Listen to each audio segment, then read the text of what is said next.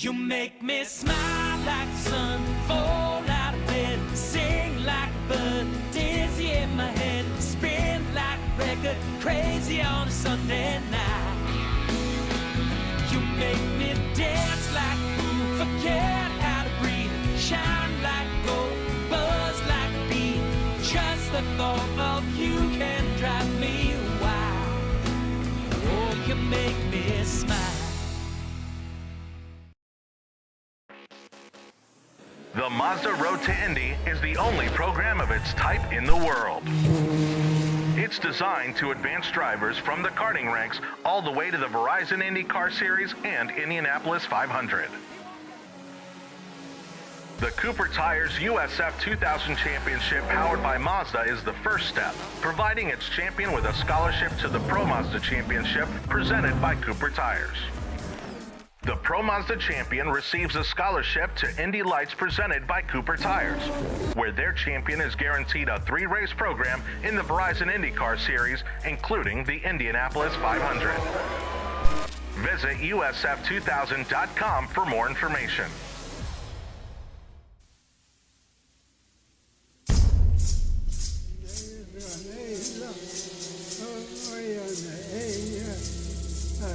With multiple national titles in IKF, WK, SCUSA, and Rotax, the Rullison Performance Group put their experience to work for you. Coast to coast, RPG offers the most comprehensive driver development program. From detailed on-track data analysis to trackside coaching for tuners and drivers, RPG's individualized trackside support will improve your results. RPG is an authorized Rotax service center and a top supplier of Cosmic Carts and OTK parts. Visit us on the web at RullisonPerformanceGroup.com.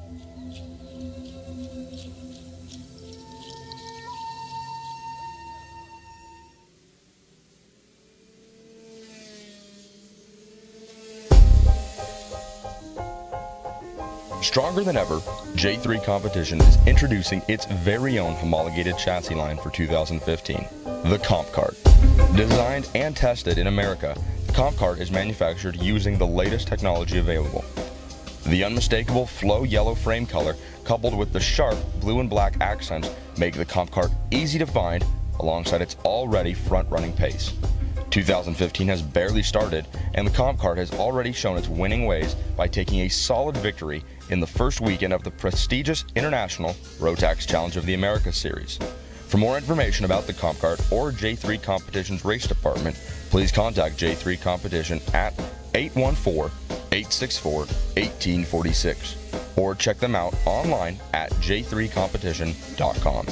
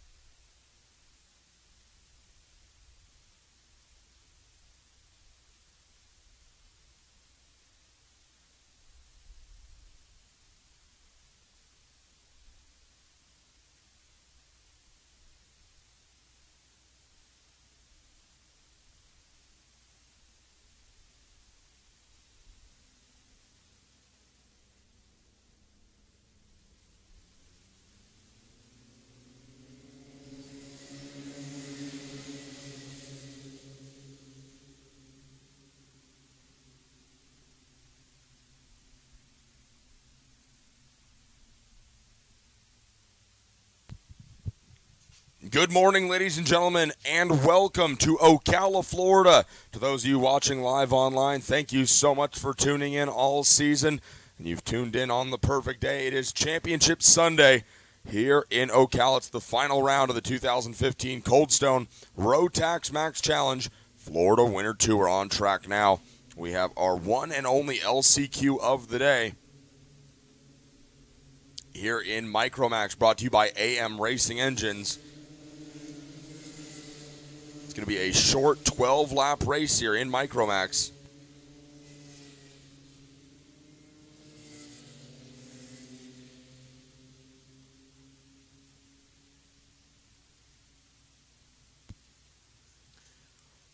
Top 6 drivers from this race are going to make their way to the back of the grid for the pre-final.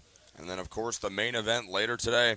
Arturo Alcalade and Lucas Rodriguez are going to bring them down to start today's 12-lap Micromax LCQ. It's the last chance qualifier.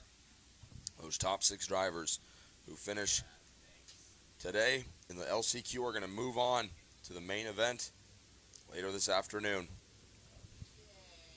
Rylan Dewsbury and Noel Vasquez start 3rd and 4th, and then it's Chloe Chambers and Diego Campos Ramirez in 5th and 6th. Starting 7th is Vittorio Catino, and in 8th, Eloy Lopez Falcon. 9th is Andrew Masel with Artie Flores in 10th. Nicola Zicano starts 11th. Caleb Bacon rolls off 12th. Gabriel Savoy 13th. Paige Crawford starts 14th. And Aiden Fox rounds out your field in the 15th position.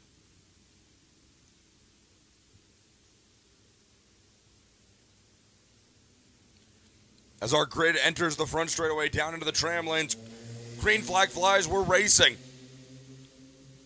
The 99 of Arturo Alcalade, good start. And then they're 3 wide behind. One driver goes for a spin. But other than that, everybody is off and rolling here. 12-lap LCQ on the track now. Top 6 drivers from this race will advance into our pre-final and main event here at Round 5, the final race weekend of the year here at the 2015 Florida Winter Tour. A lot of jostling for position, and you know these drivers understand how this race format works. Top 3 or 4 guys, all they want to do is stay up front and get out of here. It's going to be those 4th, 5th, 6th place drivers that you're going to really see battling to make it out of this race and into the next one. Arturo Alcalade gives way to Lucas Rodriguez in lap 1. Rodriguez brings him down. Your pole sitter, Alcalade, running right behind him in second. Then we see Rylan Dewsbury in 3rd, and he's leading a big pack of carts, including Diego Campos Ramirez, Noel Vasquez, Vittorio Cantino holds that 6th position, and then Eloy Falcon and Nicola Zicanato trying to make their way up inside the top 6 to advance on into the pre-final later this afternoon. This is our one and only last chance qualifier. Following this race, our pre-finals will begin at about 10 o'clock. Is our first pre-final of the day. A lot of shuffling going on back there for 5th and 6th. Let's see how they run right here. Dewsbury, Alcalade, and Rodriguez are out in front. They're okay. They're by themselves. Farther back, it's Ramirez, Vasquez, Catino, and Falcon.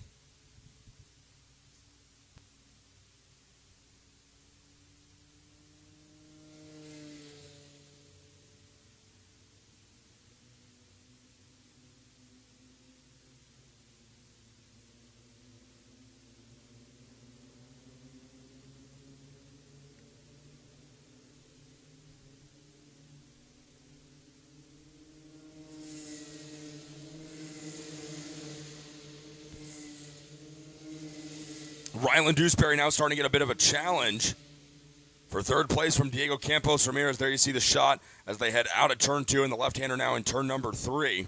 Behind Dewsbury and Ramirez, you see Noel Vasquez and Vittorio Catino. Catino in that number 2 card holds the final transfer spot, 6th position.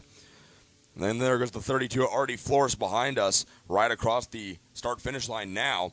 Rodriguez, your leader, is the fastest driver on track with a time of 41.834. Looks like Rylan Dewsbury tapping his helmet, saying, let's work together.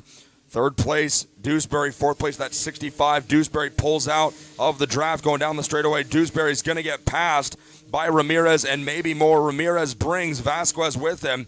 Oh, and it looks like Falcon slides by also, so that should drop Dewsbury all the way to 6th position. 3rd, 4th, 5th, and 6th. It does. Dewsbury goes from 3rd to 6th, still inside the transfer spots, but just barely. As our leaders come out of the tree, turn number 7 right there. They'll come over the kink. First place is Rodriguez. Second place, Alcalade. Third place is going to be Diego Campos Ramirez.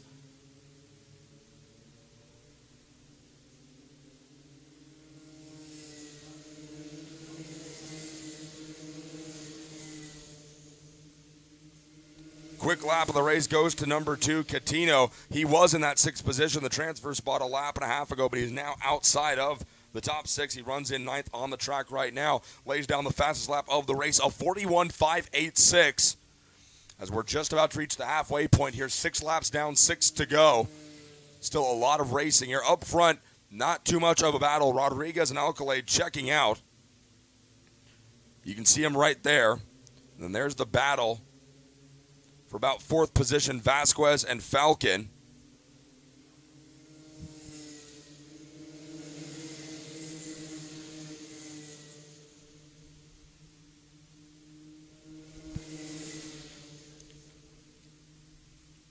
Good fight right there out of 1, rolling through 2. The 65 of Diego Ramirez still in that 3rd position, then behind him, a couple of drivers from Mexico, Eloy Falcon and Ryland Dewsbury. Actually, Dewsbury's from Canada. It's Noel Vasquez and Eloy Falcon out of Mexico, trying to stay inside that top 6 right there. There you see them. Oh, man, they're all over the back of the 65 Ramirez. 3rd, 4th, and 5th, the battle you're watching right now as they come across the line. And then 6th place, Arturo Alcalade. Wow, what happened to Alcalade? Your pole sitter has fallen all the way back to 6th place.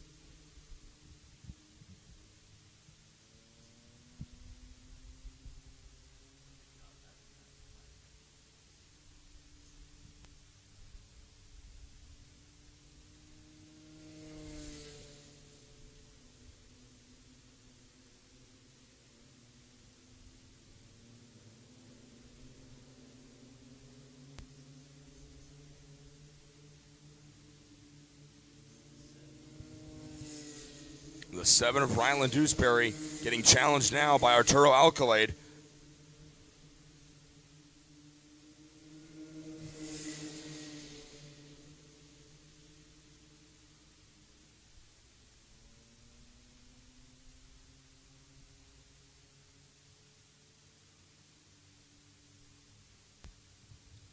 Noel Vasquez and Eloy Falcon right there on your camera.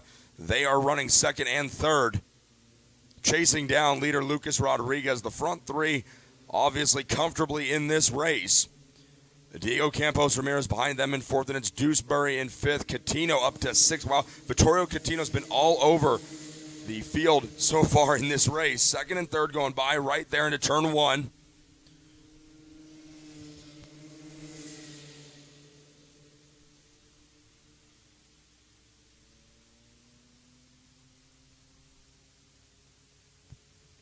Now we pick up the fight. 4th place driver right there in the 65 is Ramirez. Behind him, it looks like the 7 of Dewsbury. No, Dewsbury's actually fallen back behind the 2, so it's Catino up in 5th now. Dewsbury holds the final transfer spot. Going to be seeing 2 to go this time by. 2 laps to go here for our leaders. Dewsbury and Catino fighting to stay in that last transfer spot. Catino in the number 2 right there, working in 5th. Dewsbury behind him in 6th, the final transfer spot. Oh, but Dewsbury's going to have a challenge for that 6th spot. Andrew Masel's trying to make his way into the field for today's main event.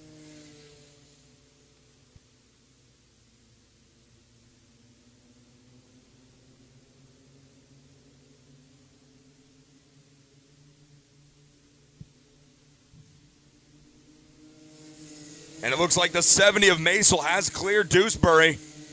He has. So Maisel with 1 lap to go is in. Dewsbury is out.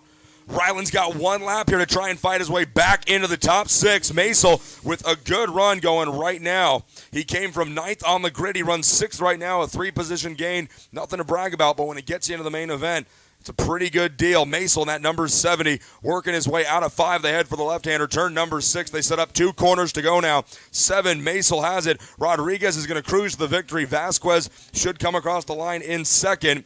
Falcon 3rd. As they make their way out of the final corner, the run to the checkered flag is going to see your winner. It's going to be the 95 of Lucas Rodriguez, barely holding off Noel Vasquez. Eloy Falcon comes home 3rd. Diego Campos Ramirez holds on for 4th. Catino 5th. And then the final transfer spot is going to go to the number 70, Andrew Maisel on the Cosmic. And unfortunately, that bumps Ryland Dewsbury from today's main event. Arturo Alcalade, your pole sitter, finishes 8th. He'll be in the stands watching today's feature. Caleb Bacon rallies to 9th. Good race for him, but unfortunately not enough. We'll see Bacon later down the road. Man, that's too bad he won't be in the main event. I love saying his name, Caleb Bacon. 1 more for the road. And then rounding out your top 10, Nicola Zecchinato. But it's Lucas Rodriguez picking up the LCQ win. Good run for Rodriguez. Now, what can he do in the pre-final and the main event? Noel Vasquez comes home 2nd, Falcon 3rd, Ramirez 4th, Catino 5th, and Maisel rounds out the top 6. Those drivers will make it into the pre-final and our main event. Ryland Dewsbury misses it by 1 spot. So that's it for our LCQ racing. I can't handle much more excitement like that. Good thing we're just going into the most exciting, or the second most exciting part of the day, the pre-finals. So, for those of you watching online, thank you so much. I hope you're having a great Sunday. If you're on the West Coast, you're up early. It's 9:30 here. It means it's 8, 7, 6:30 back on the West Coast. I don't know what you're doing up this early. Probably watching great go-kart racing. And I thank you.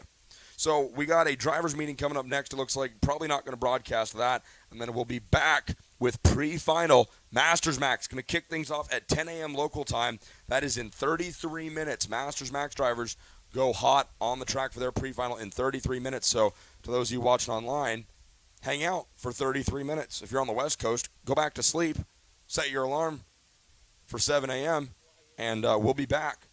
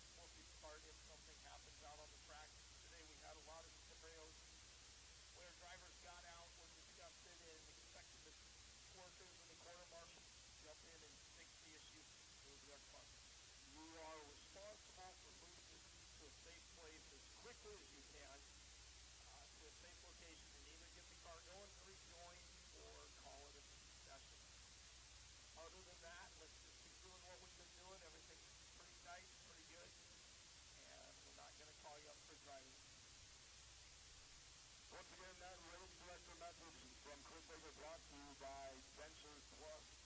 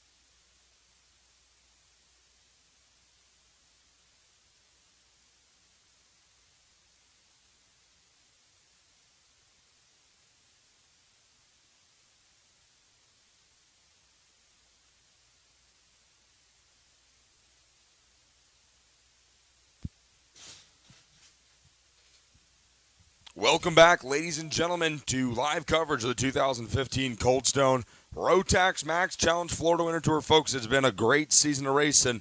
We've only got 2 more steps to go. Getting ready to roll our first pre-final of the day. It's the PSL Karting Masters Max out on track. Leonardo Nienkotter has been perfect throughout 2015. Can he keep the streak alive today? He starts from the pole. Alongside him, it's Bobby Green, John Robichaux, and Scott Roberts make up 3rd and 4th. Then it's UD Ramsey in 5th, Gary Hattersley in 6th. Green flag flies. We're racing. It's Championship Sunday. Nienkotter defends well on the inside. Robichaux moves up from the inside of row number 2, and he slots into 2nd, brings Scott Roberts along with him from 3rd. From 4th. Roberts moves up from 4th into 2nd.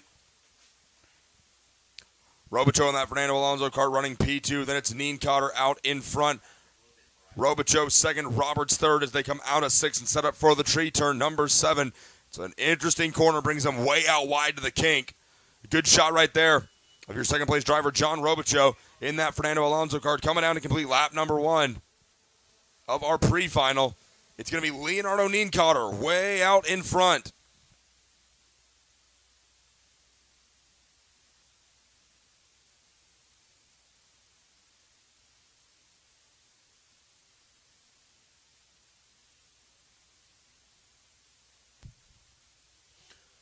So, folks, don't be fooled when you look at Race Monitor or when you look at our grid sheets. This is, in fact, a 20-lap pre-final.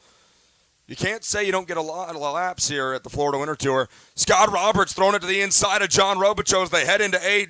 That's going to be a pass for 2nd place right there. Scott Roberts up to P2. Robichaux falls to 3rd. And then Bobby Green's trying to hold off UD Ramsey. UD Ramsey to the inside in 1. And he's got it. Ramsey up to 4th. Nienkotter up at the front goes purple. 38.795 for your leader, Leonardo Nienkotter. Working on lap number 3 right now. He's already got an 0.8 of a second advantage over Scott Roberts, but Bobby Green is not letting UD Ramsey check out yet.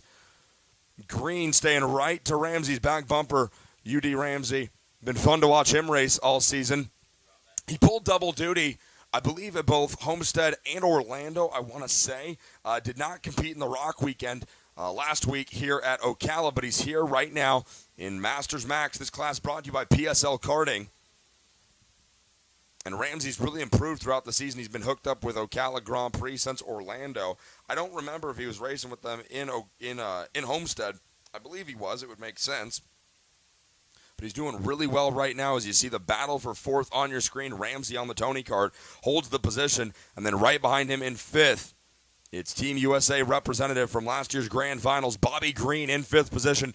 Gary Seville runs 6th. Gary Hattersley is in 7th. Peter Courteau rebounding from some mechanical issues yesterday. He's in 8th. And then Alessandro De Luca rounds out your field in the 9th position. There's a shot right there of the 604 at Gary Seville, followed by Hattersley. And then there goes the 677 of Courteau. And finally, the Intrepid, the 619 of Alessandro De Luca. UD Ramsey now starting to gap Bobby Green a little bit. He's got about a 0.3 of a second advantage over Ramsey. And again, there's a shot of our leader, Leonardo Nienkotter. But behind him, it's Scott Roberts, who is the fastest driver on track, 38.252. That's Roberts' best lap.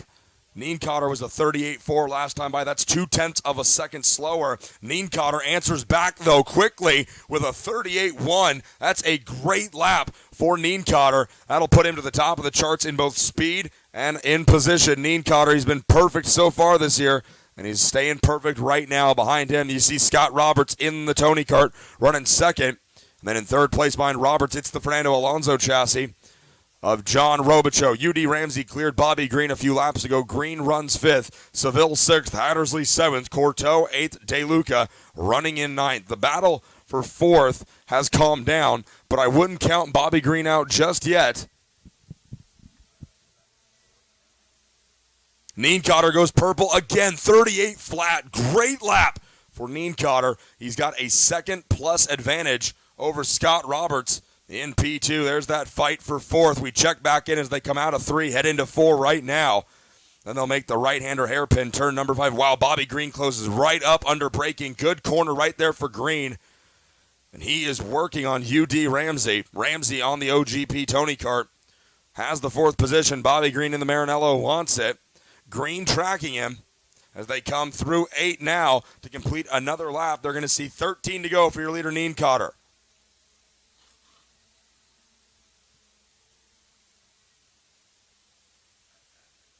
A very ebb and flow track here at Ocala Grand Prix. Fast laps, 38 seconds flat for Leonardo Neen Cotter. That's why we have such a long pre-final. That, and we love racing here at the Florida Winter Tour, and more laps means more racing, and more racing means more smiles.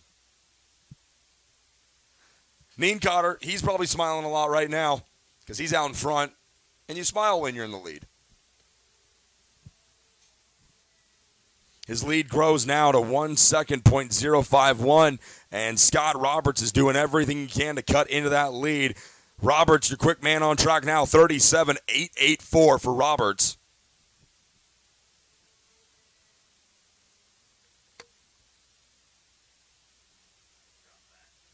UD Ramsey pulling away more and more in front of Bobby Green. 0.6 of a second, the gap from Green back to Ramsey. Actually, flip that. It's the gap from Ramsey back to Green. 0.4 of a second just a few laps ago. It's grown 0.2 now to over 0.6. Roberts lays down another flyer, 37.826. Great lap for Roberts. The lead shrinks to 0.9 of a second. Neen Cotter, been no doubt he's been the man on top of the mountain so far in 2015, but Scott Roberts not about to let 2015 go without a fight here.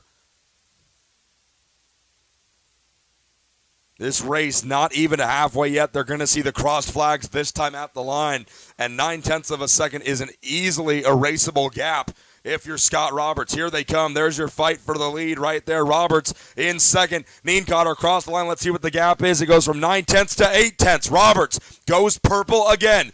Quickest lap, a 37.757. Leonardo Neen Cotter not in danger yet, but he may be. They come out of 4, then set up for the right-hander, turn 5. Neen Cotter's last time by was a 37.8. Roberts a 10th quicker at 37.7.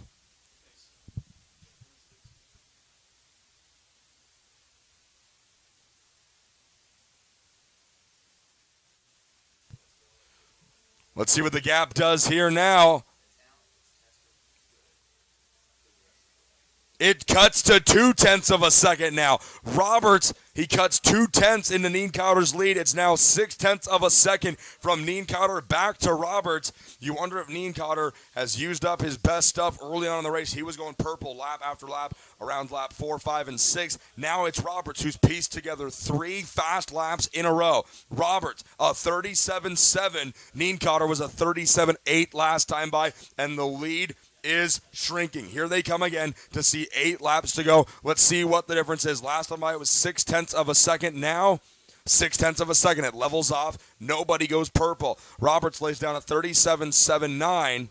Neen Cotter a 37.78. So about 100th of a second quicker. That time was Neen Cotter, then Roberts. Robichaux still way back there in 3rd. Then it's Bobby Green, who has cleared UD Ramsey for 4th. Seville in 6th. Hattersley 7th. Courteau 8th. DeLuca 9th. Going to see what these two can do right now. Neen Cotter has to know that Roberts is charging. 7 to go at the line.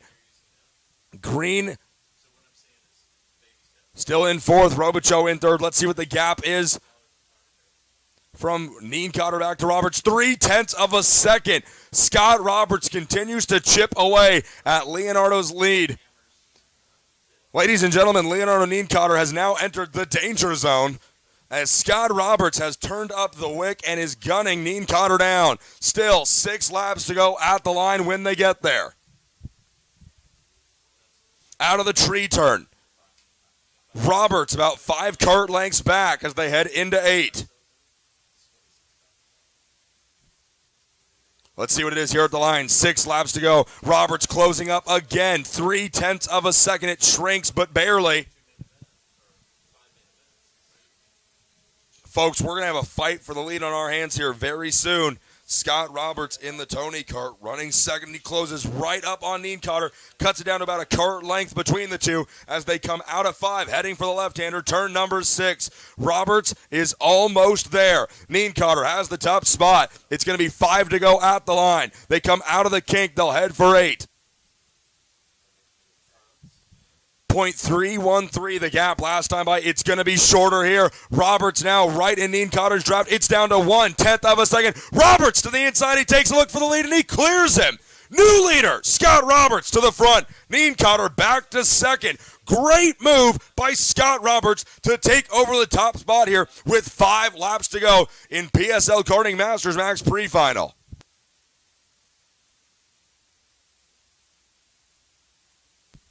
Neen Cotter answers right back on the inside of 7. They almost touch. Roberts holds him off. They head for 8. 4 laps to go. This is for the pole position in today's main event, folks. Roberts clears Neen Cotter. Big gap now. It's 0.4 of a second. The gap from Roberts back to Neen Cotter.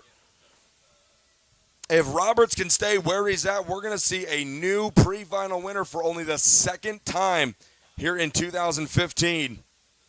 With the exception of one of the pre-finals in Homestead, Neen Cotter has been perfect at the Winter Tour this year. Main events, he's been completely perfect. No drops, no losses of main events so far. Coming down to see 3 to go now. Neen Cotter gets a good run on the entry into 8. But Roberts seems to have the top end that Neen Cotter doesn't. Neen Cotter lays down his best lap of the race. It's a 37.7, but not enough. The gap still 0.2 of a second. Certainly not impossible to overcome, but this late in a race, this much wear on your tires, it's going to be interesting here. It's going to be up to the drivers now. Neen Cotter right in Roberts' tracks as they come out of 6 and head for 7. Neen Cotter keeping the gap level right at about a kart length between the two of them as they roll in and now out of 8. They're going to see the sticks now from Cam Egger. 2 laps to go. Roberts out in front by still 0.2 of a second. Neen Cotter goes purple, though. The fight is not over. Neen Cotter, a 37.663. Roberts, a 37.681. What's Leonardo going to do? He eats Roberts up under braking out of 4. They head for 5. Neen Cotter to the inside. No, he can't get it done. Roberts still at the front. They come in now out of 6. They'll head for the tree turn. Number 7.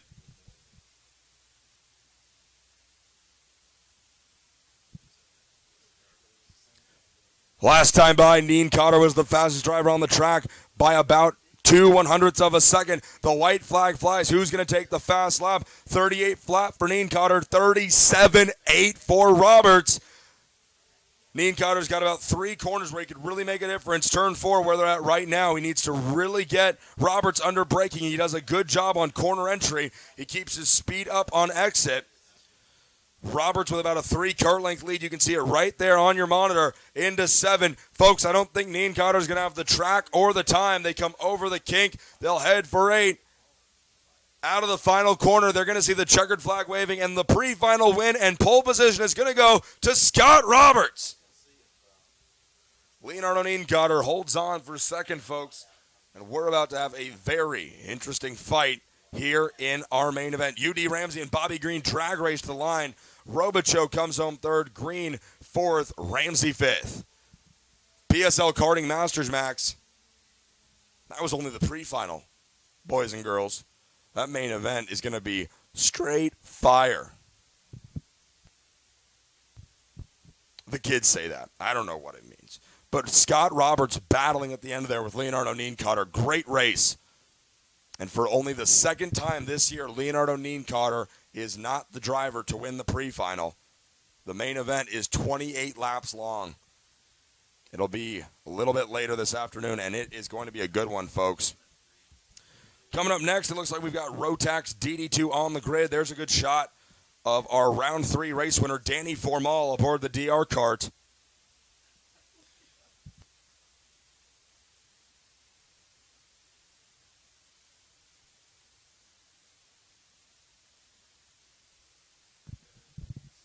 There's a shot of the very elegant Jordan Lennox Lamb.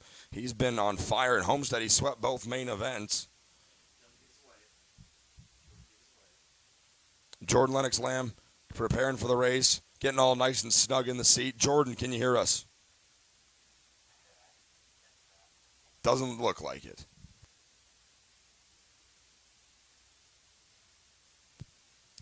Behind him, you see the 444 and Nick Neri. Moving a little bit farther back down the grid, that looks like the 413 of Jules' cousin. Then you see the helmet of Jake French.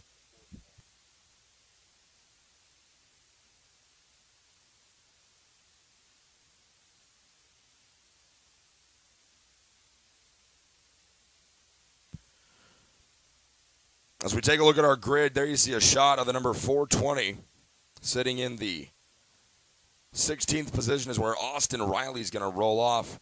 Riley coming down to race with us from Canada. Austin Riley and his family promoting Race with Autism.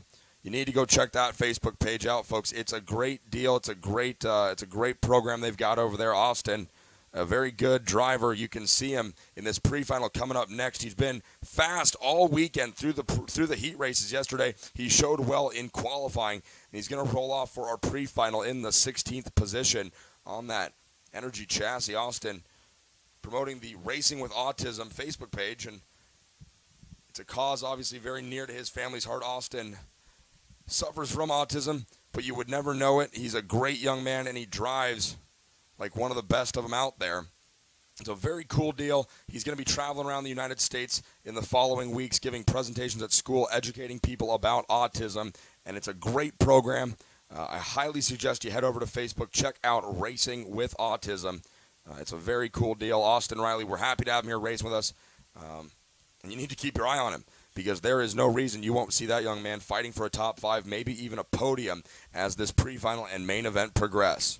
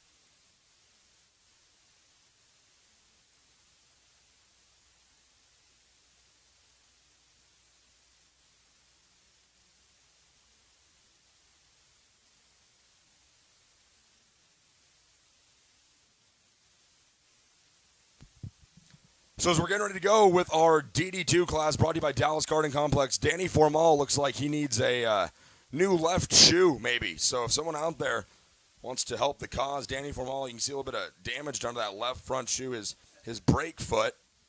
I just said his left front shoe. I don't think he has a left rear shoe. It's his left shoe, his racing shoe. So don't know where the little bit of damage came there, but you know what? I don't think he cares, and neither do we, because we're getting ready to go racing. Formal has been so fast this year in the DD2, and odds are, if you know much about North American karting and you know anything about the Florida Winter Tour, you know about Danny Formal and longtime rival competitor Nick Neri. These two have been racing at the Florida Winter Tour, well, almost as long as the Florida Winter Tour has existed. Correct, they've been racing since their Minimax and Cadet days. Both those drivers have battled together all the way up from Cadets through Minimax Junior, and now in DD2. Florida Winter Tour Championships between these two drivers are plentiful of that. There is no doubt. Getting ready for this DD2 race, folks. If you're watching, we thank you. Send us an email. Let us know where you're watching from and what you're doing. Live at FloridaWinterTour.com. Email us if you have a shout-out for your favorite driver, team. Maybe you got a mechanic in the pits you're cheering for. Critiques are always welcome. Compliments, they're not so welcome, but we'll take them if you have any, mostly because they're probably not genuine. So let's take a look at our Dallas Karting Complex DD2 starting grid. It's another 20-lap pre-final You don't stop until you get enough at the Florida Winter Tour, and we're going to give you enough laps when it comes to racing today. Jordan Lennox Lamb going to roll him off from that pole position with Danny Formal alongside in second.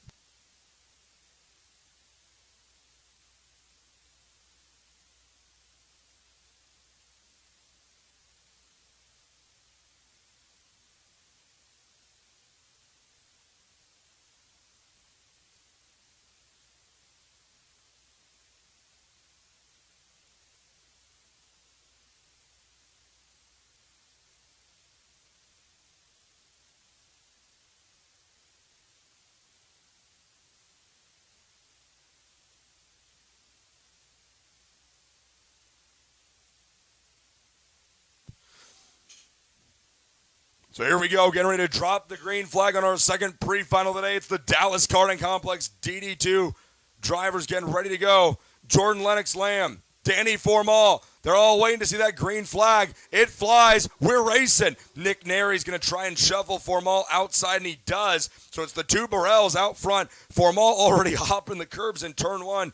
I'm telling you, man, you got to let the tires get some heat in them before you start doing that. Formal leads them through, but Nick Nary has got to be aggressive right off the start. If you let Formal get out in front of you, if you let Lennox get out in front of you, it's going to be trouble. So Nick Nary's going to stay glued right to his back bumper and try to make an attempt at the pass here if he can. They lined off with Lennox and Formal, your front row. Nary and French made up row number 2. And then that looks like Gavin Reichelt running in fourth. It is the 482 of Reichelt. Down to the inside, Nary took a look at the lead. And Lennox goes, looking's free, but touching's going to cost you. He slams the door on him. No battle for the lead that time through 1. Lennox is going to take a defensive line out of 4 and into 5 now. Nary right there in second. Formal glued to Nary's back bumper. Your front 3, your front 4 all over each other. 2 laps in. Oh, Reichelt to the inside of Formal. He's through. Reichelt up into 4th. That's going to put Formal back to 5th. And Jake French in the hunt also, racing with the team that sponsors this class, Dallas Karting Complex. Keep an eye on Jake French. He's been in a kart almost every weekend since he joined that team back last year, and it has obviously paid off. He picked up a couple really impressive heat race victories back at the Lone Star Grand Prix a few weeks ago. In the shifter kart, he's here this weekend shifting gears, but it's only 2 of them this weekend. Man, Nary is not letting Lennox go at all. Fight for the lead as they come down the line for turn 1. Lennox looks over his shoulder. Nary pulls to the inside. Fight for the lead. Nary's got it. Nick Nary, your new leader. He's into the top spot. Lennox right there behind him in second, though. Jordan Lennox not going anywhere. And then Gavin Reichelt running third. This kid's been fast all year, and he's looking to put the pieces together now. Reichelt smells blood in the water. He's going after Lennox as they head into 6. Now the tree turn. Number 7. Reichelt to the inside for second. Does he have it? Wheel to wheel as they come out of 7. No. Lennox holds the spot. Reichelt not giving up yet, though. He stays right behind him in 3rd. Danny Formal watching in 4th. Jake French in 5th.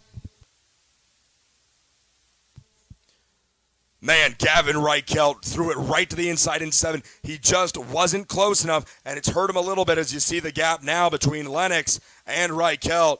It's grown to as big as it's been so far this race, but then again, so has the lead. Nick Nary is just all right with 2nd, 3rd, and so on back battling each other because while he lays down a purple lap of 36.642, that grows the lead from 0.4 of a second. We're going to see what it is this time by.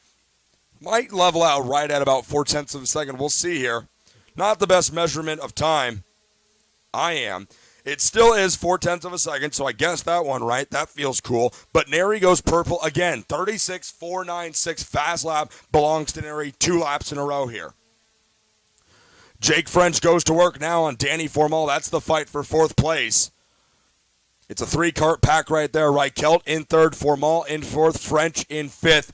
And then behind them we see Max Preston and, hey, the driver I was talking about on grid, Austin Riley, is already up into 7th position. Riley on the energy, Do not count him out, folks. He is fast, and he's going to be up at the front soon. French goes all the way down to the dirt to clear Formal, and he does it. French up to fourth. No, that's Reichelde clears. Formal's up to third. I didn't see that pass. So Formal's P3. French is fourth. Reichelt drops to fifth. Fred Woodley, your quickest driver on the track, 36.322. Pretty fast for a Canadian, if you ask me. He runs in ninth right now.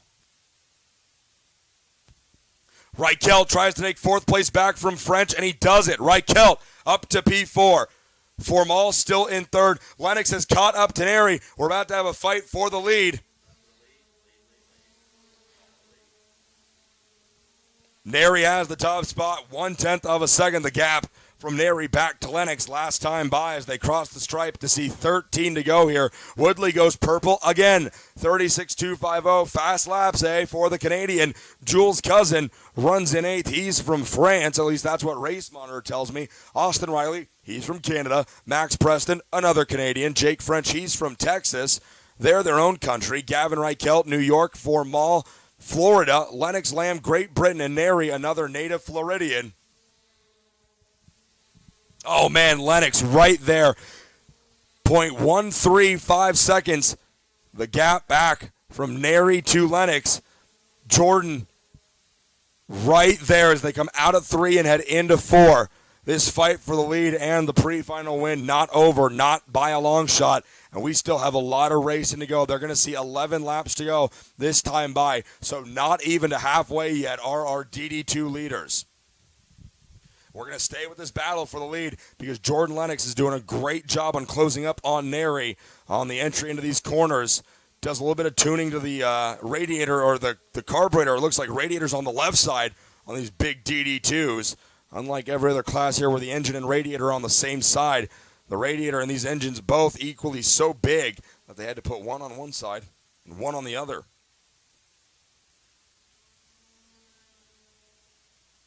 Great watching these two guys right here just wheel it. How cool is it that you get to listen and watch to this race live online, where you get to see these great drivers, these great young kids really wheel these carts around tracks like Ocala Grand Prix. You get to see how their hands are working. You get to see the footwork. You get to see them entering and exiting the corners because, well, that's the benefit of watching a kart race online.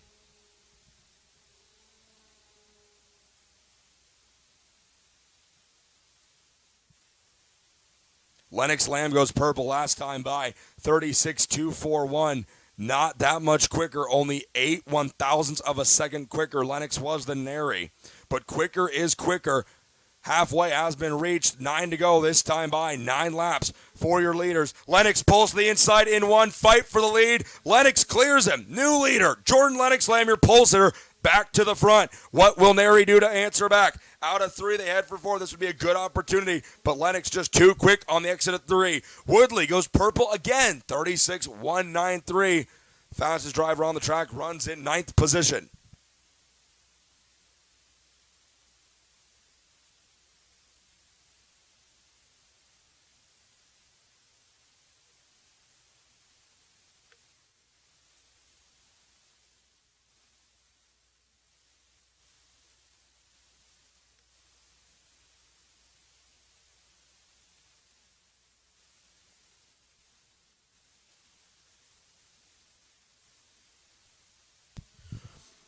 So there go our leaders. Now we check in with third place driver Danny Formal. He's definitely put some space between he and Gavin Reichelt. Heck of a run for Danny Formal, your round 3 winner. Then there's fourth place Gavin Reichelt, followed closely behind by the 416 fifth place driver Jake French.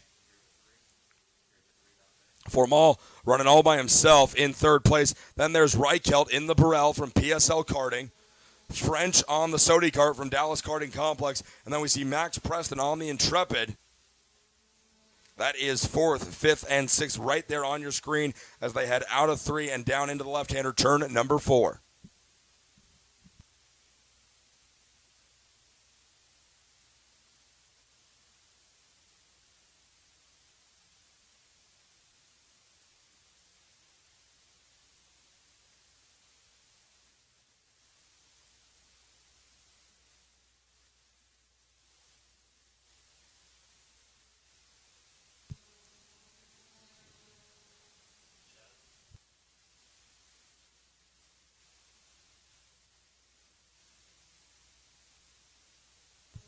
So Jake French doing a good job right there on the exit of 3, rolling through 4 now, putting a little bit of room between he and Max Preston.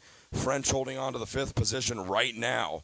And like I said, ahead of him, it's the 482 at Gavin Reichelt. Reichelt racing with PSL Karting, making that switch from the CRG last month in Orlando to the Burrell this weekend here in Ocala. These DD2 karts, man, we're sitting right here just about 50 feet ahead of the start-finish line. So they pass us right before they cross the start-finish line in the broadcast and the timing and scoring building here. And these DD2 karts, man, they are flying. Through turn 8, it's a corner where you can really keep your foot in it for a while, and they launch out of 8, and they're in high gear by the time they get to us, and they are just hauling across this track. It's a very short track, just over half a mile. It's about 0.6 of a mile. Second lap times, these DD2 drivers are pulling, so that's the reason for the long pre-final and the long main event. But, man, these guys are just hauling out here right now. Hey, Danny Formal, don't look now, but you've got competition for the 3rd place. Gavin Reichelt and Jake French catch up to Formal. Reichelt to the inside in 4, and he clears Formal. Did not expect to see the pass that quickly.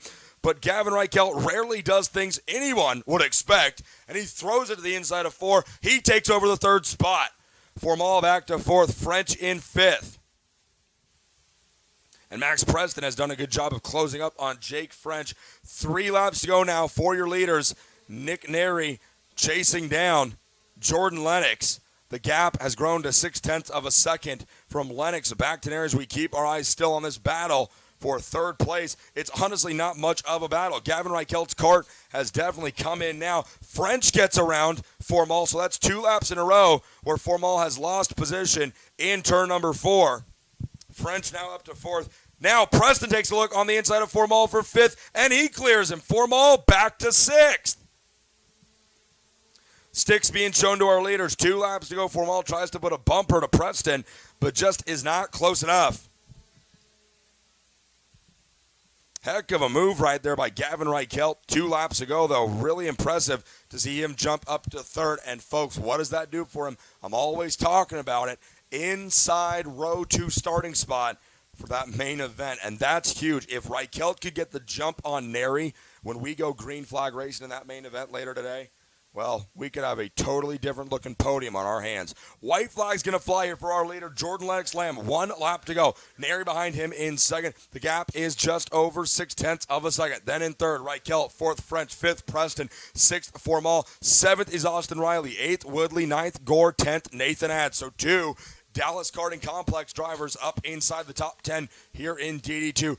Less than 1 lap to go. There you see Jordan Lennox and Nick Neri, our leaders, coming out of 6. They'll head for the tree turn number 7. Over the dog leg into turn 8. Folks, the pole for the main event and the win in the pre-final is going to go to the number 459, Jordan Lennox Lamb. And he goes purple. Last lap was his best lap. A 36.035. Great lap for Lennox. Neri comes home 2nd. Reichelt 3rd. French 4th. And Max Preston steals 5th place away from Danny Formal.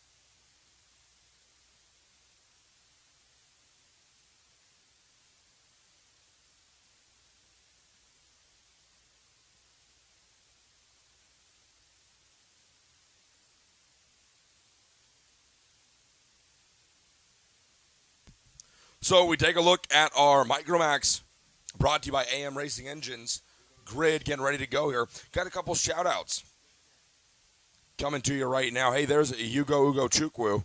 He's looking right at the camera, or he was a minute ago. He can hear us talking about him. Ugo, give us a wave. Thumbs up from his mechanic.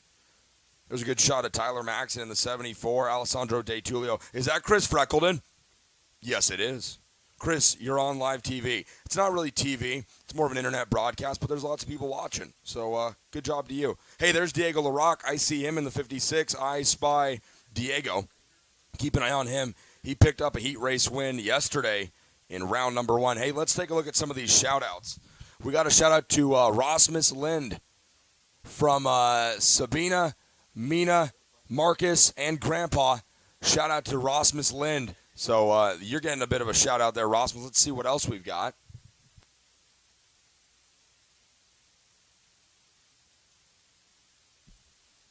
We got a shout-out to our skating Canadian, Elvis Stoico. Thanks to the broadcast team for covering the races. Great job. Sincerely, the cheering Canadians. Go Elvis Stoico. Elvis, you got fans, brother. How about this one? We've got a subject line from Canada. Thanks, that clears it up. Nicholas Pegg. Congratulations, Marco Signoretti, Austin Riley, Joe Serrano, and the rest of the Energy Cart North America team. Not bad for Marco's first race in a DD2. Hashtag full gas. That's from the Pegg family. Hey, I like hashtags. Thanks for sending them. How about we got a shout-out here to Tyler Bruno, Everett Thomas, Luis Zervajan, and John Robichaud. That's from Alan Clark and everyone at NOLA Motorsports Park, their home track. Alan Clark, thanks a bunch for sending us a shout-out. Where is Stu Clark? Stu Clark, where are you? Thanks for the shout-out. He says, I'm in Alberta to visit with my sister, and she just had a baby. So Stu Clark's sister just had a baby. Congratulations. Stu, we wish you were here, but thanks for watching. And then it looks like we got one more. Oh, just the live feed looks great down in Panama. That's in Central America. Thank you, Jacob Abadai. Scott Roberts, a shout out from Heath Jones. Go fast and hard, Scotty. Go fast and hard. That's some advice to live by for sure. Wishing Austin Riley and the whole Racing with Autism crew the best of luck today in DD2. This kid is my hero. That comes from Shane Riley. Shane, thanks a bunch. And then how about one more for Harry Colton? Have a great day racing, Harry. We're all loving the broadcast. Love Grandma and Grandpa and all your family and friends here in the UK. Thanks a bunch to the Coltons for watching.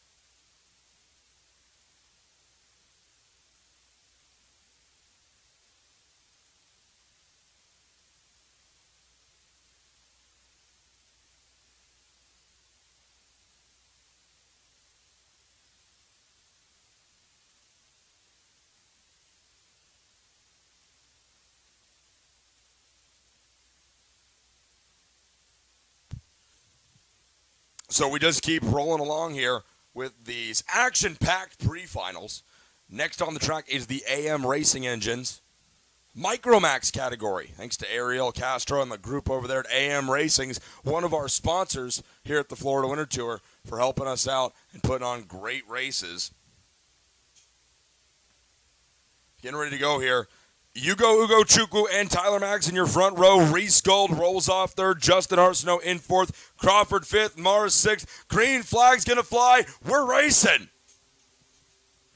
Oh, man, Tyler Maxon's going to lose 4, 5, maybe more. They're 4 wide through the middle of one. Does everybody get through cleanly? Looks like it. I don't see any dirt on the outside of the corner, so we're off and racing here. Good start for Reese Gold. He moves up from third to second, and he brings Jack Crawford with him. Gold's going to go from second to first. Good move by Gold on the inside of Ugo Chukwu. Gold leads them out of 6th. They head for 7. Ugo Chukwu in second. Crawford third. DeTulio in fourth. And it's a 4-cart breakaway up at the front. Crawford takes a look on the inside of Ugo Chukwu for second. He's right alongside. He's going to clear him. Boom goes the dynamite. Crawford into second. Now, Crawford's going to take a look for the lead, and he does more than look. He takes. He brings Ugo with him. So it's Crawford going from where? Man, 5th on the grid to the lead in 1 lap. We're off and running here in this Micromax pre-final. 12 laps for these drivers. 1 cart off the track, it looks like. We'll find out who that is in just a moment. Now it's about a 5-cart pack up front. It's Crawford, Ugo Chukwu, Gold, DeTulio and Gold battling for third right there. DeTulio hopped the curb on the exit of 7. He loses ground, and he's going to lose a spot to who else? Diego LaRock. LaRock, your round 4 winner, coming on strong here at the end of lap number 2. LaRock up to 4th.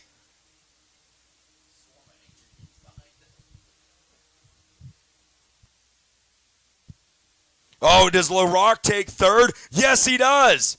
Alessandro DeTulio has just been passed by Diego LaRock for the 3rd position. Folks, Diego LaRock, you need to keep your eye on this kid. He is awesome. He's cool, and he's a good driver. Let's see what he can do now as he sets his sights on Ugo Chukwu. It's Crawford, your leader. Ugo in second, LaRock in third. Ugo gives Crawford a shot as they head into 8. They come out of the final corner to complete lap number 3. Let's see what Ugo decides to do. Your front 3 all stay in line through turn 1 and 2.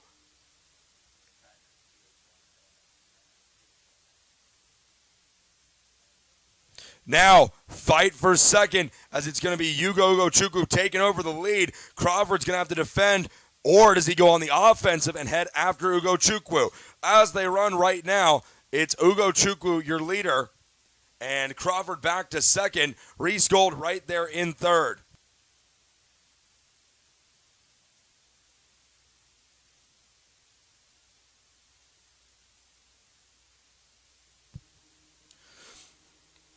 Alessandro DeTulio trying to get back around for 4th place.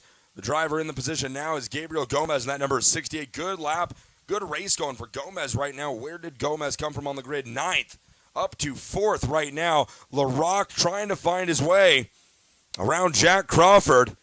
Diego LaRock picked up the pole position for both days back in Orlando in Friday qualifying. It, of course, rained very hard on Saturday in round number 3. Diego hailing from Phoenix, Arizona. Surprisingly, it doesn't rain a lot out in Phoenix, Arizona, so his rain racing experience not that plentiful. But, boy, when it dried up on Sunday, he picked up a very impressive victory over Ugo Chukwu, who now leads this race. It's Ugo Chukwu in front, Crawford in second, Diego LaRock in third. And is that Alessandro DeTulio sitting in the infield? It is.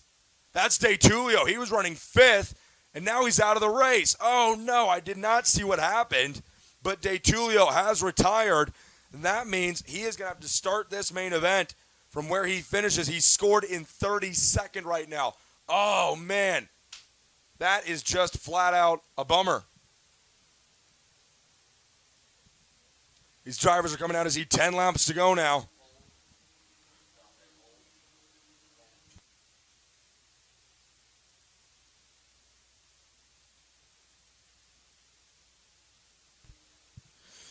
16-lap pre-final. We're working 10 to go right now. LaRock has cleared Ugo Chukwu. Now he sets his sights on Crawford. Oh, and it's going to be Gabriel Gomez muscling his way into third. Gomez up to third. No, Ugo takes it back. Ugo Chukwu has P3, but Gomez wants it. LaRock up to second. Crawford, your leader. Ugo defends very low down in the entry into 8. So we got 2 packs of 2 carts battling for your top 4 spots. Here they come down the line. LaRock pulls to the inside. It's the battle for the lead. Not much of a battle. LaRock to the front. And that really helps out Ugo Chukwu as he now runs in third right up behind Crawford. He takes a look to the inside in 4. He's there, and he's got it. Ugo up to second. Crawford takes it right back in 5, though. They're wheel to wheel on the exit. Crawford to P2. Put Ugo back to the inside in 6. He's to second. Who wants second in this race? Nobody. Gabriel Gomez comes along in third. He clears Crawford. Crawford now back to 4th. Ugo in second. And out in front, it's none other than Diego LaRock, ladies and gentlemen. Crawford pulling to the inside, trying to take 4th back from Gomez. Can't get it done. Hey, and there's Tyler Maxson. Your off-pole starter has rejoined the field, and he's racing in 5th right now. He gets around Gabriel Gomez, so that's going to put Maxson up to 3rd behind second-place driver Ugo Chukwu. And then there's a good shot at Gomez with Reese Gold right behind him.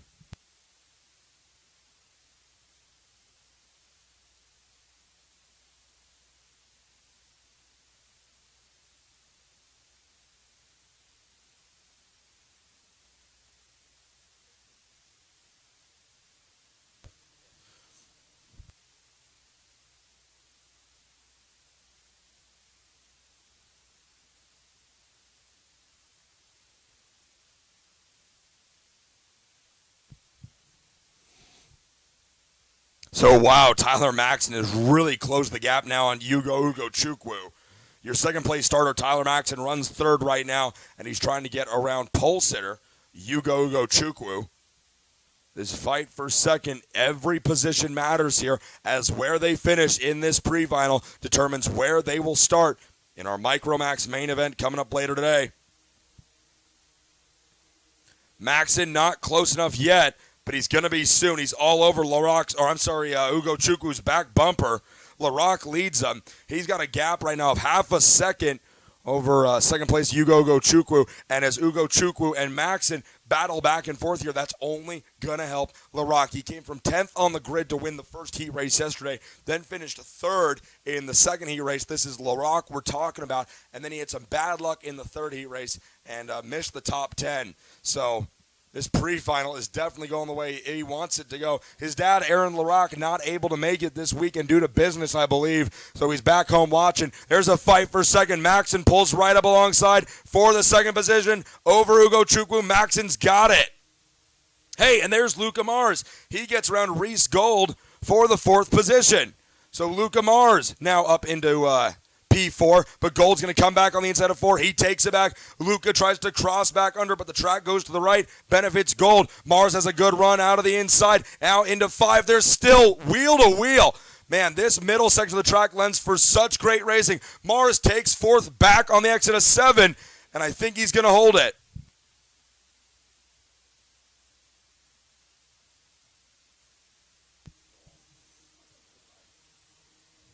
Oh, man, and they all swarm 2 and 3 wide down this very wide front straightaway. The track here at Ocala, 30 feet wide. Owner George Ariano explained it to me like this. The track is so short and so tight, they made it very, very wide to make it very difficult to block because on such a short, tight, technical track, you're going to be able to block a lot. There you see Reese Gold and Luca Mars still battling. This is for that 4th position. Gold has it on the exit of 6, but Mars right back to the inside in 7. Mars back into 4th place. Reese Gold and Luca Mars, they are just going at it. Gold back to the inside in 8. He clears Mars for 4th, but Mars crosses right back under. Gold has the spot now, but Mars has the inside line, and Gold's tapping his helmet. Luca Mars says, forget that, man. I want to race. And this looks like it's allowed to 68 of Gomez to catch right back up. Jack Crawford not going anywhere. Hey, Diego LaRocque, you better watch out because Tyler Maxson is right there, and we still have 2.5 laps to go here.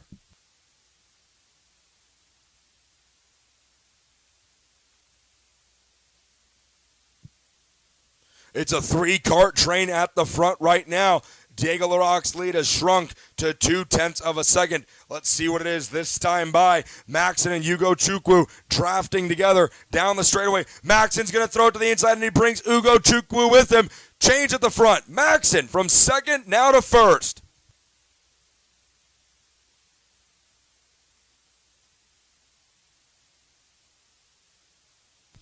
Good move right there for Tyler Maxson. He started with Ugo Chukwu, and they drafted together to pass Diego LaRocque, but your front three still all over each other. 3 wide, LaRocque splits them! LaRocque to the front! That is some driving right there. They know how to race out in Arizona, folks. White flag flies as Diego LaRocque says, excuse me, pardon me, I'm coming through for the lead. Wow. Diego LaRocque taking care of business, folks. You go right behind him in second, but after a move like that, you can't give up this race. Ugo takes a look to the inside in 4. No, they make contact. They touch. LaRocque runs off. Ugo with him as well. Maxson picks up the lead. Oh, no. LaRocque and Ugo Chukwu slammed together on the exit of 4. I gotta say, Ugo Chukwu did not have the position. He dove in there awfully deep. That's gonna drop LaRocque back to 1, 2, 3, 4, 5, 6th. Still a good recovery. Checkered flag's gonna wave for Maxson. Ugo Chukwu holds on for second. Gold third. Mars fourth. Crawford fifth. And Diego LaRocque, after that contact in 4, goes from the lead to 6th. It'll be interesting to see what the marshals do with that one. I saw Ugo Chukwu taking that look to the inside, and I thought to myself, oh, he's not close enough. Crawford's just going to slide in front of him. But Ugo was very hard on the brakes, and I just don't think he was close enough to make that work. LaRocque comes home 6th, Bortolito 7th, Arsenault 8th, Pearson 9th. Montoya rounds out your top 10.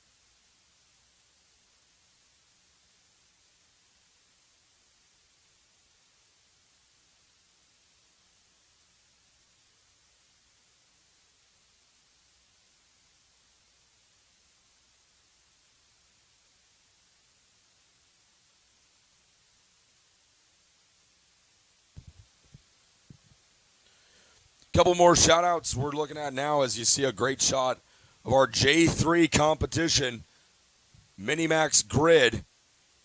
Again, Minimax brought to you by J3 Competition. Hey, there's that cool-looking J3 logo. Dylan Tavella and Sebastian Alvarez, your front row. Hey, there's Ponch. Ponch! Can you hear us? Oh, that's Ponch, ladies and gentlemen. He's big time. Look at that beard. Oh, man, OGP knows how to grow the beards, folks. Hey, let's take a look at some of these shout-outs here. Ponch, nobody's emailing you for shout-outs. Tell all your friends and family back in Missouri to send you a shout-out. I don't know what that means. We're going to try and take the camera off of him. Nope, we zoom in on him. Hey, there's Chef. Chef was yawning a minute ago. Chef, you can't be yawning. Hey, there's Shirley Tavella. She's on Cart Life.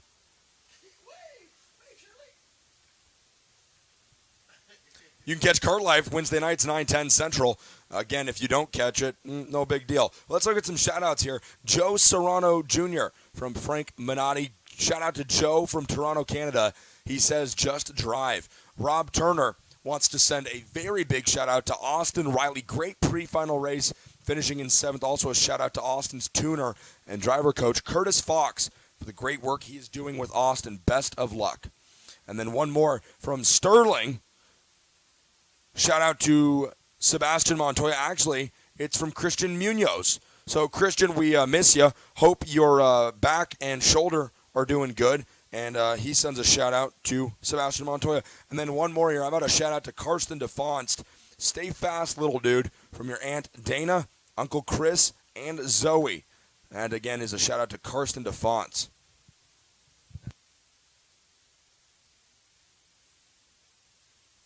Again, good look right there at our J3 competition Minimax starting grid.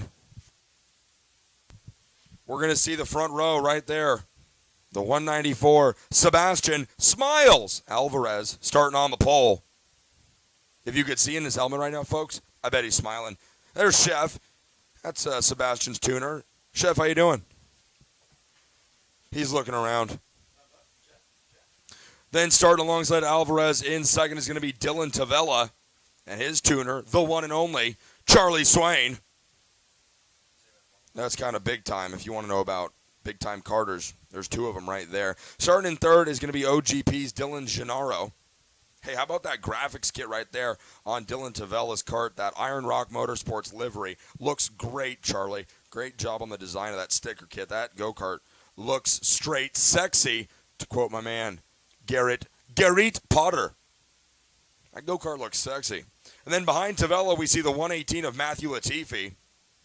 Dylan Gennaro starts third. Tyler Gonzalez is going to roll off fifth, with Nicholas, don't call me Michael, D'Orlando, starting in sixth. Juan Jose Diaz Rodriguez starts seventh. Riley Dickinson, my buddy from Texas, is going to start eighth. Emiliano Richards rolls off ninth, with Sebastian Rodriguez in 10th. Dylan DeFonts is going to start this race in the 11th position, with Thomas Nepview alongside in 12th. Stefano Licente and Cash Tyner make up row number 7. Then it's Matias Brizalo starting 15th and Emma Delartre in 16th.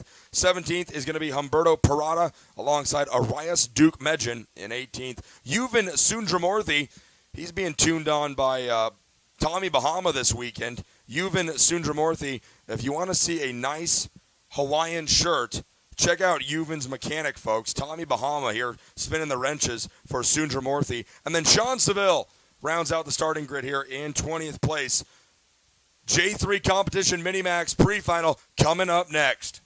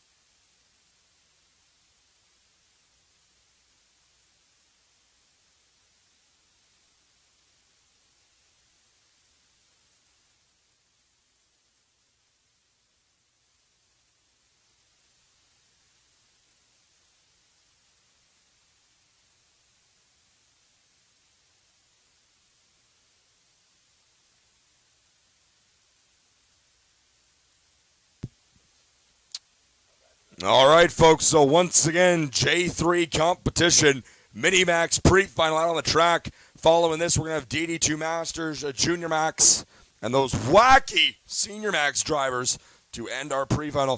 Folks, if my voice is cracking, I apologize. I spent 13 hours holding a microphone yesterday, so normally the announcing isn't of that high a quality, and today the voice is going to definitely be not that of high quality. So apologies before we get too late into the day. But I'll tell you what, I am having such a great time. before we get too late in the day, man, got to thank Max Speed for putting on what has been an incredible 2015 Cold Stone Florida Winter Tour. And, of course, Max Speed couldn't do it without all of their sponsors. And those sponsors, you're going to be able to catch them and Max Speed and most of these racers coming up very soon at the 2015 U.S. Open, a proper national karting series. It is going to be a big deal this year. Things kick off in Dallas in May, then in June we head to Grand Junction, Colorado. Boring town, great racetrack. And then we're going to end the championship in a parking lot in a hotel in Las Vegas, Nevada later this fall. But right now, we still got a lot of racing to go here in Florida. Sebastian Alvarez and Dylan Tavella, they have been competing all year. Both drivers have shown great speed at each track we've gone to. And now they've got a pre-final in the main event to prove who deserves this championship. Dylan Gennaro starts third, Latifi fourth, Gonzalez fifth, D. Orlando sixth, Rodriguez seventh, Dickinson eighth, Richards ninth, and Rodriguez in 10th. Great shot of our Minimax drivers making their way through the final corner. Looks like a 15-lap pre-final getting ready to go. They're in the tram lanes. Let's go racing. Green flag flies. Alvarez trying to keep the Hornet's Nest behind him at bay. Dylan Gennaro slots up into second. And then it looks like the 110 of Tyler Gonzalez comes along with him. So as they head out of turn number 4, it's going to be Alvarez, Gennaro. Oh, and Tavella flies off the track in 4. We just saw a streak of silver cart run off the track, but not for too long. He only loses about 4 or 5 positions. He's going to be scored 1, 2, 3, 4, 5, 6, 7th. He's 7th as they come into turn 8, or maybe he's going to be 6th when they get to the line. No, he's not going to be able to take 6th place away just yet. Yeah, we just saw a shot at Tavella run wide off of 4, but he obviously recovers. Came across the line in 7th, and he's already working his way back into 6th now as they come out of turn number 1.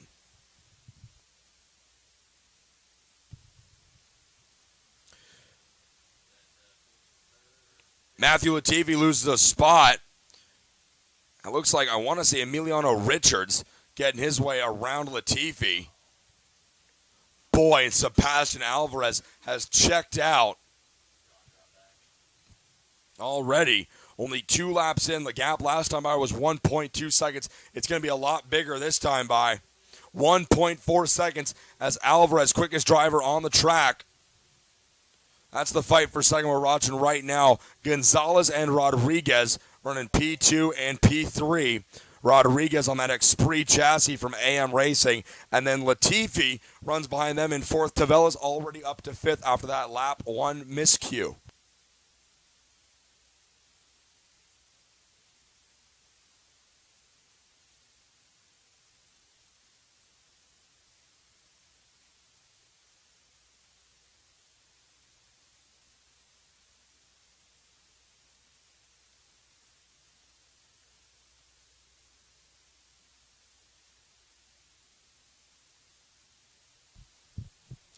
Keeping our eyes right here on that good fight for second place. The 110 of Gonzalez has it.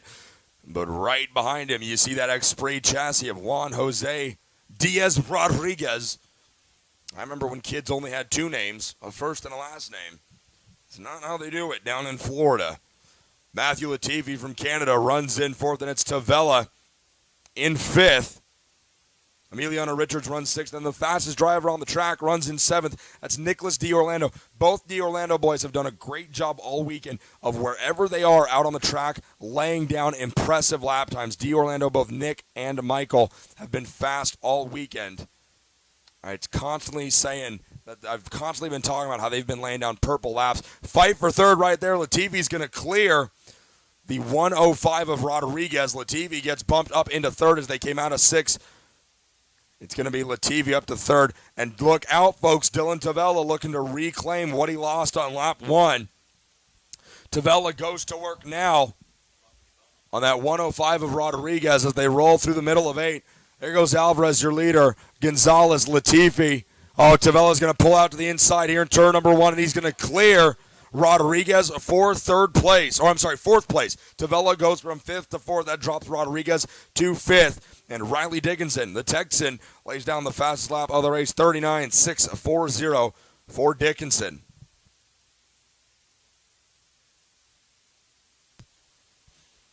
And Tavella has brought Nicholas D'Orlando with him. So D'Orlando has cleared Rodriguez for 5th.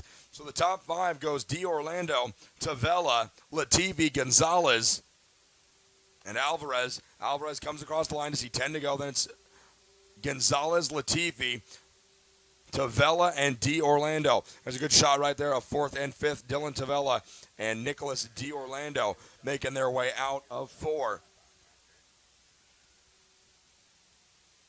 Let's take a look at the field. There goes Sebastian Alvarez out of 5, your leader. Then behind him, it's Gonzalez in 2nd. 3rd place, you see the Tony card of Latifi. 4th place, Tavella. 5th place, D'Orlando. 6th is Rodriguez. 7th, Dickinson. 8th is Richards. 9th, Duke Medjin. And Dylan Gennaro rounds out your top 10. Tavella tapping the side of his helmet, saying, D'Orlando, let's work together and run these guys down. Last time by Latifi was your quickest driver on track, 39.550, and he improves on that, 39.422. Latifi lays down fast laps 2 in a row.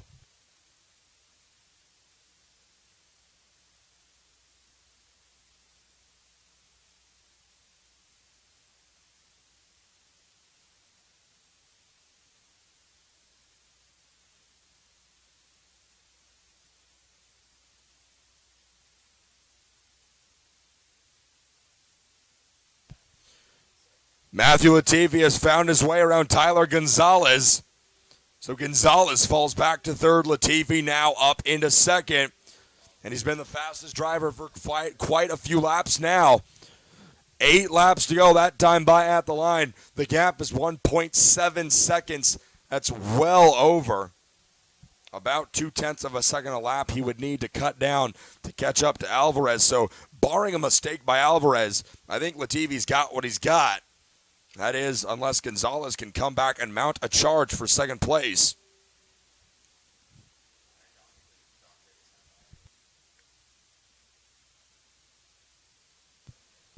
Here comes your leader, Sebastian Alvarez, down into turn number 1. Then it's Latifi in 2nd. Gonzalez 3rd. Tavella 4th. D'Orlando running in 5th. A little bit farther back in the back, we see Dylan DeFonts in 11th. Stefano Licente goes purple in 12th place. Rodriguez 13th. Cash Tyner 14th. And Yuvan Sundramurthy, Tommy Bahama, working on that cart this weekend. He's in 15th. Oh, and Gonzalez answers back to Latifi by taking over that top spot in 2nd place. Sebastian Alvarez way out in front of these guys, and all this battling back and forth helps Alvarez quite a bit. So Latifi goes back to 3rd. Hey, and as these two battling helps not only Alvarez, it allows Latifi and it allows Tavella and D'Orlando back there in 4th and 5th to cut into this lead. 6 laps to go, 5 at the line. So the race for the lead, in my imagination, is over. The fight for 2nd, still as competitive as ever. There you see Tyler Gonzalez in that 110, holds 2nd. Latifi right behind him in 3rd. But Dylan Tavella and Nicholas D'Orlando have caught up to these two, and we're going to have a 4-cart pack running 2nd through 5th.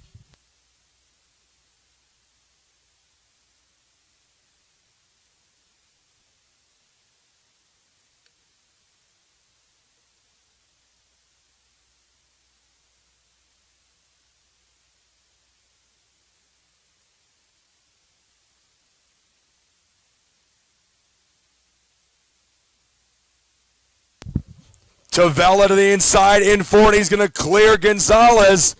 Tavella now up into 3rd. Gonzalez has to worry about D'Orlando. Latifi is checked out in 2nd place.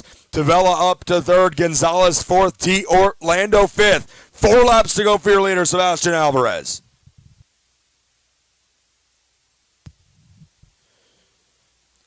Oh, man, Gonzalez staying glued right to Tavella's back bumper. Tavella goes way down to defend. Oh, but Gonzalez stays low and takes 3rd place back away. Gonzalez back to 3rd. Tavella 4th. D'Orlando running right there in 5th. Tavella taking a look in 4. He's there, and he's got it. Tavella back to 3rd.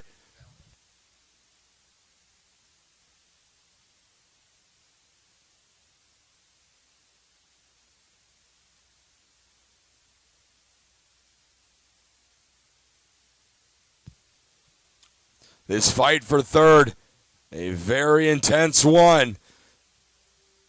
Gonzalez and Tavella right there, and Nicholas D'Orlando sitting back not exactly watching. He's actively participating in this fight. Tavella looks really good on the exit of 3 right there. Now D'Orlando clears Gonzalez, so bump D'Orlando up to 4th place. So Gonzalez dropping, unfortunately, here in the late stages of this race. Here comes Alvarez out of the final corner. 2 laps to be shown to your leader here.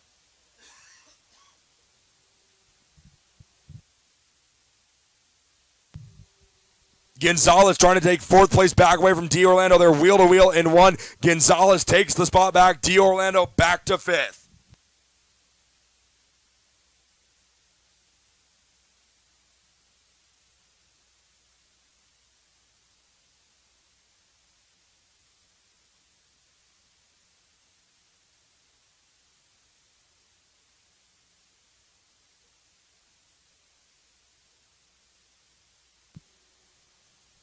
Alvarez working his way through and now out of turn 8. White flag's going to fly. 1 lap to go. Then it's Latifi in 2nd. Tavella alone in 3rd. Gonzalez has put some space between he and D'Orlando in 4th. D'Orlando runs 5th. Then it's Richards in 6th right there as they head out at 2 and head for 3.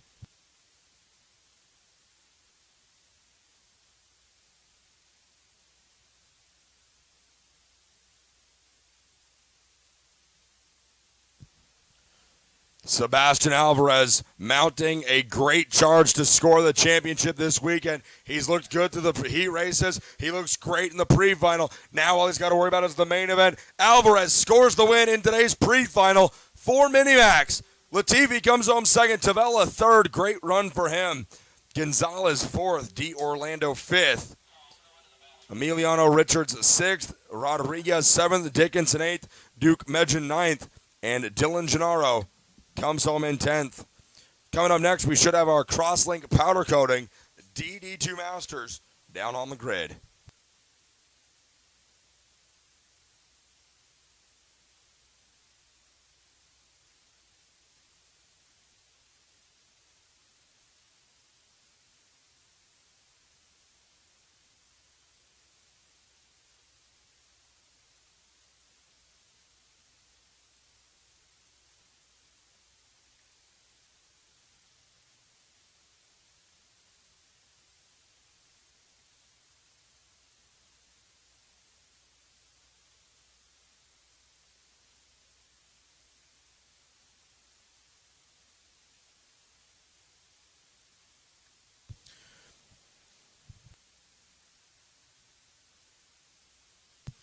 Hey, and a tip of the cap to Yuvan Sundramurthy. Not only is his name super fun to say, but he drove to a 15th place finish. Yuvan, congratulations on that 15th place finish. Magnum PI wrenching on his cart this weekend. The collection of Hawaiian shirts over there are incredible at the Sundramurthy pit. If you want to see fashion, folks, you need to be on the grid for that Minimax main event when Yuvan and his tuner get up there. It's a good-looking group.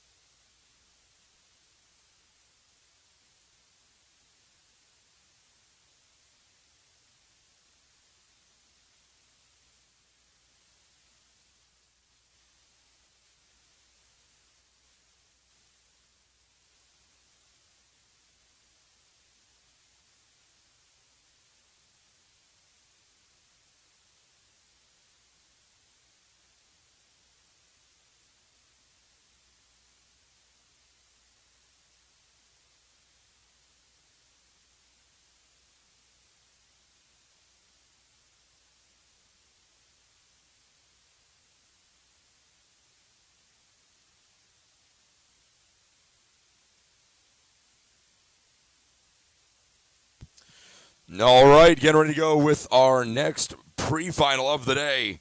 Only 3 left, counting this one. It's the Crosslink Powder Coating DD2 Masters, Luis Schiavo and Christian Canales, your front row. Then it's Christoph Adams, Miko Lane, High Stand, Stoico, and Zervagon. Waiting to see that green flag. Let's go racing. Oh, man, Canales gets suckered on the start. He's going to fall to third, now fourth, as Christoph Adams moves up to second and brings Miko Lane along for the ride. But no surprise, Luis Schiavo gets a great start, and it's Adams right there in second. Christoph Adams entering the weekend as your championship point leader. Third place is Miko Lane on the Maranello. Fourth place is your P2 starter, Christian Canales, as they come around to complete the opening lap here. It is Crosslink Powder Coating DD2 Master, pre-final set in the starting grid for today's main event. And there they go, flying past us to complete lap number 1 of, a 20-lap pre-final. So 1 down, 19 to go, as we've got a fight for second on our hands right now. Christoph Adams is getting challenged by Miko Lane out of 4, now in 5. Lane all over Adams' rear bumper. Adams on that Burrell. Lane on the Maranello. Lane to the inside in 7, and he clears Adams. Yes, he does. Over the dog leg. New driver in second place. Adams takes a look to the inside, but nowhere near close enough to try anything. And Adams better watch out, because Christian Canales is looking to work his way back up to the front of the field. And exactly there at the front of the field, Luis Schiavo goes purple, 36.928. Good lap for Schiavo. And there's that fight for third. It's picking up now. Adams trying to keep as much position on track as he can. But Christian Canales, the Chilean driver with Praga, going to work on Adams here as they come out of 6, heading for 7. Canales looks really good on corner entry, and then Adams has good pull off of the tight stuff on exit. So that's going to be an interesting fight here. Who has the top end speed? That's the question. Canales doesn't really close up too much at the end of the front straightaway, so that makes me think they're either even in horsepower at the end of the straightaway, or Adams is able to pull on him just a touch. Miko Lane goes fast lap that time by 36.520 for Lane. Adams just trying to keep Canales behind him right now. That is the fight for third you are watching here in Crosslink Powder Coating. Miko Lane is caught up to Schiavo.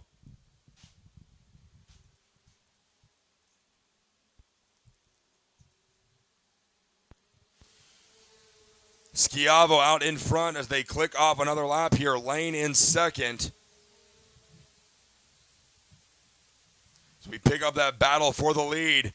Right there, Lane in Schiavo's tire tracks down into 4. Pretty even, both under braking. We're going to see where Lane tries to make up his time and eat in to the gap. Lane takes a look in 7, right where he got Adams. They almost touched. They're wheel to wheel. Schiavo showed him his side pod and said, I'm staying in the front. So that loses Lane quite a bit of ground as they come out of 8 to complete another lap. And that really allows the lead to stretch out for Schiavo back to Lane. Christoph Adams about 3 kart lengths back, and Christian Canales right behind him.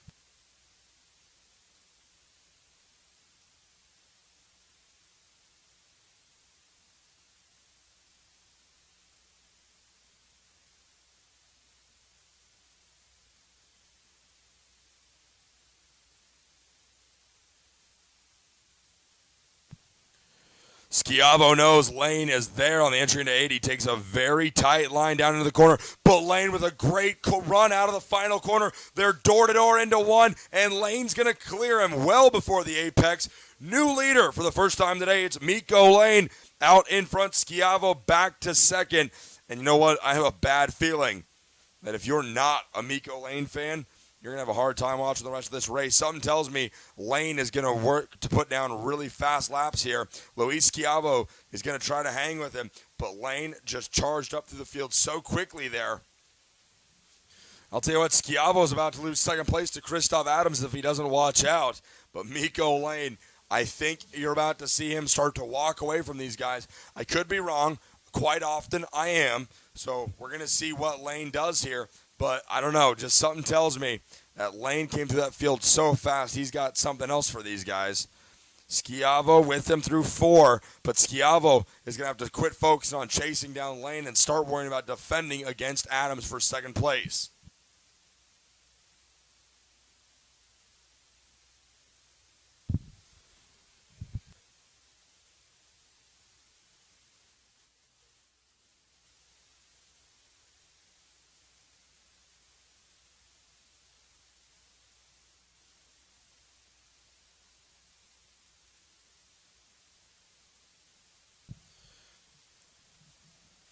Schiavo has started to lose the draft with first place driver Mikko Lane, and it's become a 3-cart train racing for second right now. Schiavo on the Intrepid has the spot.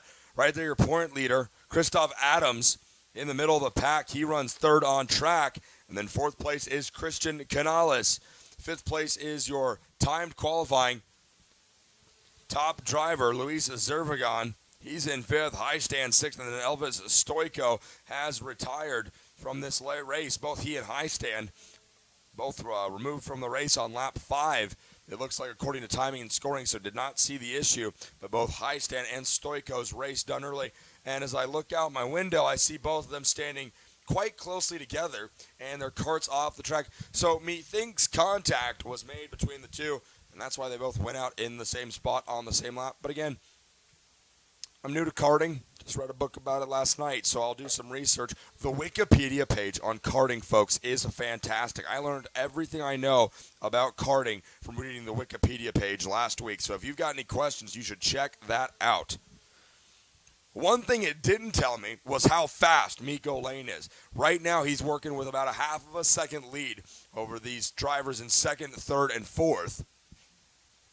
Schiavo's been fast all weekend, but right now, they're all working to chase down Mikko Lane, and that is easier said than done.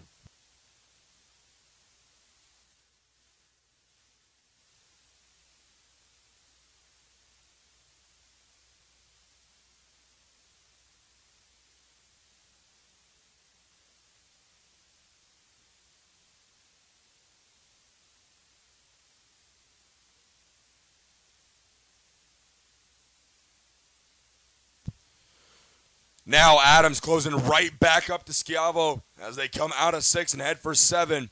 These two have been able to pull away from Christian Canales, your second place starter, but they've also been pulled on by Mikko Lane, your leader. So Lane right now, as they come across the line, he's working with about a 6/10 of a second lead, and that's good for him. Luis Schiavo and Adams, though, still just close enough to keep things interesting, but Schiavo's laid down a few good laps, and he's just barely starting to pull away just a touch from Christoph Adams in third place.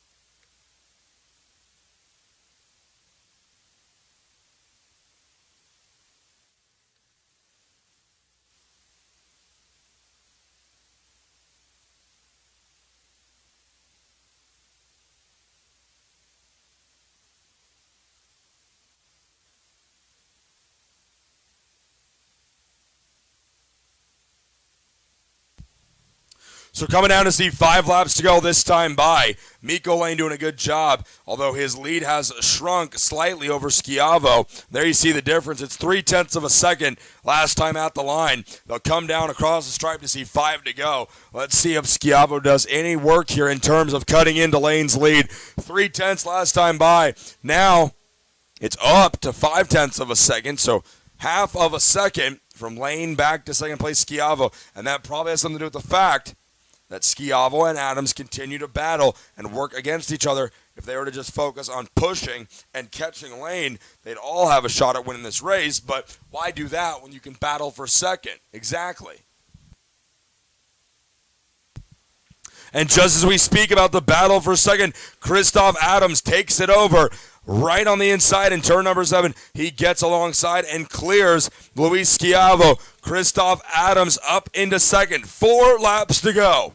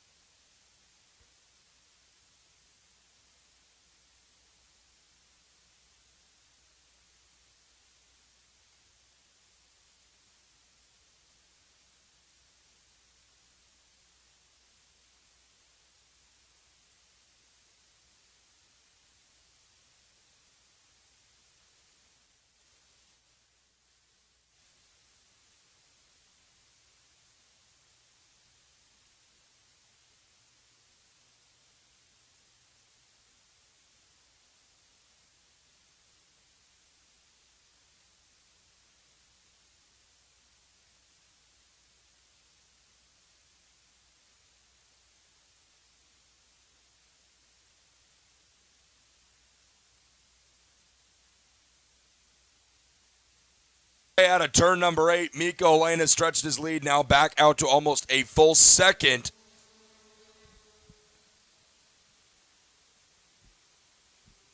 In fact, it's 9/10 right now. Hey, one more tenth and he'd have a full second lead over second place driver Christoph Adams. Adams doing what he can to compile as many points as possible to stay out in front of the championship fight. Good race going between Christoph Adams and Luis Schiavo nearly this entire run. But it's calmed down now as Mikko Lanes brings them through turn 8.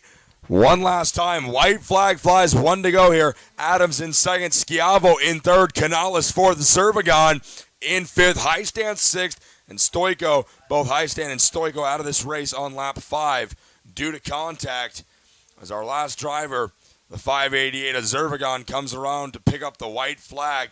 Back on the backside of the track, we see our leader, Mikko Lane, coming out of 6, now heading for 7. No one's close enough to try anything. So it's been Schiavo through the heat races, but now a new challenger shows up. Picking up the pre-final win is going to be the 501 of Mikko Lane.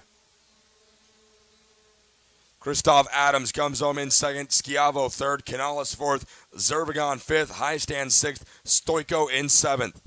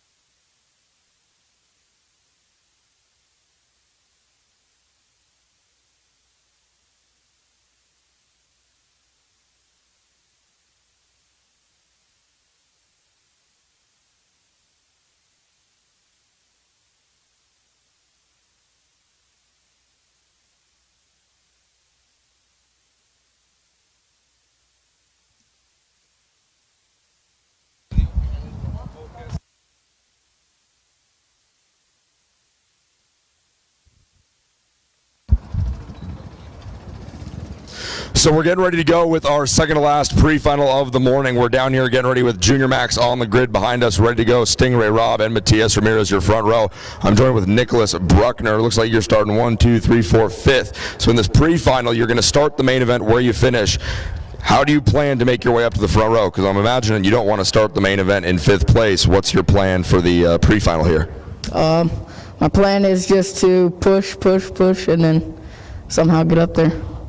What do you think of the event format this weekend? Homestead and Orlando, we ran 2 race days on each weekend. This weekend, the championship format. We qualified Friday, ran the heat races Saturday. Now it's pre-final and main events on Sunday. I like Homestead and Orlando better. All right, Nicholas Bruckner, good luck to you starting 5th in this pre-final. It's a long 20-lap race. We'll see you at the end of it. Thank you. All right, Nicholas Bruckner starting in the 5th position here in Junior Max. That pre-final coming up next. Again, it's going to be it's going to be Stingray Rob and Matias Ramirez starting from the front row in our second to last pre-final of the morning.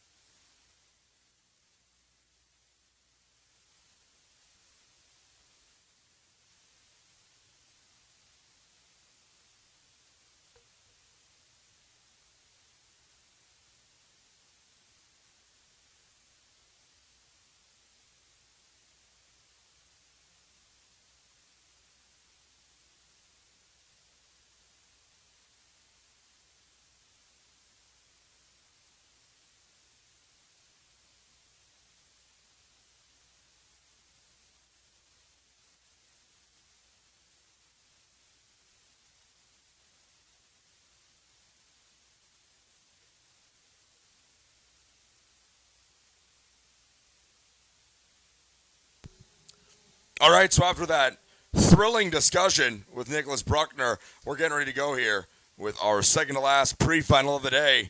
It is the CRG USA Junior Max grid out on track now. Stingray Rob and Matias Ramirez have been fast all weekend, so it's no surprise they're starting this race from the front row.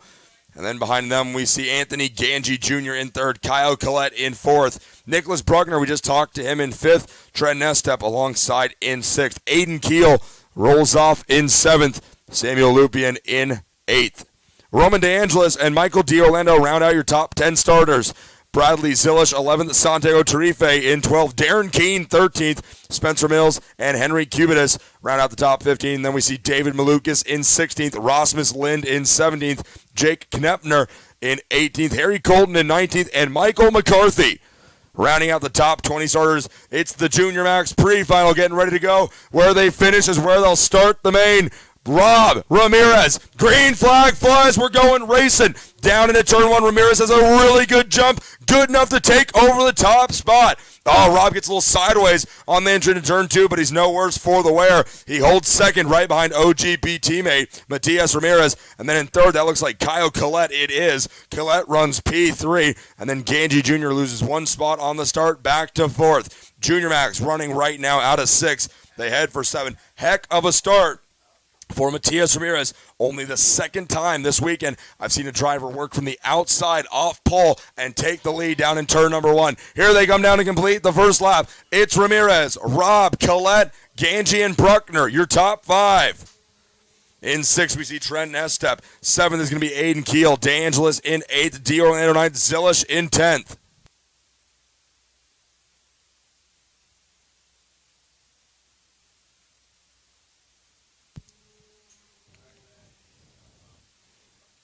Again, it is a long 20-lap pre-final here for our Junior Max drivers. 28 laps, I believe, is the prescribed distance for the main event later this afternoon. Senior Max's pre-final, it's the last one of the morning, and they are up on grid next. So they should be ready to go. There's a good shot of our front 5. Ramirez, Robb, Collette, Ganji Jr. Oh, Bruckner's gotten his way around Ganji, hasn't he?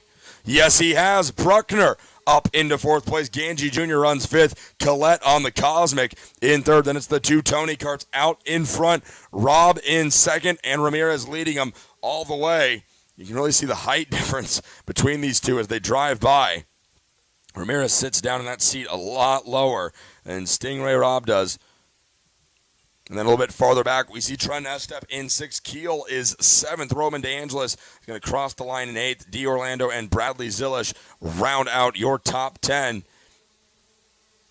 And it's the Cosmic driver out of Rollison Performance Group, Kyle Collette, with the fastest lap of the race so far, 38.048. We pick up that battle for 4th right there. Bruckner has it. He's really working on that steering wheel quite a bit. Must have a little bit of a problem with entry grip because he certainly is twitching that steering wheel a lot. And then Ganji Jr. rounds out your top 5 right behind him. Kuna USA driver Trent Estep runs in 6th. There's Bruckner.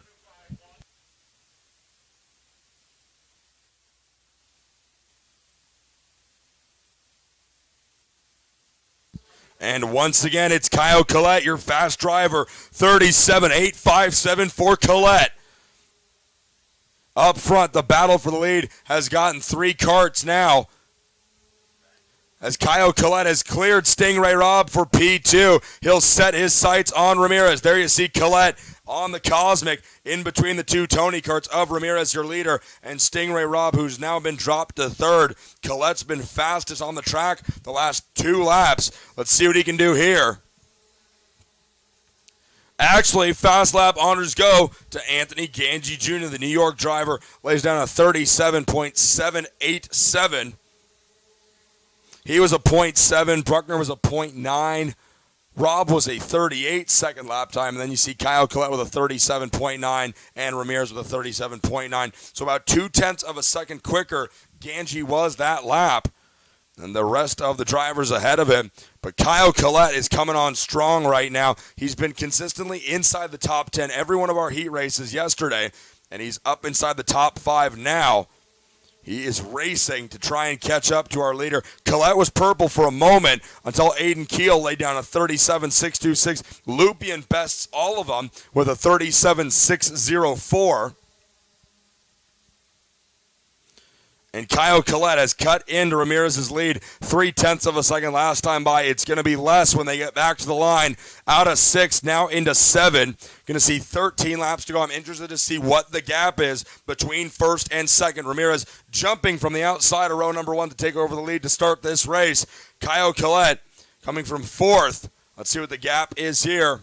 0.2 of a second. Collette starting to chop some wood on Matias Ramirez. It's Ramirez, Collette, and Stingray Robb, your front 3 right there as they head out of turn number 3, heading for 4.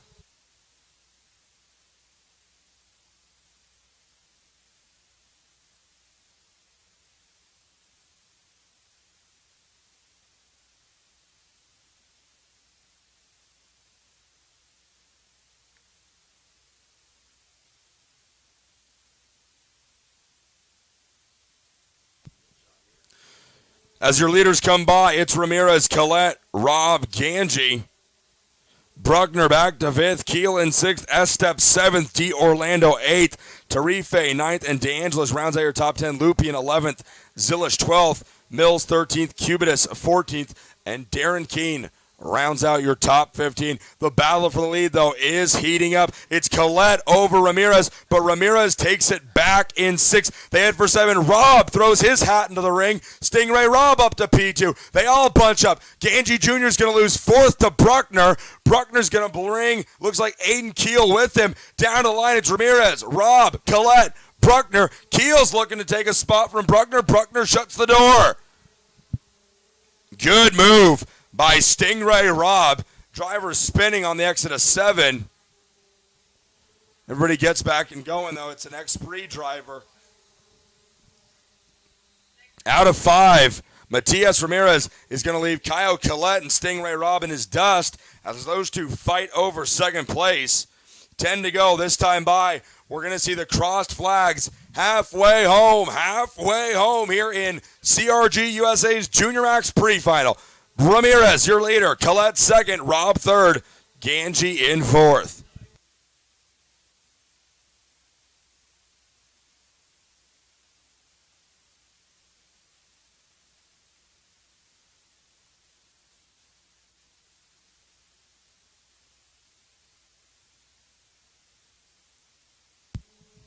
And don't look now, Stingray Rob.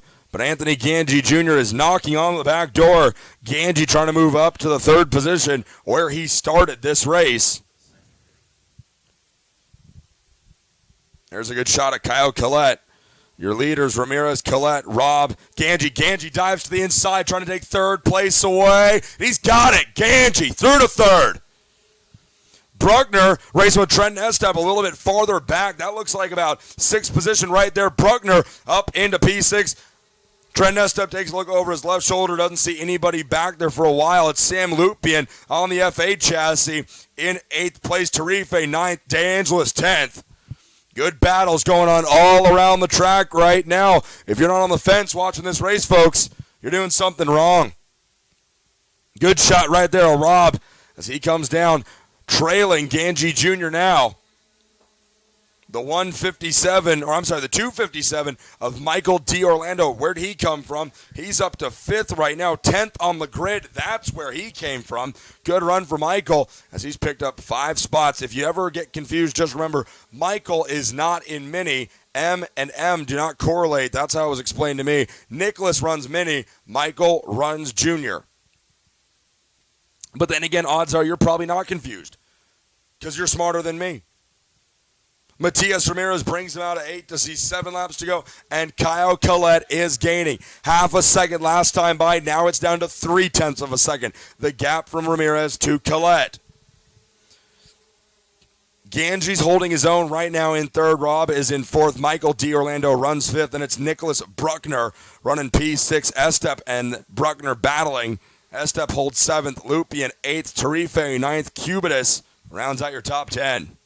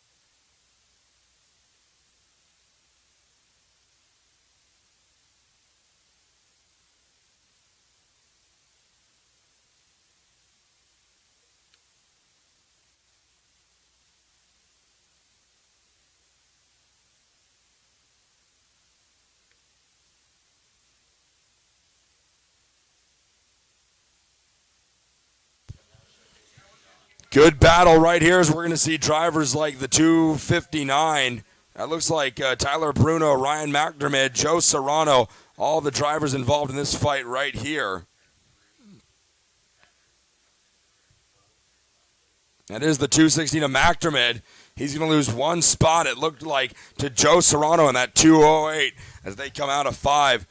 The CRG of Bruno right there. Then it's the energy of Joe Serrano around Ryan McDermott.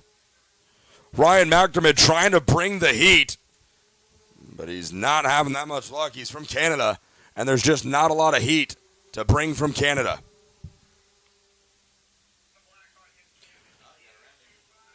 McDermott does clear. It looks like McDermott's going to get back now to that position he was just a lap or two ago. That should put McDermott back into the 27th, 26th position. It looks like that's the fight we're watching right now. Look at that. The competition is fierce no matter where you are on track. That's the battle for 26 we were just watching between Joe Serrano, Tyler Bruno, and McDermott. The competition is always tight here.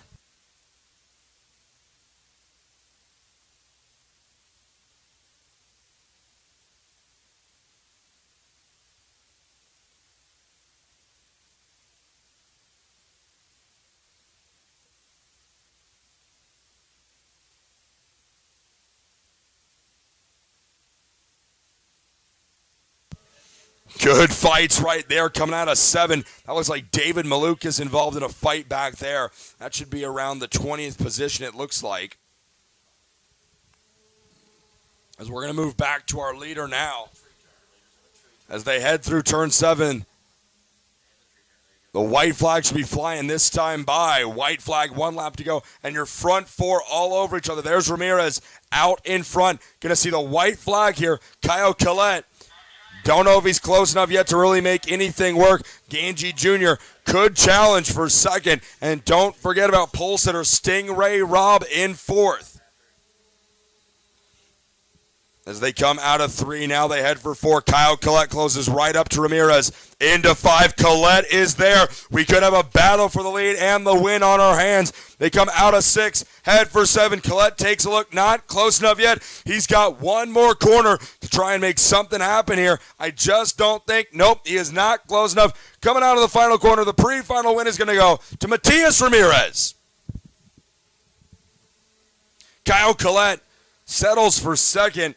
After coming from 4th on the grid, good run for Collette. Ganji Jr. 3rd, Robb 4th, Bruckner 5th, D. Orlando 6th, Lupien 7th, Tarife 8th, Estep 9th, and Henry Cubitus in 10th. Folks, we got one more pre-final to go here, and it is our Rollison Performance Group Senior Max drivers. They should be on grid now. A Rollison Performance Group Senior Max, their pre-final coming up next.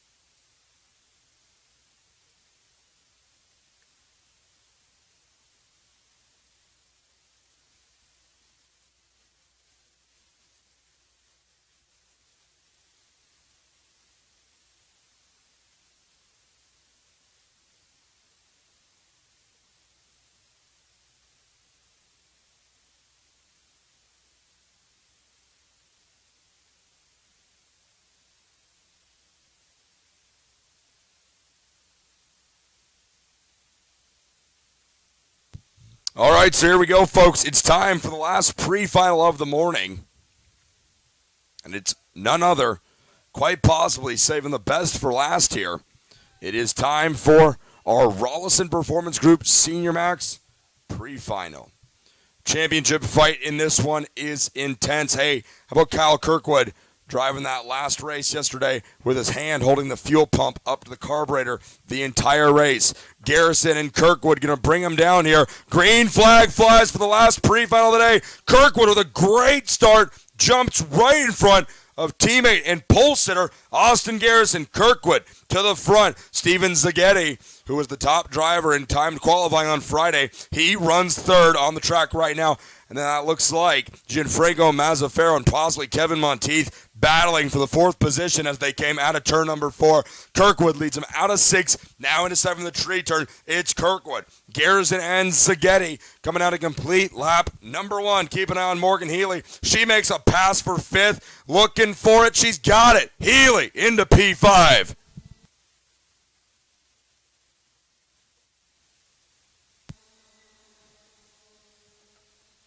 And of course, do not forget, ladies and gentlemen, the championship fight is so close, as I was talking about. And it's between two drivers, Kyle Kirkwood, your leader, and the driver who runs 7th on the track right now. He took the green flag in 8th. It's none other than the one and only Oliver Askew. Came into this weekend in a dead tie at 333 points apiece. Askew already up to 5th. It looks like 1, 2, 3, 4, 5. Yes, he is. Askew runs 5th at the line. He's going to go to work on Gianfranco Mazzaferro.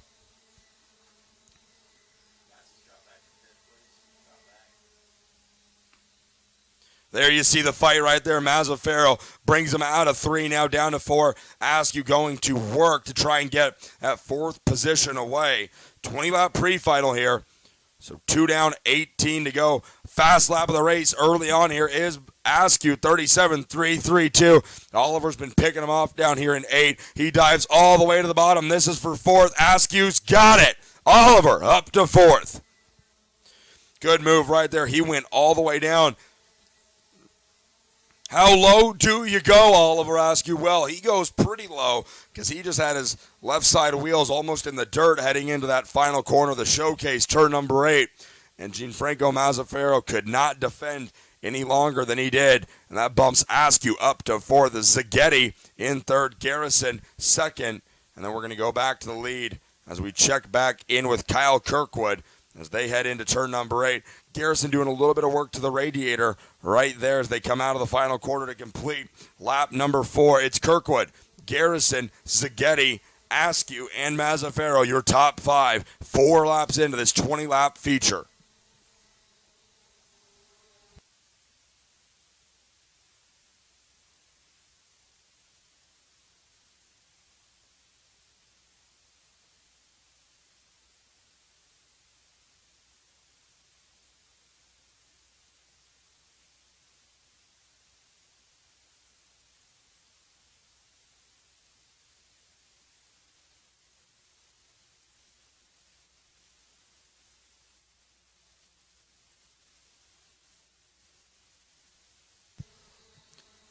There we go. We're going to pick up a good fight right there. That looks like 7th place Kevin Monteith on the Cosmic and Hugo Esteban Rangel. Monteith has 7th right now. Rangel taking a look. Nope, not yet. Stays in line as they go through turn 4 now. Nope, not yet.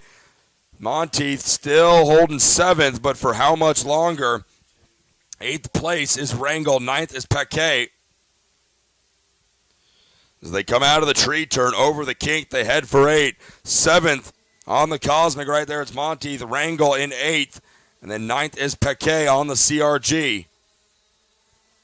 3-cart battle right now for the 7th position. I believe the CRG of Paquet is the highest running black chassis out there right now. Yep, the highest running CRG is in the 9th position. At him, it is all OTK products. Tony Kart, Fernando Alonso. Oh, no, we have a Burrell. Oliver Askew, of course. How can I forget that? Askew on the Burrell ART entry with Anderson Racing this weekend. Askew runs 4th right now, representing well for the red chassis. Fight for 7th right now. Monteith is going to lose the spot to Rangel. Rangel puts the moves on him in turn number 1. Rangel now up to 7th. That's going to bump Monteith down to 8th. And does the CRG of Peque have anything to say about it? Let's see as they head into 4. Man, Rangel trying to pull away from these guys. Monteith has Peque right on his back bumper right now. Peque trying to make a little bit of daylight and force the issue. For 8th place right now. Peque right there, just ever so slightly working on that steering wheel as they head into 8. Peque going to take a look. Here he goes. Peque to the inside. This is for 8th place. He's got it. Peque through to 8th. That's going to drop Kevin Monteith on the Cosmic. Back to 9th. Cedric Lupien still holding on in 10th place. Oliver Askew goes purple in 4th place. He is the quickest driver on track, 36.564.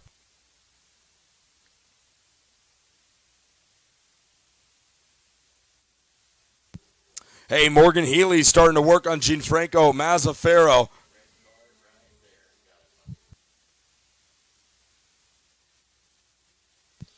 Morgan Healy clears Gianfranco Mazzaferro. Healy put the moves on Mazzaferro down in turn number 1. Mazzaferro's going to try to come back in 4. But Healy looks fast as we're going to hit the halfway mark. This time by 10 down, 10 to go. Healy getting around Mazzaferro. That'll bump her up into the 5th position. That makes it 3, count them, 3 OGP drivers in the top 5. It's Kirkwood, Garrison, and Healy in the top 5. Zaghetti and Askew between the 3 of them in 3rd and 4th.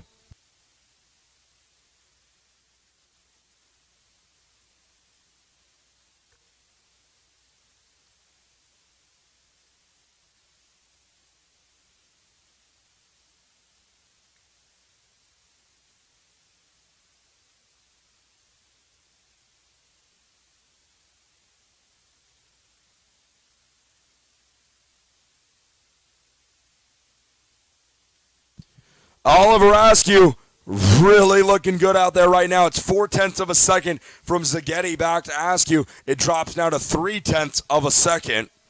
This is the fight for 3rd place right now. There you see Askew in the Burrell running 4th. He's trying to track down Zaghetti in 3rd place. He's got enough time and he's got enough speed. 8 laps to go when we get there. It's a lot of time left in this pre-final. Where they finish this race is where they'll start the main event. Askew got his sights on Zaghetti, and that's bad news for Zaghetti if you ask me. Askew, hundreds of thousands of laps on this track. And that honestly is probably not an exaggeration.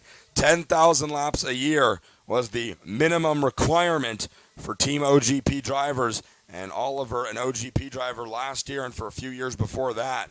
So over about a 3 or 4 year span. And you realize they're not just logging 10,000 laps a year. That's the requirement. They're definitely putting in more than that. Oliver, I imagine, if not 100,000 laps, is near that number at this racetrack over a 4-year career with OGP. Coming down to see 7 to go. It's Kirkwood, Garrison, Zaghetti, and Askew. Askew has got Zaghetti in his sights. What's he going to do with him now? As they come out of 2, the bus stop, they head for 3. Askew is there. When's he going to make his move? He's sizing Zaghetti up. Zaghetti, the Fernando Alonso kart driver out of Canada, trying to keep the Floridian behind him. He's got 6 laps to do it, and he'll start the main event in 3rd. And they're also reeling in Austin Garrison. So this quite quickly could become a 3-kart fight. There we see Morgan Healy and Gianfranco Mazzaferro running 5th and 6th. Healy takes a look over her shoulder. We check back in with the fight for 3rd. Zaghetti with a, let's see what the gap is from Zaghetti back to Askew. 0.2 of a second last time by.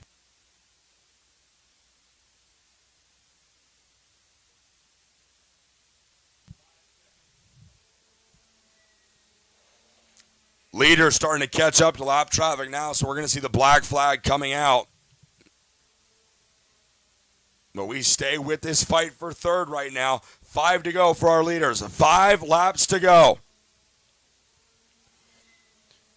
One driver running off the track on the exit to 7, a little bit farther back. Askew's right there on the back bumper of Szigeti as they come out of 3 and head to 4. He's so close, and these two are pushing so hard. They have almost caught up to Garrison. Out of 6, Szigeti still in 3rd, Garrison 2nd, and Askew in 4th. Morgan Healy runs in 5th. You can't see her in the camera shot, though, because these guys have a good lead over her and Mazzaferro, who runs in 6th. Szigeti making an adjustment to the radiator. I imagine it's starting to run hot. He lifts the flap on it to get a little bit more air coming into that engine to cool it down a couple degrees. These Rotaxes are very heat sensitive. Askew right there. He takes a look in 4, and he's got it. Askew from 8th to 3rd here. Still 4 laps to go. Does he have enough time to catch Garrison? This could be to decide who starts on the front row. Askew pushing hard.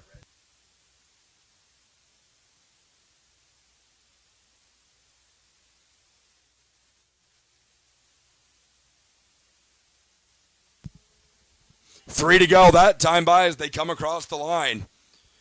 Kirkwood has not really been able to gap Garrison the way we would have expected. 0.3 of a second the difference from 1st to P2. And then from 2nd back to 3rd, it's 0.4 of a second.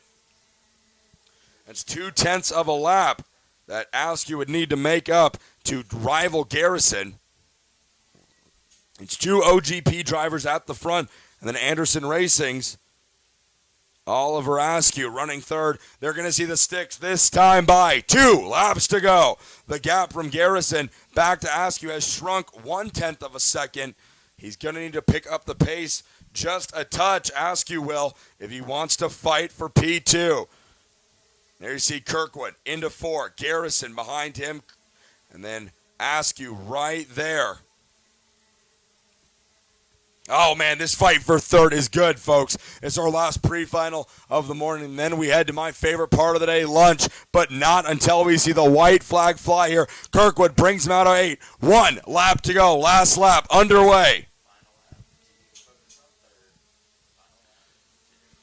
Oh, here we go. Askew has caught Garrison.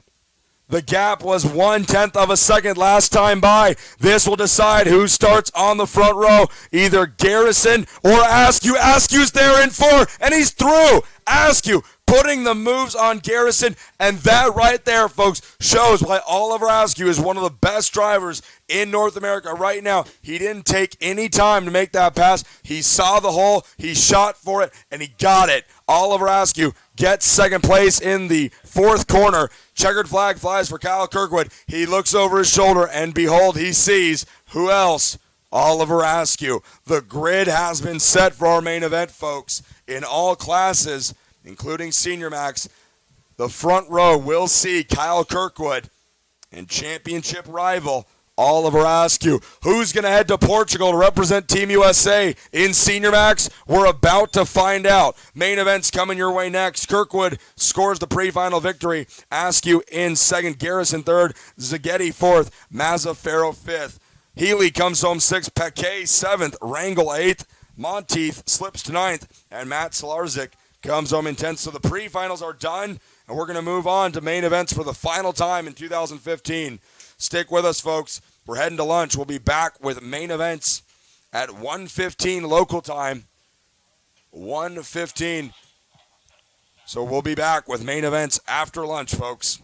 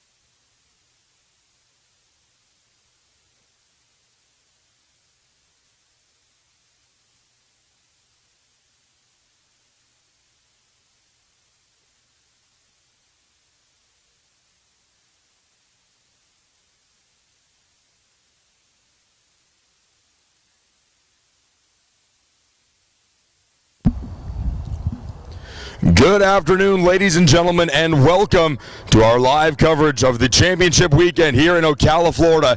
It is the 2015 Cold Stone Rotax Max Challenge Florida Winter Tour. It has been a great winter tour so far up to this point. We kicked things off in Homestead, Florida back in January, rounds 1 and 2.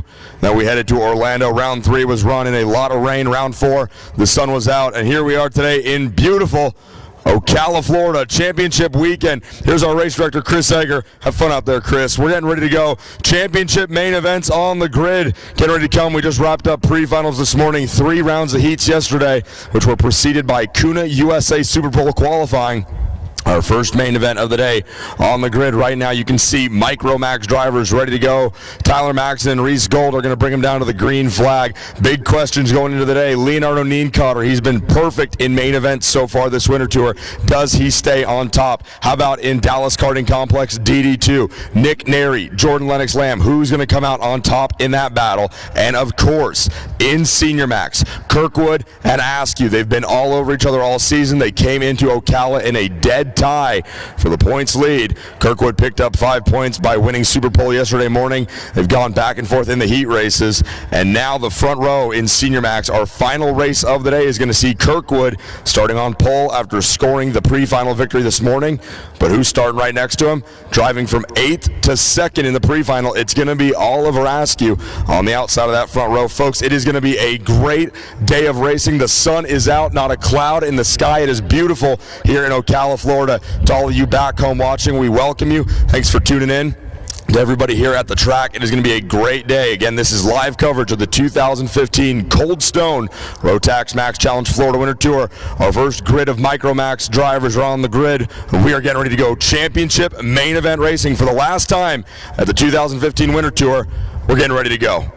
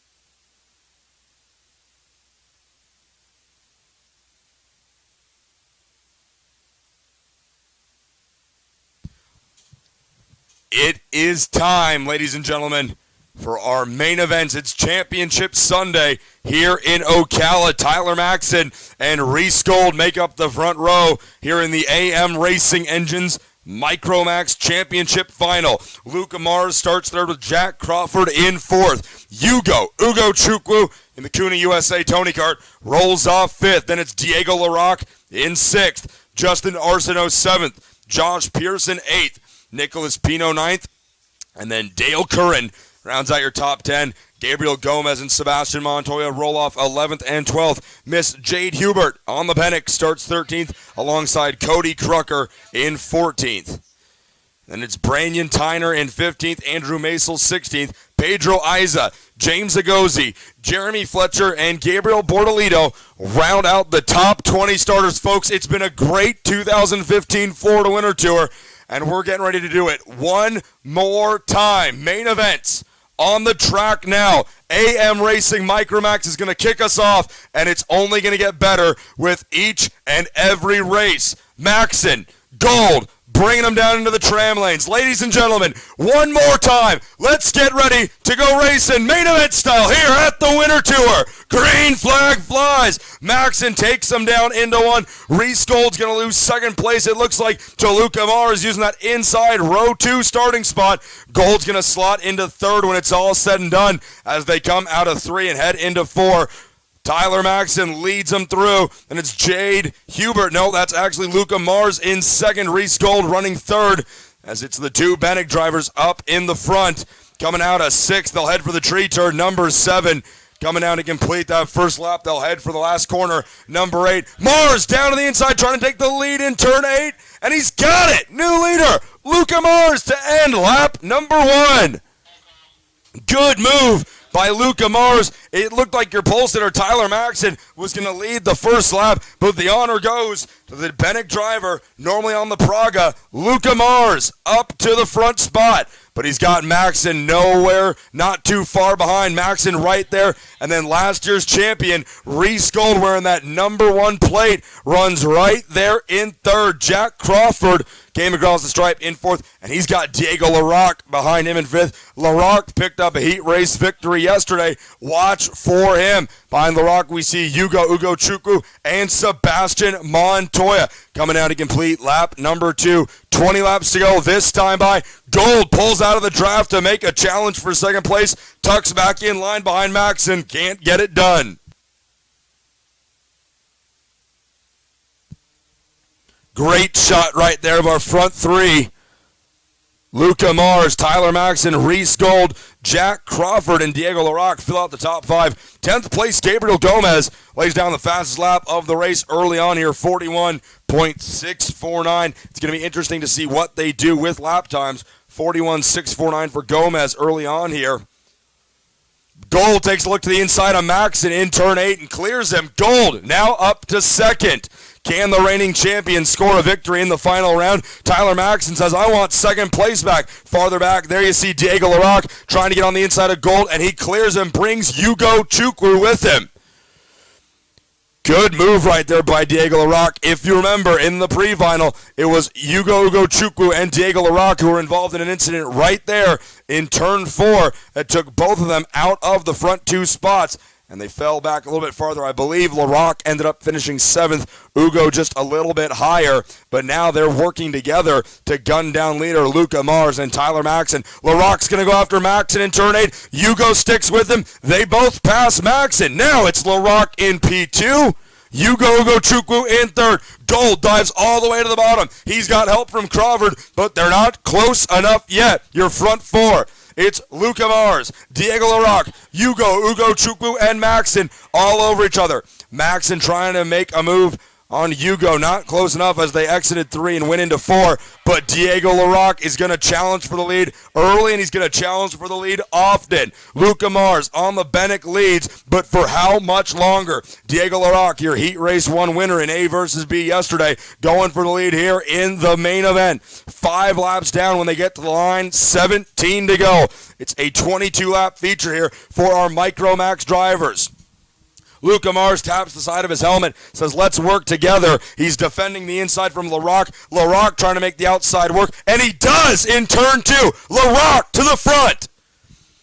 He clears Luca Mars. He was working the outside through turn 1, which is a left-hander. Now Yugo Chukwu to the inside in 5, and Yugo Chukwu working together, picking carts off one at a time, and now the pair finds themselves first and second. Early leader Luca Mars back to third. Then it's Maxon in fourth, or is it Reese Gold up on the curbing trying to take fourth place away? He's right there wheel to wheel.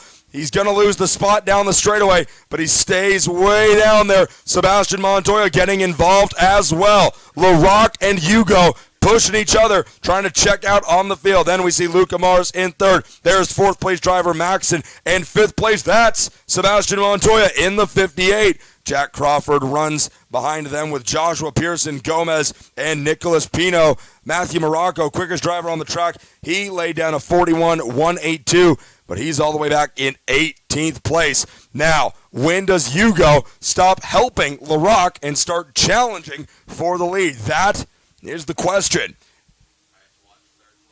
Before Hugo can challenge for the lead, he's going to have to keep Luca Mars behind him. And up at the front, Diego LaRock goes purple. 41.164 for LaRock. Your leader is the fastest driver on track. Fight for second is the one we're watching right now, the Tony card of Ugo Chukwu, trying to keep the Bennett of Luca Mars and Tyler Maxon behind him. Those two drivers fighting for second. Diego LaRock would like to just put his head down and check out here if he could, as we're still 14 laps to go in our Micromax main event. Mars dives to the inside as they head to 8. He's trying to take second away from Hugo. He's there, and he's got it. Mars up to second now, but Hugo comes right back on the inside as they head down to 1. He's got a good run. Hugo clears him. Ugo Chukwu back to second.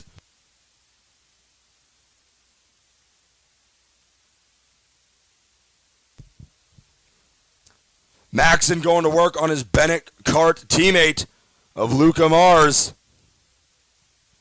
Maxon started this race from the pole position. He runs in third right now, or no, fourth, sorry, that's Mars in P3, Montoya fifth, and then off pole starter Reese Gold. He's going to dive to the inside. They almost make it 3 wide heading into turn number 8, but they both think better of it. There's your leader, Diego LaRock, looking over his shoulder. Second, Hugo Chukwu. Third is Mars. Fourth is going to try and be Sebastian Montoya. Does he get the spot? No, he's still behind Maxon.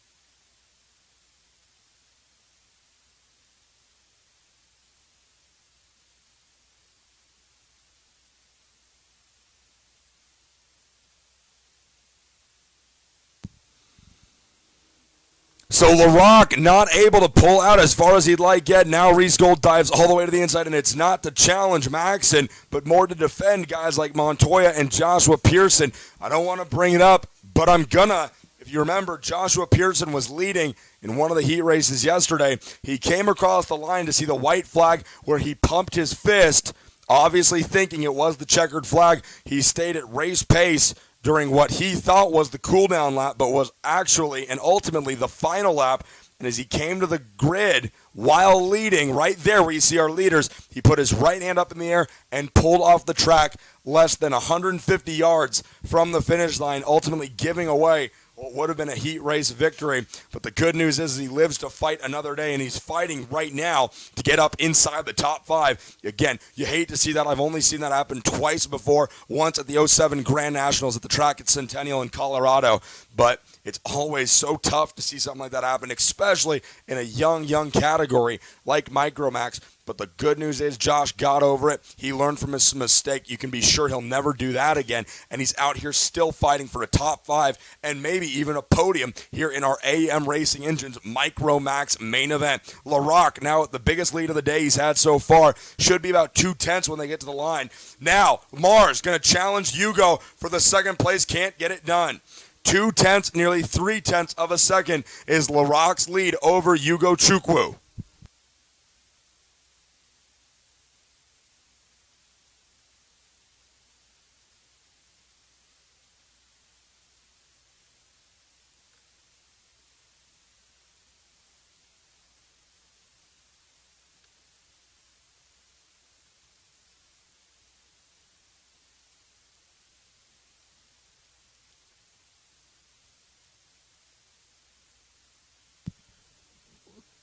So LaRock going to work now on trying to gap Hugo Chukwu as best he can. 0.2 of a second is the difference.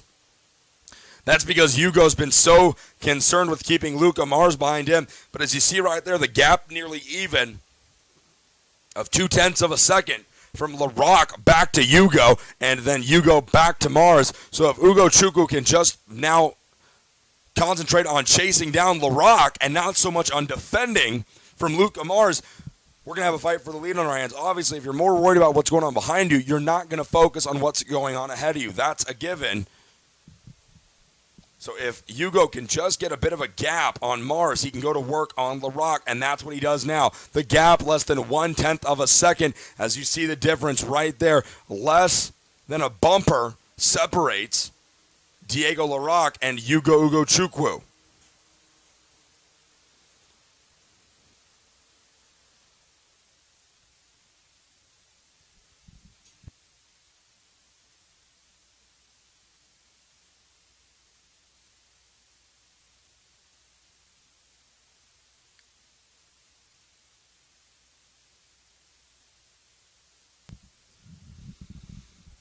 Hugo Chukwu running second on the track right now. He's so close to LaRock, but he's doing a great job of staying patient and holding his speed. He's going to challenge LaRock when it matters. No use in using up your tires and your equipment this early in the race. Hugo Chukwu runs second on the track right now, and he runs second in the championship points battle. Let's take a look here as they come out of turn number 5 and head for 6. It's LaRock, Hugo Chukwu, and Mars, your front three. Then Maxon and Reese Gold rounding out the top 5. Then in 6, it's Josh Pearson, 7th. Montoya Crawford, 8th. Gomez, 9th. And Arsenault in 10th. 11th, Jade Hubert. 12th, Pino. 13th, Crucker. 14th, Bordolito. 15th, Isa.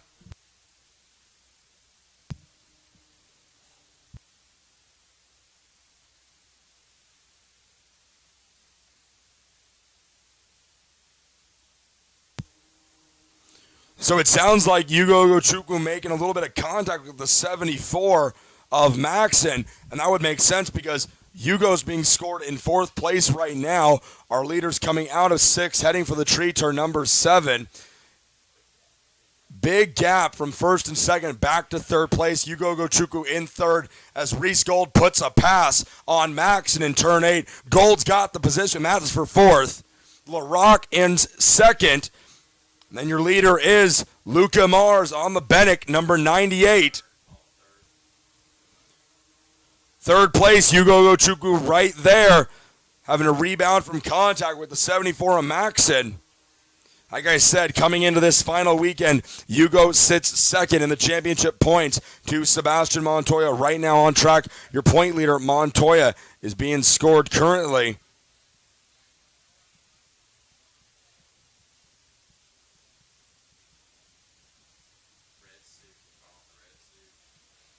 Montoya being scored in the 6th position right now, so just outside of the top 5. And there you see the 41. That's Joshua Pearson. He chases Jack Crawford.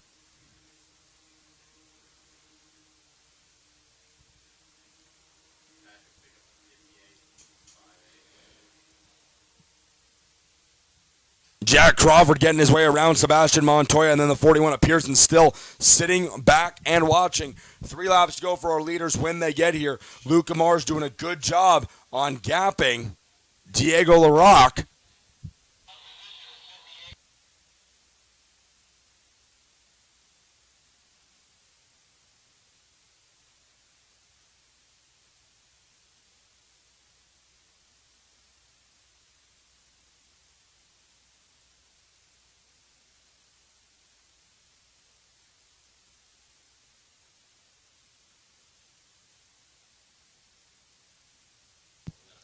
Battle for the lead shaping up right now. They're coming out of turn 5, now in 6. When they get to the line, they'll see the sticks. 2 laps to go. Here it is. Luca Mars out in front. Diego LaRock in 2nd. Hugo not that far behind in 3rd. Maxon in 4th. Gold in 5th. 2 laps to go. What can Diego LaRock do here? He's been fast. How about throw it to the inside of 1? That's what he can do here. LaRock to the lead. He brings Yugo Gochukwu with him again. So many times this race we've seen it, and they do it once again. Now it's going to be a battle, just like it was in the pre-final for the lead. Late here in this main event, the final race of the year for our Micromax drivers at the Winter Tour. Diego Larocque and Yugo Gochukwu. Not a whole lot of drivers you'd rather see in this spot, unless, of course, you're talking about guys like Luca Mars, Tyler Maxson, and reigning champion Reese Gold. They're coming to the white flag here. 1 lap to go. Who's got enough? Does Larocque hold on for the win? Does Ugo Chukwu challenge? What about Maxson, Gold, and Mars? They're back in 3rd and 4th right now. When do they make their noise? Ugo Chukwu right on Larocque's back bumper. 4 is going to be an opportune place to try it. That's where it went bad for him in the pre-final. He holds his line. Now into 5, the right-hander. He's running out of time. Larocque just needs to get through 7. But, of course, Ugo Chukwu can get that good run in 8. They head for the tree turn. The final time. Larocque good on exit. They'll head to the tree turn. He defends to the inside. I don't know if Ugo Chukwu's got a move left. Out of the final corner. Picking up the victory in round 5 of the Winter Tour in Micromax. It's a drag race. Larocque! Larocque scores the win. Diego Larocque comes away with round 4 and round 5 victory here at the Winter Tour. Ugo Chukwu comes home with a well-earned second place finish. Luca Mars 3rd, Tyler Maxson 4th, Reese Gold, your reigning champion, rounds out the top 5. Josh Pearson comes home 6th. Point leader Sebastian Montoya finishes 7th. Don't even ask me about the championship chase, folks. I'm not going to try and do that math and get it wrong. 8th place is Crawford. 9th is Gomez. 10th place, Gabriel Bordolito. We're going to go down to the pits and see if we can meet up and talk to our winner, Diego Larocque.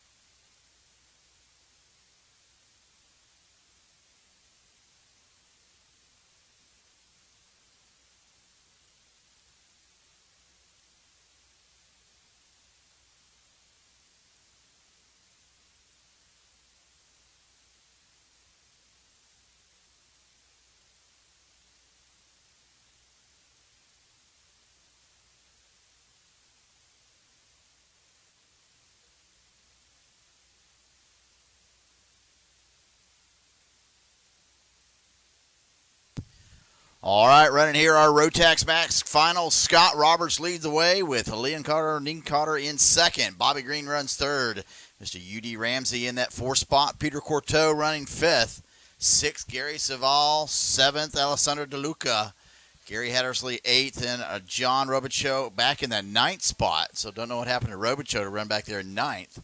But right now, Roberts ahead of Leon Carter, Dean Cotter. Dean Cotter pretty much the class of the field this weekend. And now at the end of the day here, Scott Roberts is showing his knowledge of the track here at Ocala Grand Prix as he leads the way right now. But Dean Cotter runs quick time 38.479. And he is hunting Roberts down right now. Roberts quick lap 38.184. He's got about a 0.2 of a second gap on Nienkotter.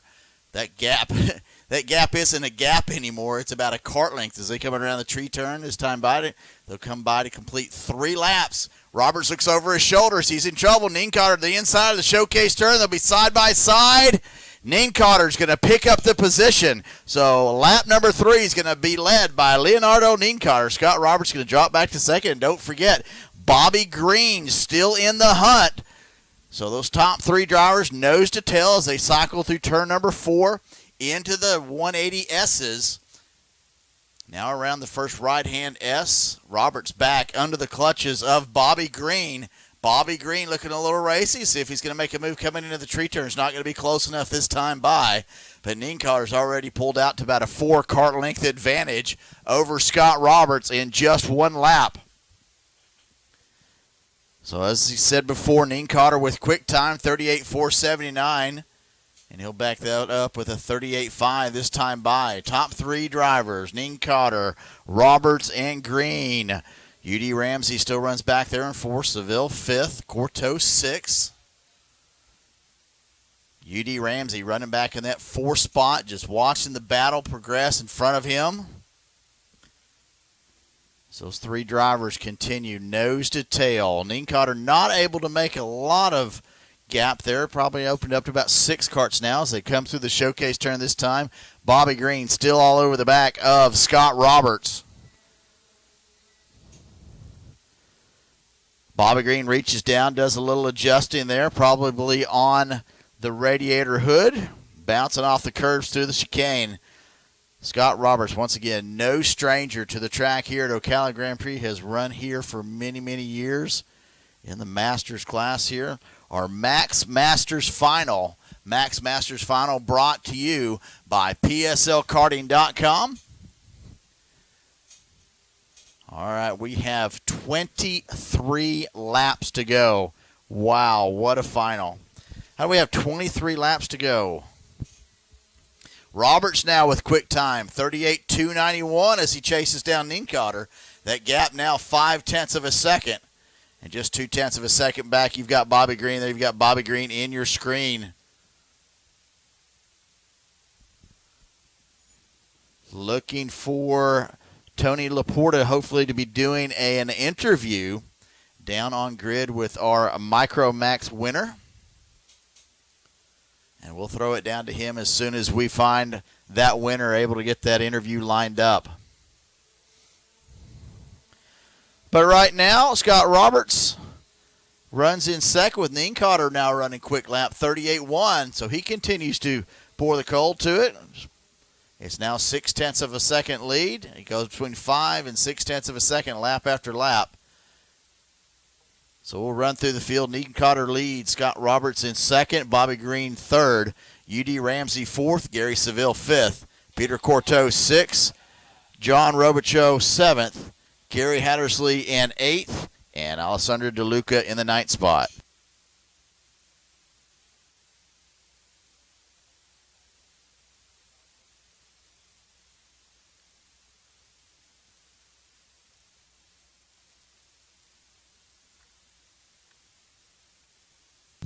Nienkotter quick time once again, 37.861.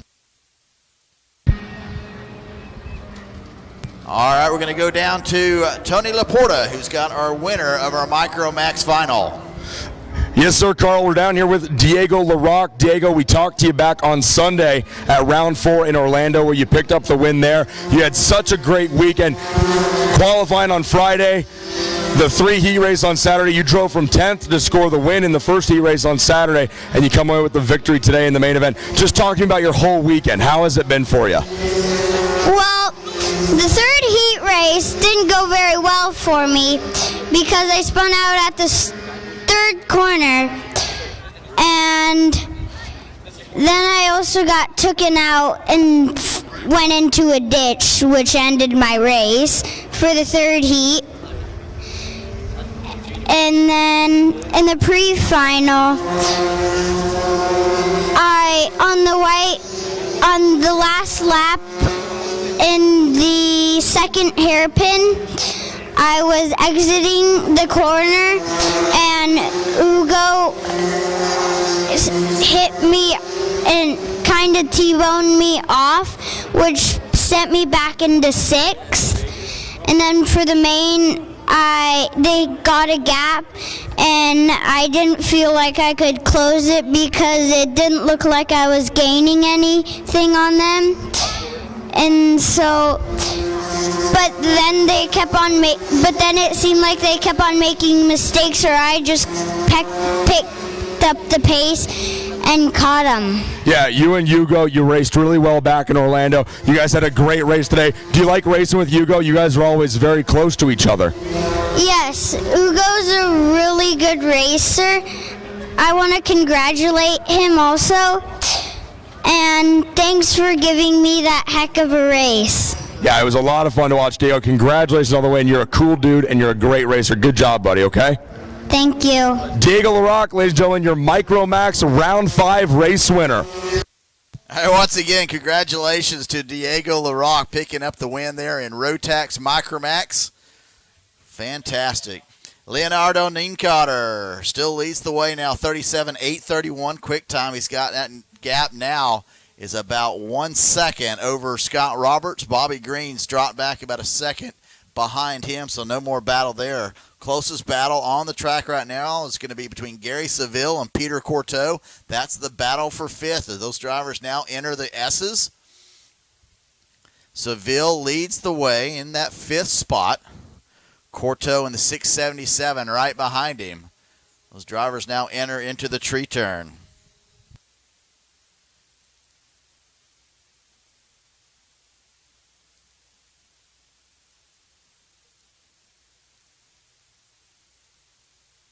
So 677 Courteau is going to make a move on turn 1. No, he's not going to be able to get it done. In through the bus stop. Once again, the closest battle on the field. 9 carts on the track right now here in our Rotax Masters final. Brought to you by PSL Karting. And I think I hear Tony Laporta after he has run down from the grid back into the production booth here as he's going to take over our announcing. And Roberts now with quick lap, 37.816, still a second back. He's closed in up about 0.2 of a second on that last lap. We'll let Tony catch his breath here for just a minute, grab another Halls. So I'm going to tell him next time he comes down here he's gonna get a wireless mic. So still that great battle we're watching on screen right now. That's the 677 and the 604. Gary Seville and Peter Courteau, that battle for that 6th spot. Heck yeah, Carl. Great battle going on right now, Seville and Courteau. While I was gone, let's see what happened. Leonardo Nienkotter, he's got a 0.7 of a second lead. Took a little while to grab Diego LaRock. We had to hold the scale line for a few moments, so I do apologize for the lengthy break, but most of you watching are probably okay with that and could probably take longer breaks from me. So we're back and racing now. Leonardo Nienkotter, 15 laps in, he holds a near second long advantage over Scott Roberts in P2. Bobby Green on that Marinello's running 3rd. UD Ramsey from OGP runs 4th. Gary Seville 5th. That's Peter Courteau in 6th. John Robichaud 7th. Scott Roberts in 2nd lays down a purple lap, 37.674 for Roberts. That puts him to the top of the charts. Speed-wise, he's still about a half a second back from Nienkotter. But again, just like in the pre-final, if he keeps putting down fast lap after fast lap, he's going to catch up to Nienkotter. We're going to have a fight on our hands. Courteau and Seville continue to battle. This is for the 5th position here. Seville on the Tony card holds the 5th position. And Peter Courteau with that Cosmic, wearing the black suit, wants that 5th spot. As our leaders fly by us, Nienkotter a 37.7, Roberts a 37.8. So that draws the lead for Nienkotter out to almost 0.6 of a second here. Working 10 laps to go when they get to the line. A 28-lap long main event here in PSL Karting Masters Max.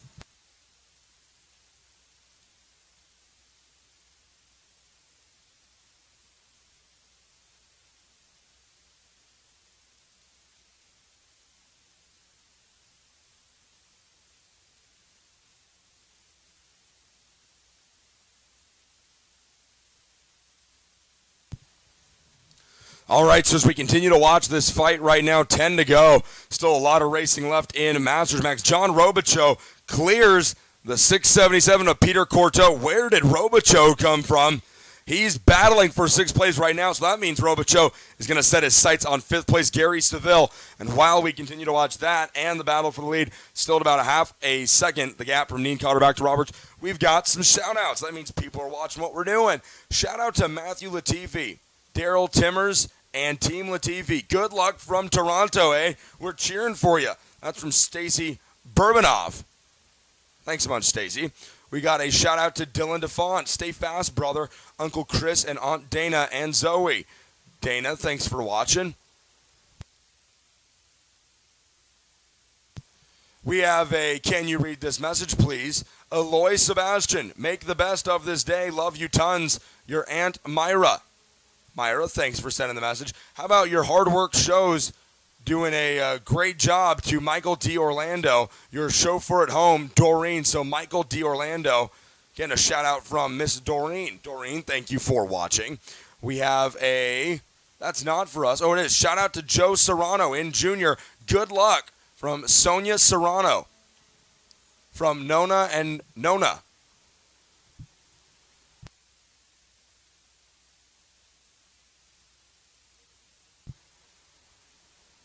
To Kin88, thanks for that email. Shout out to Nick Neri, my favorite racer from memory, Grandma. So Nick Neri, your grandma's watching, and you're her favorite racer. That is a good thing, because when I raced, I wasn't my grandma's favorite racer. So Nick Neri, your grandma says good job and good luck. Hi, I'd like to give a super shout out to my husband, Gary Seville, who's racing in Rotax Masters, and my son, Sean Seville, who's racing in Minimax. This is their very first time entering this type of race, and I'm so proud of them for giving it their all. I wish I could be there with them, but I tore my hamstring right before they left and have to watch it from bed. By the way, our last name is Seville, pronounced like rhyming with travel. Oh, rhyming with travel. Saville? Saville, maybe that's it. Heidi Saville. So Heidi, if I'm still not saying it right, I apologize. But Gary Saville is out on the track right now. If it rhymes with travel, that's how I'd imagine you'd say it. And again, to the emailer, Kin88 Entertainment, thanks a bunch for that email. We appreciate your agreeance.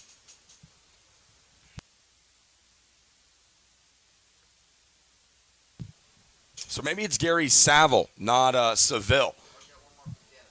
Oh, we got another email from Canada. Austin Riley, keep it up. You're a superstar. Racing with Autism from Shane Riley. So as the laps wind down here, 5 to go. There goes our leader, Leonardo Nienkotter, right by the window. That lead has stabilized at about 0.7 of a second. Now I'm starting to debate with myself. Do I run back down to the grid and try to grab an interview with Leonardo Nienkotter? He's been perfect all year. Goodness knows we've talked to him a lot. I don't think he's tired of giving interviews, and I don't think you're tired of hearing from him. And I'm not tired of talking to him, so I guess we have our answer. That, of course, is unless Scott Roberts can pull something out of his hat. And you know what? Yesterday, I was talking a lot about how dominant Nienkotter's been, and the fact is you can't argue. He has been dominant, but he has moments where Roberts and Green and Ramsey have all shown their speed, and yesterday It wasn't really one of those moments, but this morning was when Scott Roberts ran Nienkotter down from over a second back to beat him for the pre-final victory. Roberts starting from the pole position in today's main event. Right now, Nienkotter out in front by over a full second. But my point is you can never assume, like I was doing yesterday, that someone is just going to run away with every single race all season. Nienkotter's been fast, but so has Scott Roberts, Bobby Green, Ramsey, Robichaux. All these guys are out there, and any one of them are capable of scoring the victory out here. And that's not a, hip, hip, hurrah speech for those drivers. It's just the truth. And with that being said, I still fully believe Roberts could pull out a victory here, but unfortunately, time is running down. Nienkotter has got about a 1.1 second lead. It's going to be a little bit bigger, I imagine, when they get to the line. If not bigger, it won't shrink, I imagine. But Roberts has put up a great fight this week, and it'd be very easy to just see how dominant Nienkotter has been and said, you know what, forget this. I'm done. This guy's too fast. I'm not hanging with it. But Roberts, Green, Ramsey, Robichaux, they've all continued to show up and try to hang with Nienkotter, and this morning they did it. Nienkotter finished second to Scott Roberts. So the Masters Max racing has been close. Not as close as some other classes, but it's still been competitive. And that's the best part of the Florida Winter Tour is I can't think of a class where it's just been some kind of monstrous blowout every single race. It's been close. Yeah, Nienkotter's picked up 4 victories this year, but at least it has been close. We're going to see how close this one's going to be as they make their way around the track. Nienkotter out of 7, heading for 8, the final corner. When he gets to the other side of turn number 8, he's going to see the white flag fly. 1 lap to go for your leader, Leonardo Nienkotter. Crosses the stripe. A long 28-lap main event for these guys in Masters Max. Again, that class brought to you by PSL Karting. As we search to pick up our leader, Leonardo Nienkotter. How about that beautiful shot of Ocala Grand Prix, the facility here in Ocala, Florida? It has been such a joy to watch the race near this week. It's a fun, fast, technical track. And Leonardo Nienkotter sure has found the fast way around it. Picking up the second main event victory of the day, folks. He stays perfect in 2015, so he's going to be your champion. Ladies and gentlemen, Leonardo Nienkotter brings it home for J3 competition on the comp card. Scott Roberts comes home second. Bobby Green third. U.D. Ramsey is going to make his way around in fourth. There's Green in third. Ramsey ends the season right there with a solid 4th place finish. And then we're going to wait to see John Robichaux as he makes his way out of turn number 7. Now rolling through 8. Robichaux comes home in 5th to complete the top 5. But how about it, folks? Leonardo Nienkotter, 5 for 5 in main event victories this year. I'm going to try to run down there and talk to him. We'll see if we have a few minutes.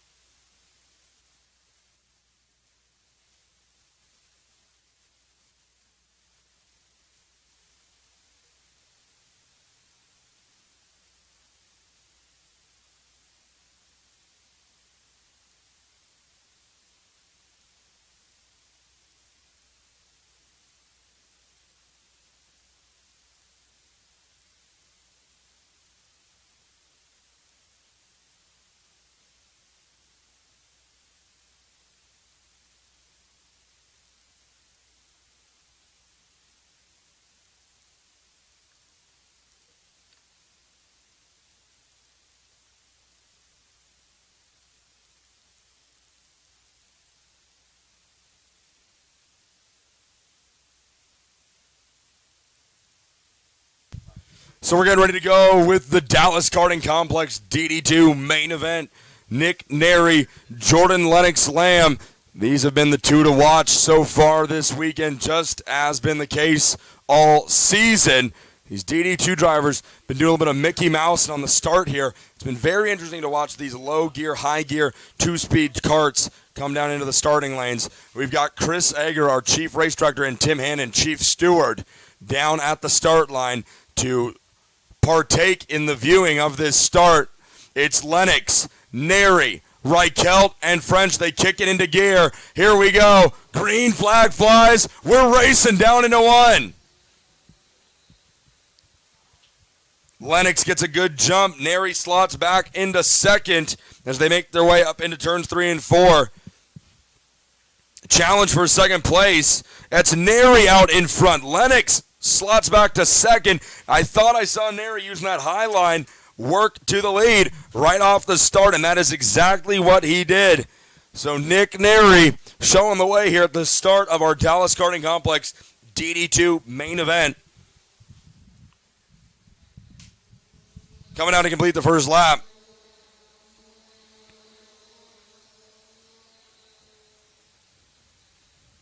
Well, apparently, I've been drinking because Neri's not the leader. Jordan Lennox Lamb is.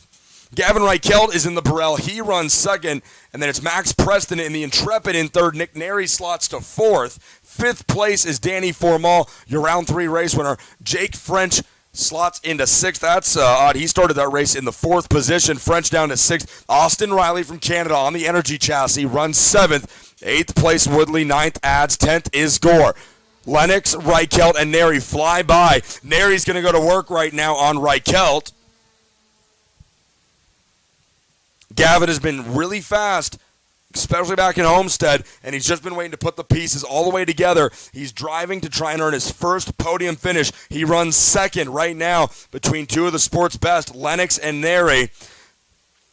And Reichelt has speed, but he's going to give way in second place to Nick Neri. Great pass right there in the tree turn for Neri. Neri taps his helmet, says, let's work together. Reichelt says, all right, that sounds like a good idea, but he's got Danny Formal shoving him down the front straightaway. Fast lap of the race goes to Lennox. 3 laps in, it's a 36.684. Neri now up to second, where he started the race from. And then there you see Gavin Reichelt, the New York driver, running in third place. Danny Formal working on him. He runs 4th. Then a change for position in 5th. That looks like Jake French getting around Max Preston in turn 5. It is. French now up to 5th. That's going to drop Preston. They're side by side. One driver off in the dirt hard over the dog leg. That's going to be either Preston or Fred Woodley. Woodley and Preston going at it right now for the 6th position. It was Woodley who took the ride through the dirt, I think.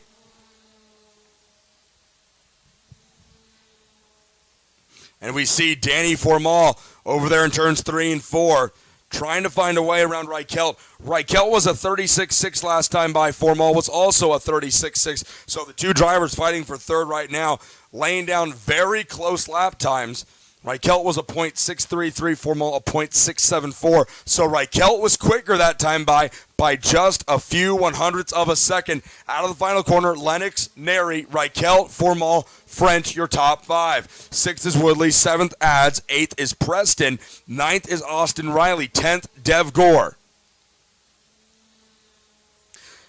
The battle we're watching right now on your screen is that one for third place, and they better watch out because DKC driver Jake French is catching him. Formal throws it to the inside on Reichelt, and he gets up and over. Formal off the track in turn number 5, and Gavin Reichelt keeps his line. The one thing he did that he shouldn't have done was look over his shoulder after he passed the incident. You don't need to be looking at the wrecked car. You need to be focusing on what's ahead of you now, Gavin. So that shakes things up quite a bit. Jake French and Fred Woodley move into the 2 spots that Reichelt and Formal had occupied. Formal gets going again here in the 6th position. So that looked a lot worse than it actually was. Apparently, Formal had 2 wheels up in the air, but he took off and got going again. I thought he slid all the way off the track, but as I look for him out on the track, there he is, right behind Reichelt in 5th. And honestly, I didn't see really close enough what happened there. I don't necessarily think it was Formal over pushing. I don't think it was Reichelt blocking. It was just a tight pass in a very tight corner. So we'll see how that goes the rest of the race. Lennox still with about a half of a second lead over Neri, but Neri doing what he can to cut into that lead. Neri goes purple, 36.319. Remember, Nick picked up the Super Pole award yesterday morning in Kuna USA Super Pole qualifying. And then Jake French from our class sponsor, DKC, runs quite a ways back in 3rd.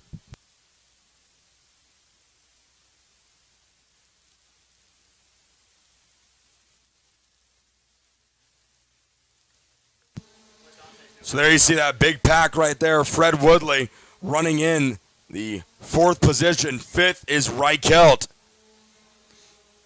So tough break for both Reichelt and Formal. Gavin was working on driving to his first podium at the Winter Tour in DD2. If you'll remember, he earned his ticket to the Grand Finals last year by winning the Challenge of the America Championship out on the West Coast.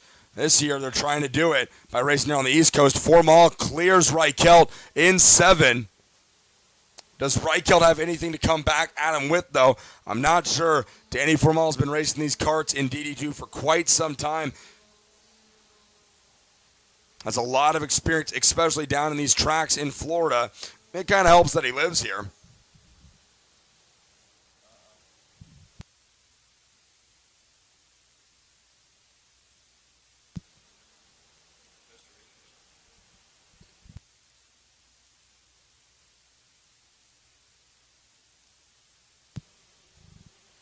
So even though Nick Neri continues to lay down fast lap after fast lap, Lennox has stretched the lead out to 0.6 of a second. And again, Neri goes purple, 36.087. Great lap for Neri, but is it enough? We still have over 17 laps to go here, so a lot of time left in this race as Lennox leads. Neri runs in 2nd, French 3rd. Should be coming down to see 17 to go right there as we see Danny Formal trying to pass Fred Woodley for that 4th position. Formal in 5th, Woodley 4th.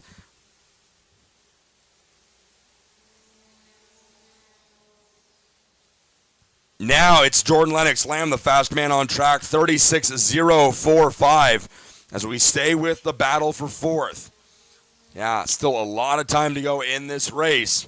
11 down, 17 to go for our leader, Jordan Lennox Lamb. Fred Woodley trying to keep Danny Formal behind him. Great shot right there as they come out of 5, set up for the left-hander 6. Now they cross back. Oh, and Formal right there in 7. He gets it done. Woodley can do nothing but watch and wave as Formal goes by. But I don't think Woodley's done yet. He's right there in 8.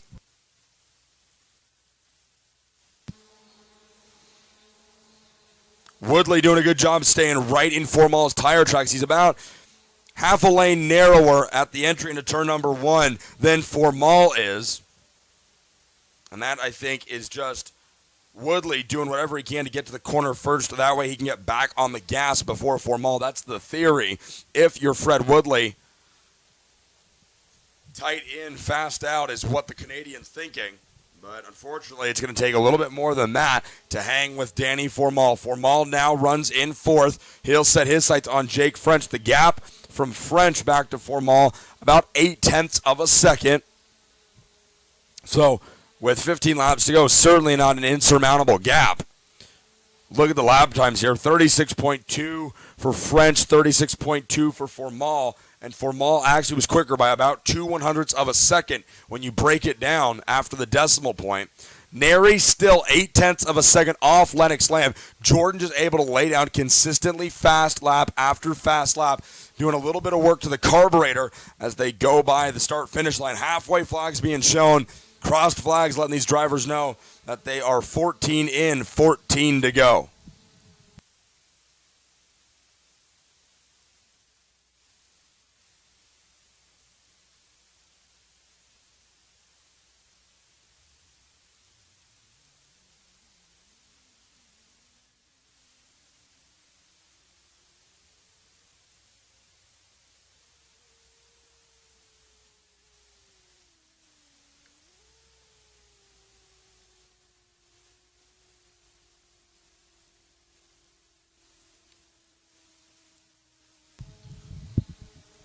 The good news right now for third-place driver Jake French is that Formal hasn't really been able to cut into that gap too much. 36-1 last time by for Formal, 36-1 last time by for French, but still Formal about 100th of a second quicker. But the gap is still 7 whole tenths of a second. Black flag's going to fly right there for the 439. That's Alexis Bedell. I hope I'm saying that name right. I just met her dad yesterday at dinner. Alexis's first big race like this here in DD2 at the Florida Winter Tour. So, obviously, first big race like this, a lot of learning to go, and I'm sure we'll see Alexis back next year with a lot more speed, but we're happy she's out here racing with us. She's going to be showing the black flag as we're taking lappers off the track as to not interfere with races for the lead and battles up front. But Alexis Bedell, first big race here this week, and her dad tells me she's doing a good job. And a tough race to show up to without a lot of practice or prior race experience at this level. So if you ask me, she's doing a good job. Lennox Lamb comes across the line, posts a 35.9. Wow, first driver down into the 35-second bracket is Lennox. Great lap there.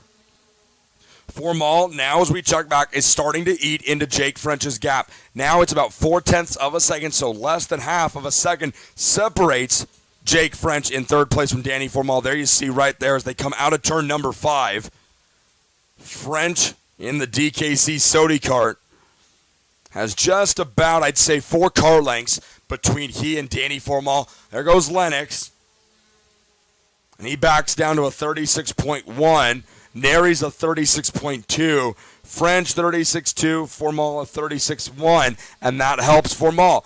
Another 1/10 of a second gone. It's 3/10 between French and Formal. Still 10 whole laps to go here. A lot of racing left in the DKC DD2 main event.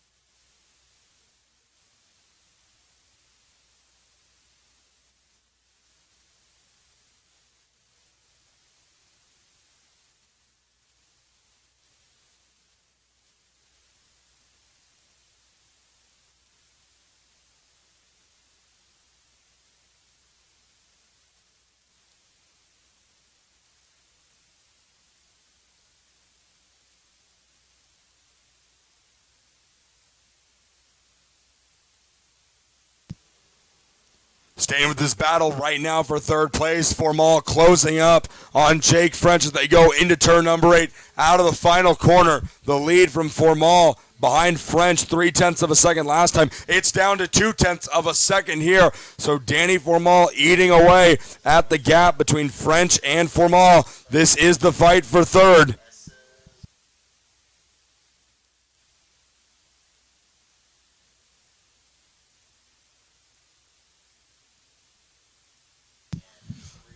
To those of you that remember Jake French, about 2 years ago, maybe a little bit longer, was racing on a DR kart just as Danny Formal is right now. He raced with DRT Racing and Don Gilbo out of the Northeast. They made the switch to the Dallas Karting Complex Sodi kart, and the switch has paid off very well for French. He's done great in that kart. Every event he's been to this year, whether it's been a stock moto or the DD2, he's been fast everywhere he goes. And he's doing a good job running in third right now, but Danny Formal continues to close the gap here. 6 laps to go when Lennox makes his way out of the final corner. Here he comes. Race winding down. The fight for the final podium spot is what you see right now. Formal right in French's draft. That time by less than 0.2 of a second. It's 0.173 from French back to Danny. This is for the final step on the podium, folks. Formal trying to find the right opportunity to dive to the inside of Jake French. Danny Formal, if it's one thing he knows how to do, well, there's 2 things Danny Formal knows how to do, among others. It's 1, use the curbs, and 2, how to get on the brakes heavy and really set someone up for a good pass. Formal's as close as he's been all day, about a kart length separating the 2. 5 laps to go here. The open hand shown to our leaders, Jordan Lennox Lamb, Nick Nary right there in 3 and 4. Then it's French and Formal. This is going to be the last guy who gets called up on the podium. He's going to stand third. So technically he'd be the first guy to get called up on the podium. Regardless, this is for a trophy. This is for big-time points. And this is for a trip to the podium. Who's going to come away with it at the end of round number 5 here? There goes Lennox. Nary behind him, the gap, nearly 2 seconds. From Formal to French, it's about 1/10 of a second, just a little bit more than that. This fight for third is not calming down. French, though, staying very smooth, not moving the steering wheel, not jerking around too much, very smooth in the application of the steering wheel, getting the chassis pointed where he wants to go. Formal, though, he's no slouch either. He's driving that kart exactly the way he needs to. Out of 7, over the dogleg, they head for 8. Lennox sees 3 to go. 3 laps to go for Neri. And here comes that battle for third. It's French and Formal, less than 1 kart length between the two.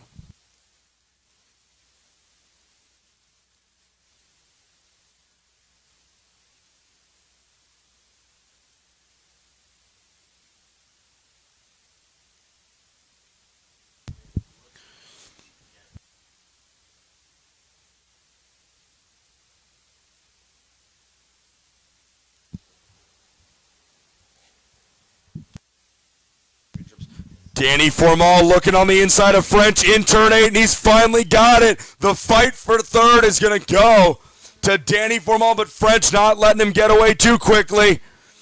They roll down into 1. French with less than half a kart length back. He's going to get a great opportunity right here in 4. French right on Formal's back bumper. French is looking no. Formal takes a very tight line into 4 to defend, but French still right there. They make contact in 5. French hopping up and down in the seat. Formal still in 3rd. French looking, but Formal taking such a tight line into 7. White flag flies for your leader. Lennox, Neri in 2nd. Here comes that run to 3rd. What does Jake French have for him? Formal takes it all the way down to the inside. You can't pass to the inside if there is no inside. Formal taking that passing lane away from French. Man, and Jake's doing a great job of sticking right to Formal's back bumper. Formal a little wide on the exit of 3 and 4. French puts the bumper to him. He's right alongside. French is there. Formal puts the bumper to him. This is the run to the checkered, folks. Lennox Lamb's going to pick up the victory. There he goes. Neri's going to finish 2nd. How about the run for 3rd? Way down in 8. They're side by side. Who's got it? It looks like it's going to be Formal. Yes, it is. Danny Formal and Jake French using the bumpers, but being respectful about it. That was the best part. They each gave each other a shove, but nobody took anybody out. That was a lot of fun. Junior Max drivers, you could pay attention to that. That was a lot of fun to watch. They both used the bumper, but they didn't wreck each other. If our Junior Max drivers were watching that race, they probably learned a lot. Danny Formal pulls up to congratulate your winner, Jordan Lennox Lamb. Nick Neri comes home 2nd, Formal 3rd, French 4th. How about that for your Dallas Karting Complex DD2 main event? That was a good one. Coming up next, it's going to be the J3 competition Minimax main event coming up next.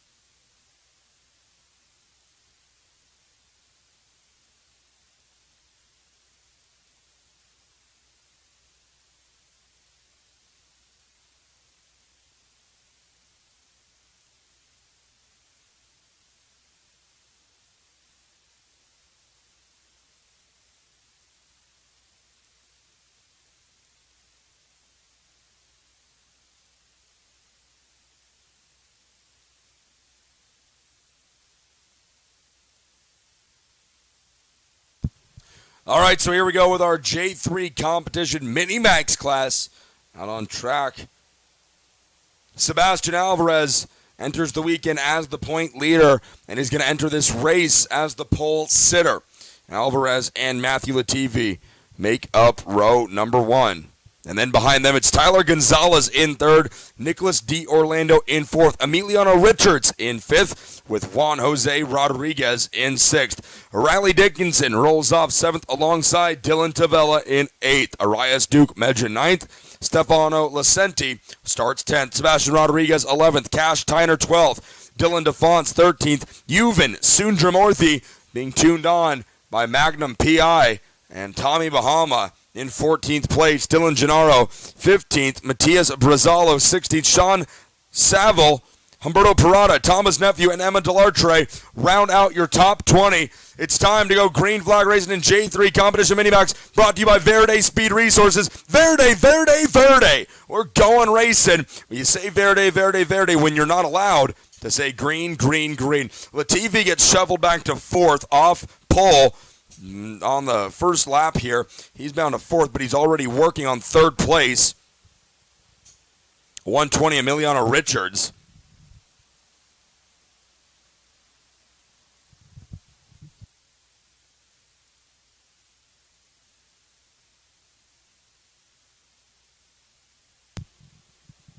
Coming out of the final corner to complete the opening lap, it's your pole sitter, your point leader, and your race leader, Sebastian Alvarez.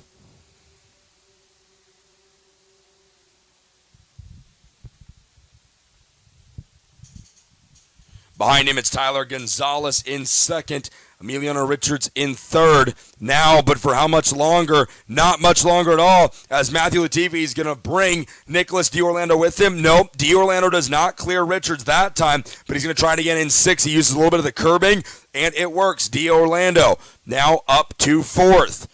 Latifi moves into 3rd. Gonzalez runs 2nd. Alvarez, your leader. It's a 22-lap main event here in J3 Competition Minimax.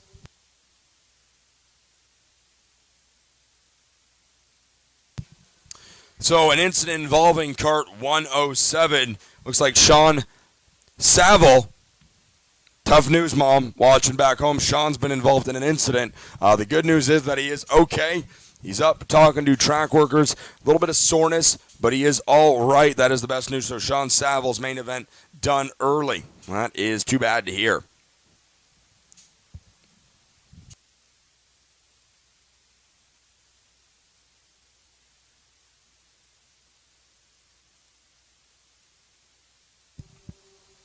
Arias Duke Medjin goes to work on Emiliano Richards for that 5th position as they headed down into turn number 1. And it looks like Arias should have cleared him, rolling through turns 2 and 3 now. There we see Matthew Latifi as he's trying to catch up to Tyler Gonzalez. The gap last time by 0.6 of a second from 2nd place driver Tyler Gonzalez back to 3rd place driver Matthew Latifi. And then 4th place is D'Orlando. Duke Medjin did clear Richards for 5th place, so it's Duke Medjin 5th, D'Orlando 4th, Latifi 3rd, Gonzalez 2nd, and Alvarez your leader as they come down to complete lap number 4 here.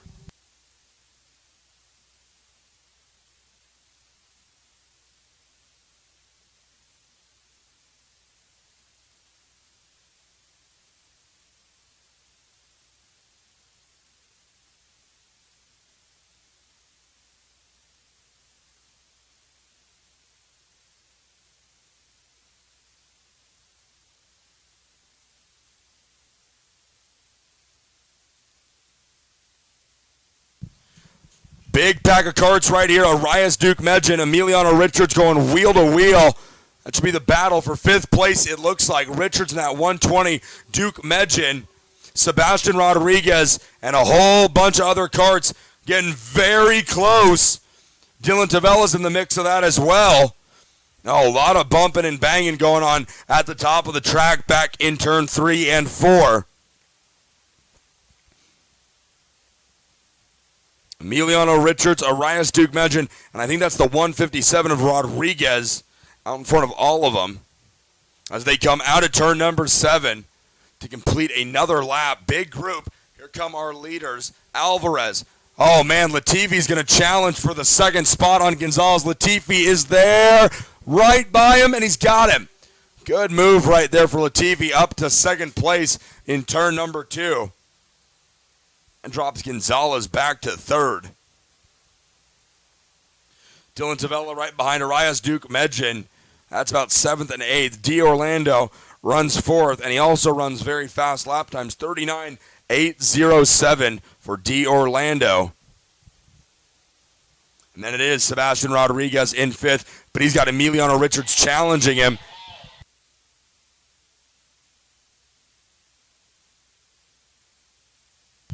Emiliano Richards is going to pull out here in turn 1, maybe, not yet, to try and challenge Rodriguez for that 5th position. Richards in 6th, Duke Medjin 7th, Tavella, Dickinson, and Nepview all fighting to stay inside the top 10 right now. Working on lap number 8.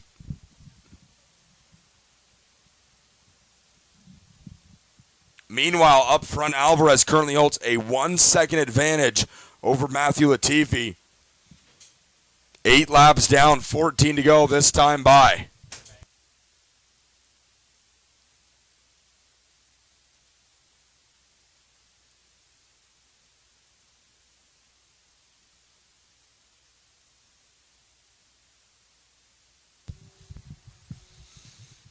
Latifi has brought D'Orlando with him up into third place, so Nicholas D'Orlando looking very good. He's involved in the championship fight as well here.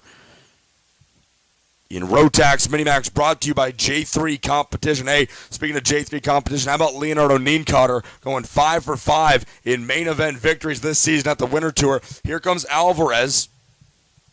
He leads him down for another lap here. Latifi, D'Orlando, Gonzalez, your top 4. 5th is Rodriguez. 6th is Richards. 7th, Duke Medjin. Riley Dickinson up into 8th. Tavella 9th. Nepview 10th. A little bit further back, we're going to see Juan Rodriguez in 11th. Humberto Parada running 12th. Stefano Licente, 13th. Dylan DeFonts, he's been getting shout-outs today. He's in 14th. Cash Tyner rounds out your top 15. Then it's Matias Brazzalo, 16th. Yuvan Sundramurthy, 17th. Tommy Bahama's tuning that go-kart this weekend. Dylan Gennaro, 18th. Emma Delartre runs in 19th. And the only driver we've had retire, Sean Saville, Sean Saville, it rhymes with travel. And he runs in 20th.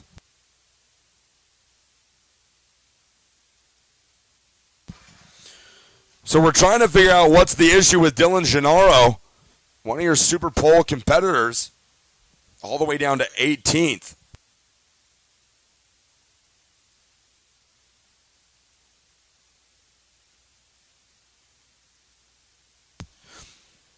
And Matthew Latifi, don't look now, but you've got a challenge for the second place in the form of Nicholas D'Orlando.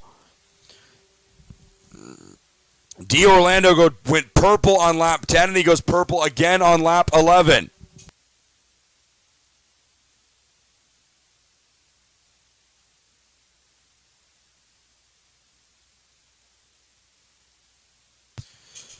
There you see Sebastian Alvarez, Latifi in second, D'Orlando a 39.5 to Latifi's 39.6, about a tenth of a second quicker.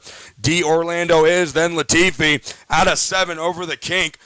Nicholas sizing up his competition in Latifi. Tracking him right now, coming out of 8, looking for the right time to make his move. Latifi takes a look over his shoulder. Nobody goes purple that time. Latifi with a 39.5.97. D'Orlando with a 39.5.34. So while Latifi lays down his personal best lap of the race, it's actually D'Orlando who stays quicker.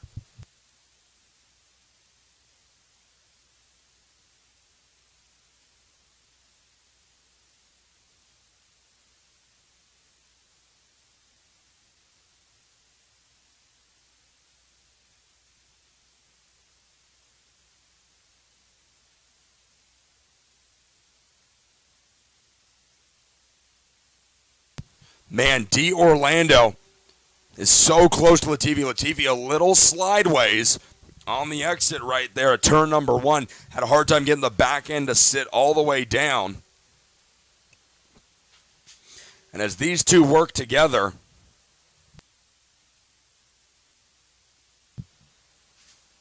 and as these two battle and go at it here, they're starting to cut into Alvarez's lead ever so slightly. About 0.7 of a second is the gap from Alvarez back to Latifi. Let's see what it is this time by. Alvarez comes out of 8 here. Latifi behind him. It goes from 0.7 of a second, stays actually right there. So Alvarez and Latifi, the gap not changing too awful much, as Latifi and D'Orlando's battle has also slowed down just a touch. Gonzalez runs 4th. Rodriguez rounds out your top 5 here. As you see that battle on your screen right now, it's Latifi in 2nd, D'Orlando in 3rd. They come out of 6 and head for the tree turn number 7.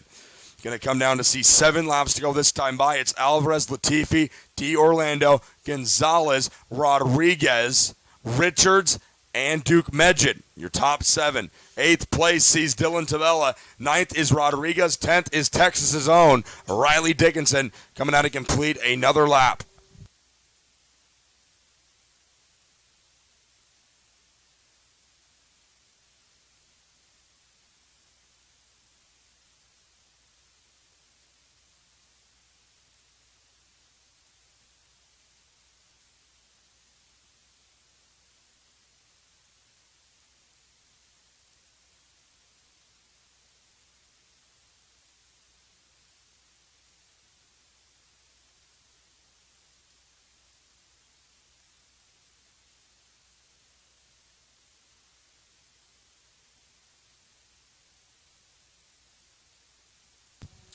Now we check in with the drivers in about 5th, 6th, and 7th right there.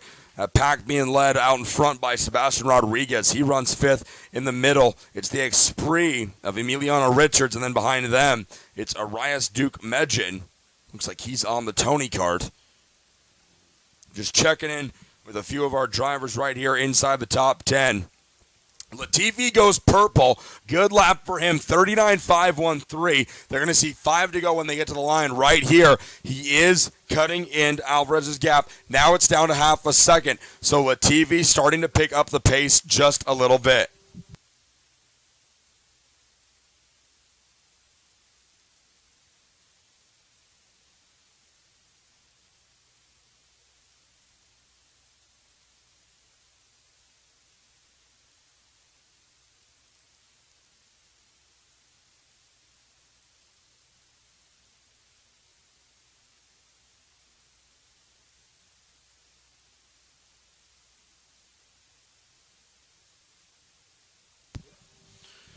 So now, with less than 5 laps to go, we check back in. The gap is shrinking, folks. Latifi, it was 0.6 of a second. Last lap, it was half of a second. Now it's down to 0.4 of a second. Alvarez out in front. This could be for the championship. Latifi in 2nd, D'Orlando 3rd.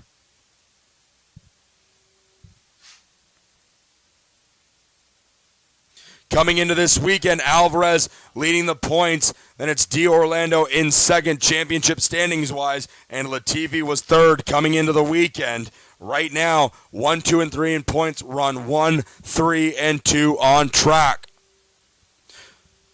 As they run here with 3 laps to go, Alvarez's lead back to about a half of a second over Latifi.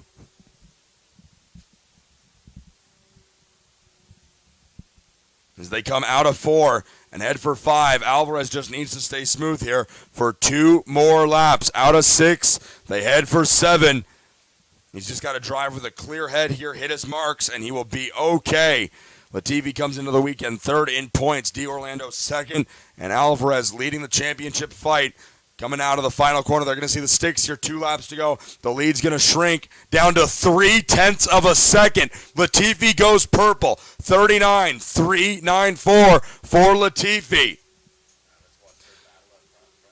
Here we go. The fight for the lead, the fight for the win now just heating up here with inside 2 laps to go. What is Alvarez going to do to keep Latifi behind him? And more importantly, what is Latifi going to do to find his way around Sebastian Alvarez. The PSL karting driver Alvarez has been great this year in Minimax on the West Coast, on the East Coast. Whatever coast he's on, he's been winning. Let's see if he can do it one more time in 2015 at the Winter Tour. White flag flies, smallest lead he's had all day.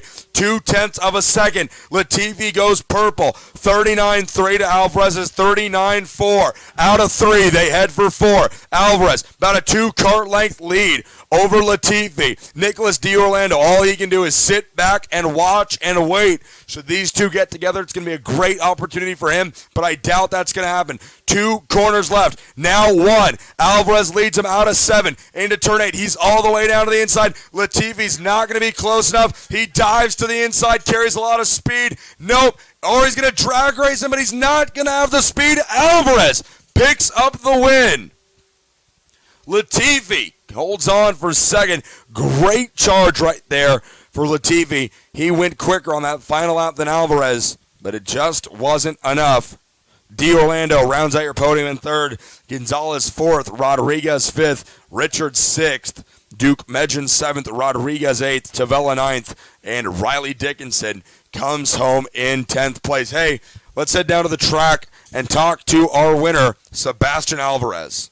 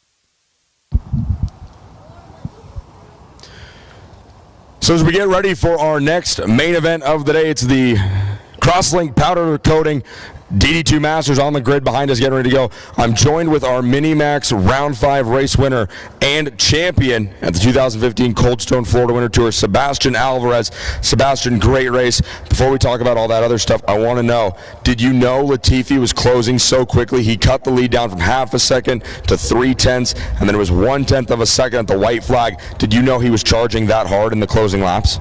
Yes, I knew he was closing to me, so last lap I did a mistake, I got excited, and then I blocked, and I ended up first. Tell me, how hard has it been mentally? Coming into this weekend, you knew you were the championship leader. It was your championship to lose. If you make any mistake, it could have cost you the title. Was it difficult in your head preparing for this race weekend, or was it easy knowing that you were the guy out in front? I felt very strong on practices. I was fast, but I was kind of scared at the beginning of the weekend of the new championship points. So I was scared I could crash and they would catch up very fast in points. Well, Sebastian, you did a great job this weekend. You stayed up front when it mattered. You just scored an impressive victory over Matthew Latifi. Good job, buddy. Congratulations on not only the race win and the championship. Congratulations. Thank you. Sebastian Alvarez, ladies and gentlemen, your Round 5 race winner here at the Cold Stone Florida Winter Tour and your Minimax champion.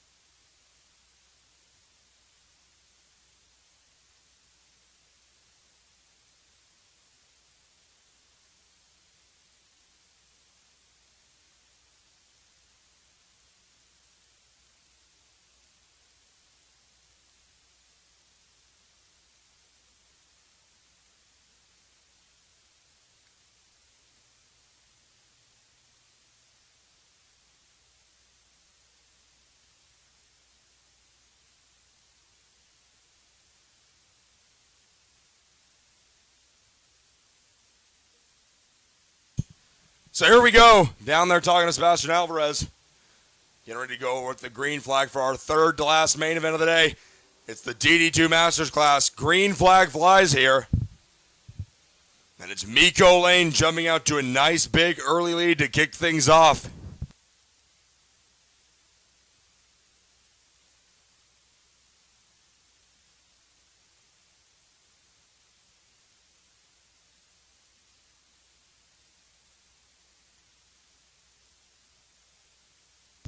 So Lane leads him out of the tree turn as they get ready to end the first lap. Wow, and he goes off-roading. Miko Lane says, why use the pavement when I'm out in front when instead I could just go off-roading?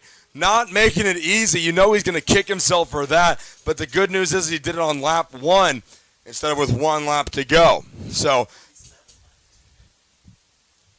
yeah, he's still got 27 laps to go in this main event, folks.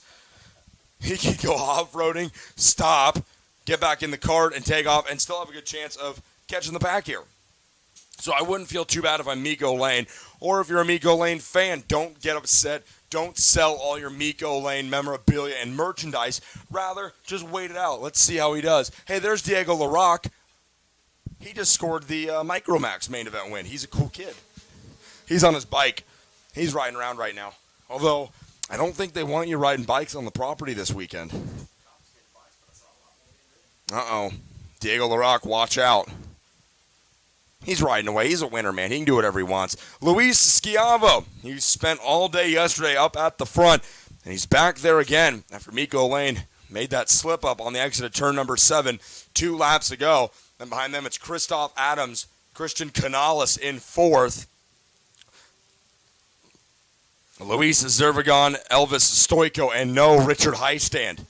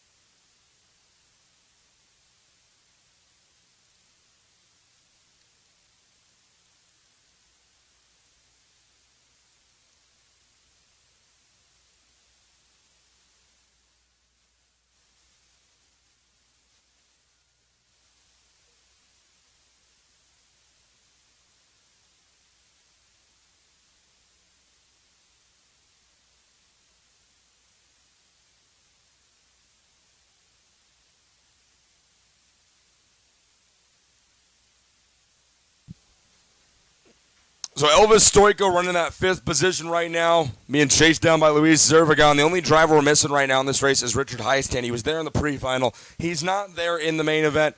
Not exactly sure what happened. Might have had something to do with a little bit of on and then off-track discussions and maybe altercations, if we want to use big words, that he had with some other drivers. But the main point is that Richard Highstand is not on the track right now, so that cuts us one competitor, and Highstand was quick. I think you could have certainly seen him race for a podium today, but unfortunately, some decisions on his part have led him to not be included in this race.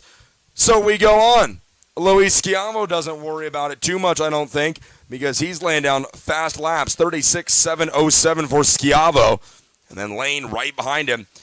Miko Lane not recovering as really well as I would have expected. But then again, what can you ask when the guy in front of you keeps going faster and faster? 36.673 for Luis. Purple lap after purple lap, meaning, of course, that he is the quickest driver on the track. Lane runs 2nd, Christoph Adams 3rd, Canales 4th, Stoico 5th, and Luis Zervagon caps the field off in 6th position right now here in Crosslink Powder Coating DD2 Masters.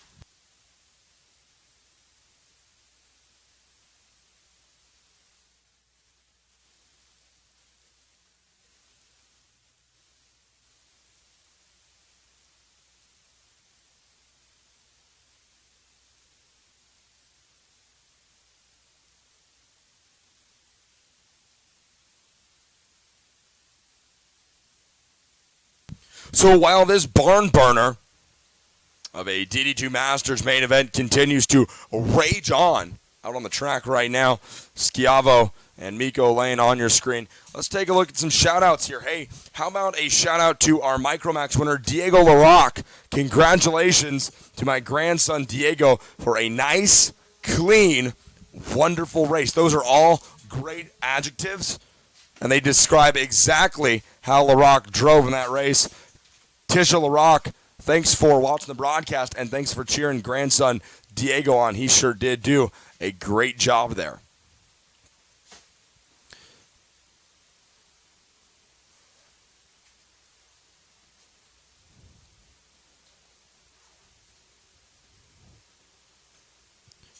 We got another shout out here going to Dev Gore. Says, I'm watching from Houston, Texas, and could not be more proud. Love you, little bro. It looks like it's come from Meg Gore. I hope I'm saying that name right. Shout out to Nick. Hard work is paying off. Your chauffeur back home, Doreen. That's to Nick D. Orlando. We may have already read that one. Good luck, Harry Colton. Keep up the good work from Caroline Peter and JC in Lancashire, United Kingdom. Thanks for watching, guys. Shout out to Elvis Stoico from the Minottis here in Toronto. Frank Minotti, thank you for watching, sir. Elvis can't hear you right now, but I'm sure he appreciates the well wishes. And that's it for shout-outs. If you have someone that you'd like to say hi to, or comments, questions, concerns, send them to live at FloridaWinterTour.com. We'll read them. That is if I'm not too busy trying to catch my breath. Checking back in right now, there's Christoph Adams on your screen. He runs third, the point leader coming into the weekend. Ahead of him, you see Miko Lane and Luis Schiavo. Behind Adams, you'll see Christian Canales, Elvis Stoico, and Luis Zervagon as we continue to work through here. 12 laps down in our DD2 Masters main event. 12 laps down, 16 to go.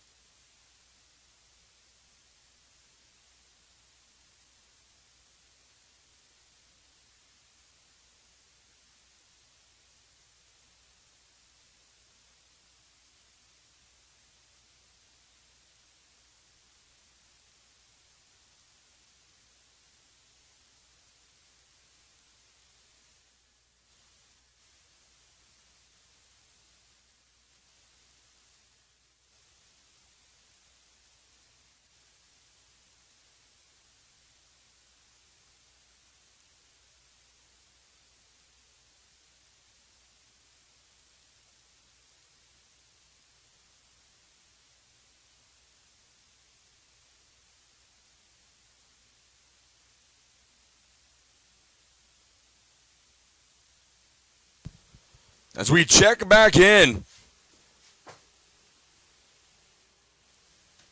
with this intense racing on the track in DD2 Masters. Luis Schiavo right there. Miko Lane in second, Christoph Adams third, Canales fourth, Elvis Stoico fifth, Luis Zervigon. We've read the order so many times from first to sixth. Now let's do it sixth to first. Luis Zervigon running sixth, Elvis Stoico fifth, Christian Canales fourth, Christoph Adams third, Miko Lane second, and yep, you guessed it, Luis Schiavo out in front. DD2 Masters still doing a little bit of work to grow that class, obviously, here in the United States. But if you take the explosion in growth when it comes to that DD2 senior class that we've seen in 2015, I would go ahead and expect that DD2 Masters is going to see hopefully close to some of the same growth. Not sure. I certainly cannot predict futures. But I would expect, but if I had to guess, I'd like to see some growth in the class. I'm sure the folks at Max Speed would agree with that. But again, I've always been a big believer of quality over quantity. I'd rather see 6 guys out there like we have right now racing and really battling and being close to one another than having 30 and it just being a blowout in one way or another. So inside of 10 laps to go here. Not much change out the front as Luis Schiavo still leads. Miko Lane in second. Christoph Adams third. Canales fourth. And Elvis Stoico rounds out your top 5 here with 8 laps to go in Crosslink Powder Coating DD2 Masters Round 5 main event.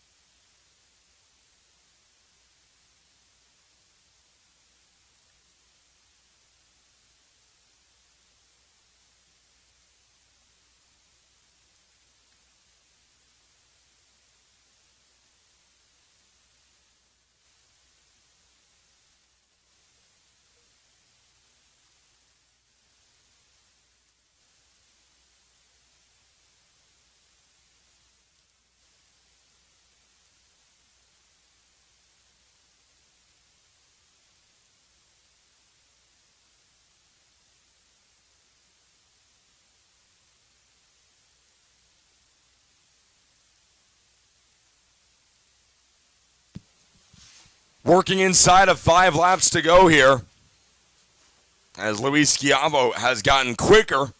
Not surprisingly, 36.41.54 Schiavo. Lane comes across the line about 2.5 seconds back in second place. Christoph Adams, 0.8 off of him in third. Canales, 2 seconds back in fourth. So, challenge for that last step on the podium. We're not really expecting to see anything there, but we could see a fight and a trade for the second spot on the podium. There you see Christoph Adams coming out of turn 5, heading for 6. He runs in third. Your championship point leader needs to stay ahead of Christian Canales and Miko Lane. So Christoph Adams is pushing very hard to take second spot away from Miko Lane, as that will have championship standings implications here.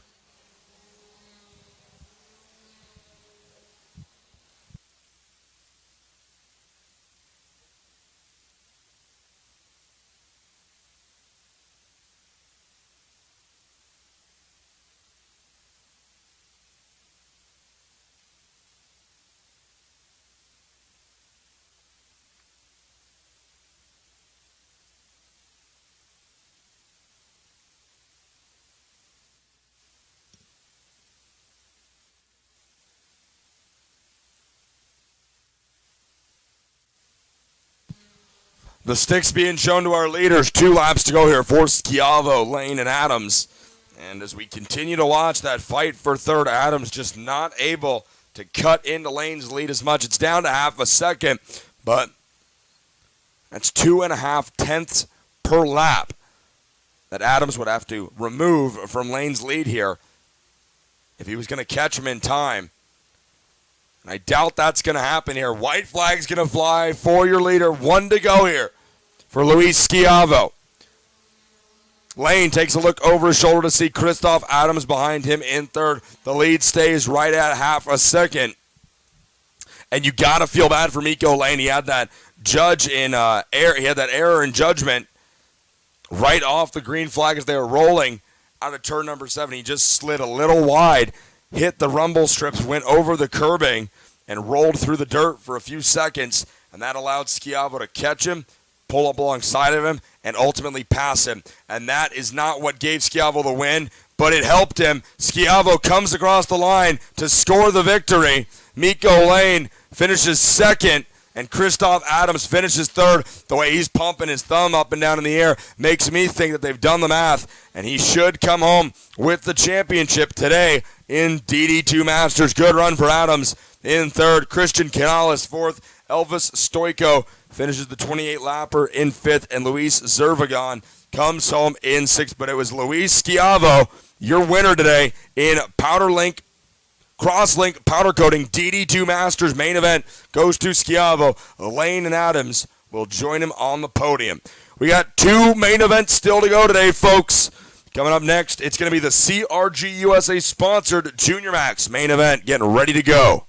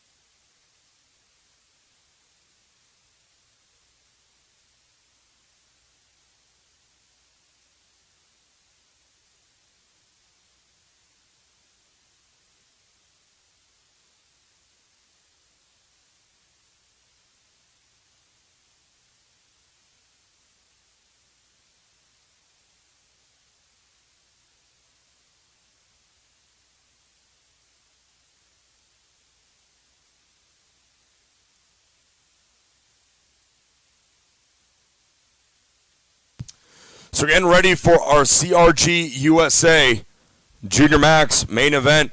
Shout out to Anthony Ganji Jr. Don't call him Ganji because it's Ganji. Go Ganji, go. I love you and I'm praying straight through. Love Mama Ganji, all your brothers and sisters here at Ocala Racetrack. How about one to Tyler Bruno? I'm proud of you. Race your best and have fun from Dad.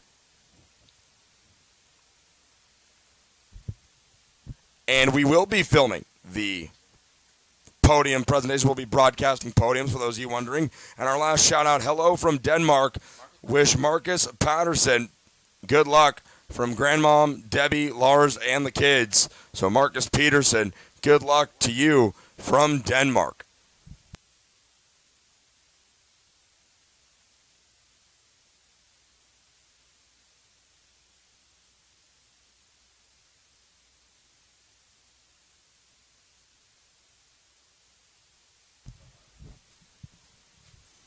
And while we have a break in the action, before he gets too upset and tries to take me to Canadian court, don't forget Cody Schindel is here this weekend, ladies and gentlemen. He's taking very pretty pictures, so you need to take your time and head over to that CKN tent and see what he is selling, because they're photos of you.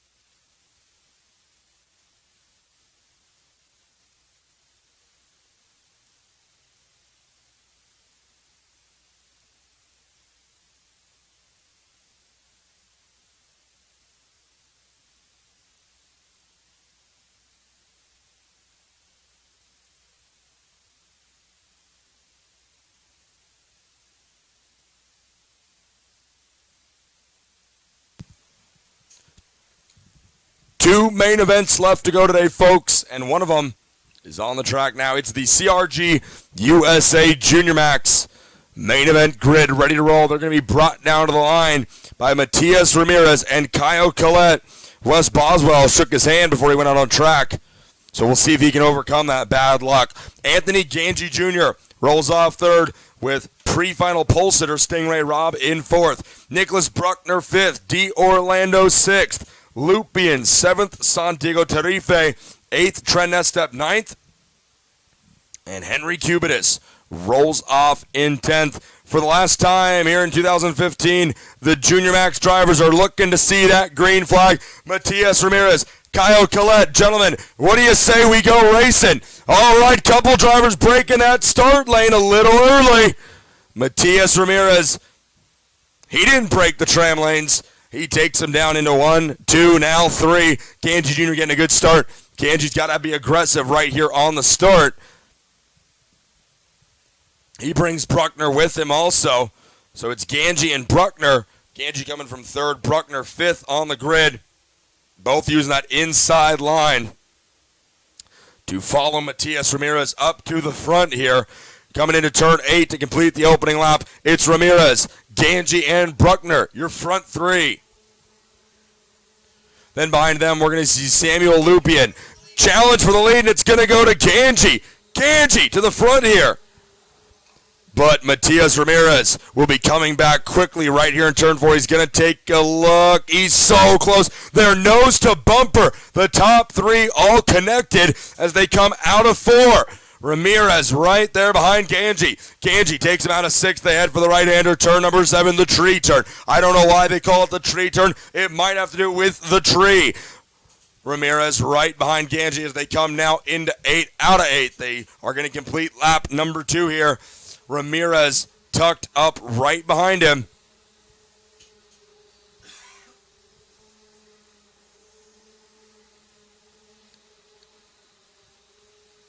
This turn 4 area they're in right now is a great opportunity. It's a great passing zone. But if you can time it right, like Matias Ramirez just did, you can use 4 to get a run into 5. And then Ganji answers right back in 6. Oh, man, the battle for the lead here already so intense. Ganji Jr. takes a look over his left shoulder to see exactly where Ramirez is. It's 3 Tony karts, then a Cosmic, the front 4. Now Ramirez pulls to the inside in turn 1. He's got the lead. So your pole sitter, Matias Ramirez, takes back the top spot. Ganji's going to look here on the inside of 5. Not close enough yet. We got 1 driver off in turn 2. You saw the barriers pushed out and a little bit of dust kicked up. Let's see what Ganji can do here as they head into 8. Not close enough yet. Does a good job of closing up under braking. And it's Bruckner, Stingray, Rob, Kyle Collette, your top 5. Matias Ramirez goes purple until it's Michael D'Orlando. And what have I said? I've probably seen more purple laps this weekend from the D'Orlando brothers than anybody else. Both Michael and Nick have done a great job when it comes down to it of laying down fast laps no matter where they're at on the track. Both these guys are able to put their heads down and lay down really impressive lap times. It's cool to see. D'Orlando runs 10th right now behind his Kuna USA teammate Roman DeAngelis in 9th. Santiago Tarife in 8th. Lupien 7th. Trent Estep 6th. Kyle Collette 5th. Stingray Rob 4th. Ramirez, well, that's not right. Yes, it is. Ramirez is back to 3rd. We see Nicholas Bruckner in 2nd. Ganji takes him up into 3 now. 4. Wins Bruckner going to make his attempt. These Junior Max drivers have been so close all year. Ganji Jr. picked up the round 2 victory back at Homestead in January. And now we see Kyle Collette trying to muscle his way around Ramirez, and he does it. Kyle Collette goes from 5th to 4th. Although that Stingray Robbie made his way around. I apologize.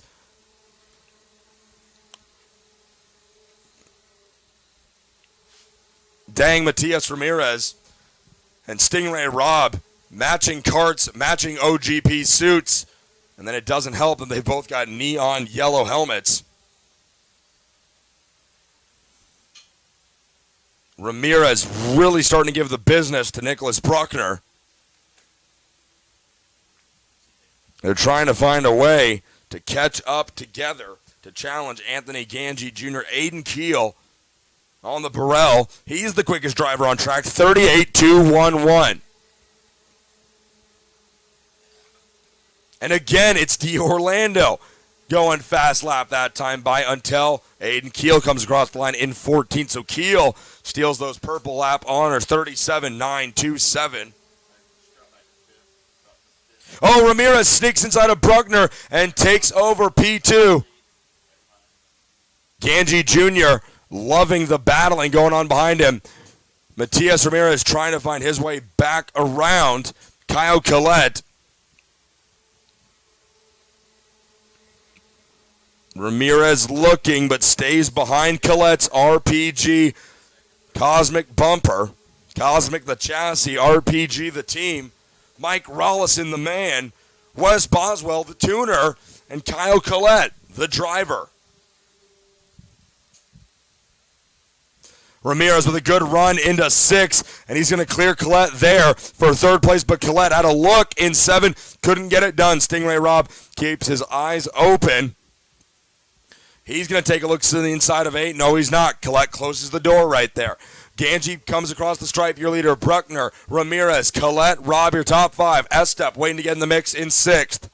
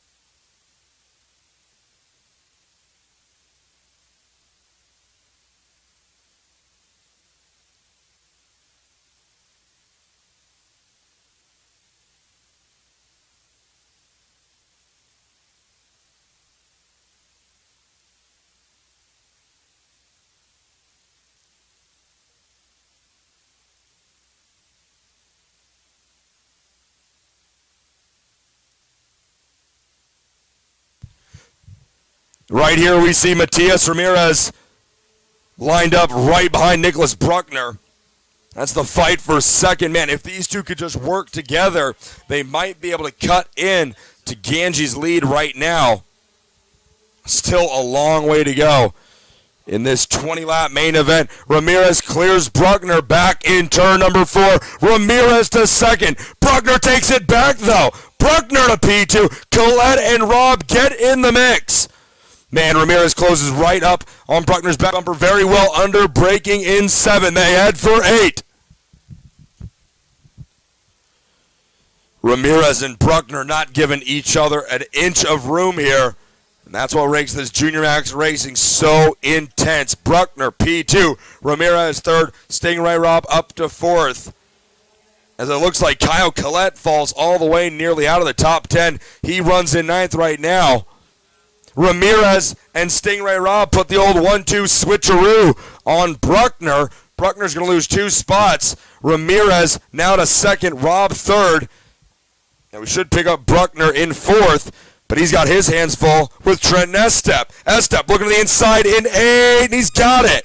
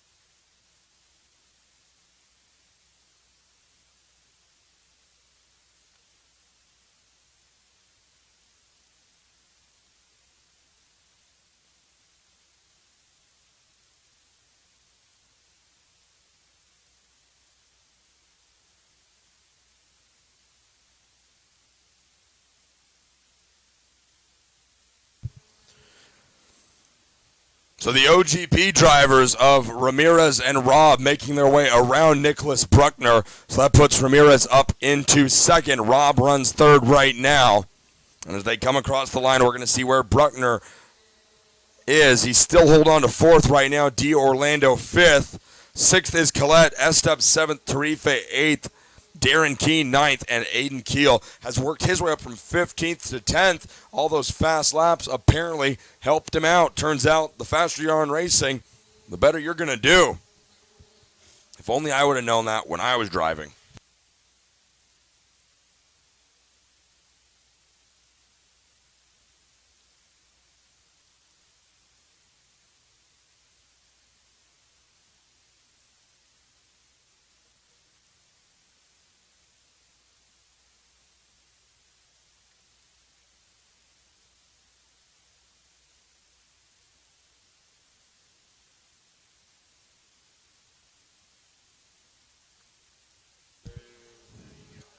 Now we join the battle for about 6th and 7th place. Trent Estep, Kyle Collette.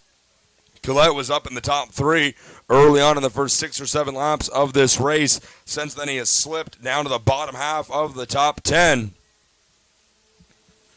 As we see him right here, it's Estep, Collette, Tarife, Keel, and Eves making up your top 10 right now. Then behind Eves, it's the 245 of Keene and the 213 of Marcus Peterson.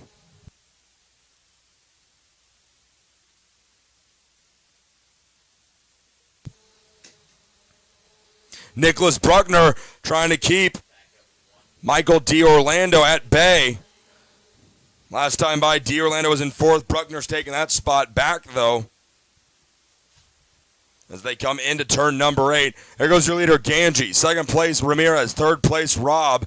4th place, it's going to be Bruckner. 5th place, D'Orlando. 6th place, Estep. 7th place, Collette. 8th place, Keel. And then 9th place is going to be Santiago Tarife. 10th is the comp cart from J3 of Braden Eves.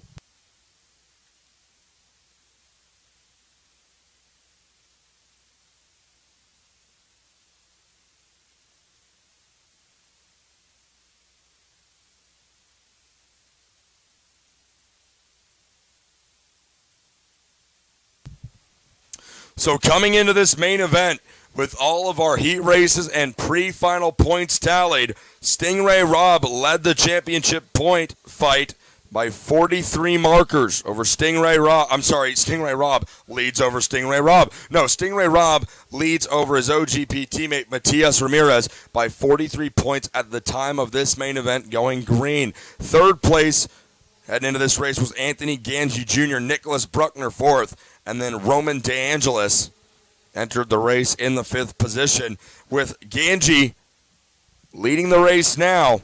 Should he pick up the victory, he would earn the championship, it sounds like.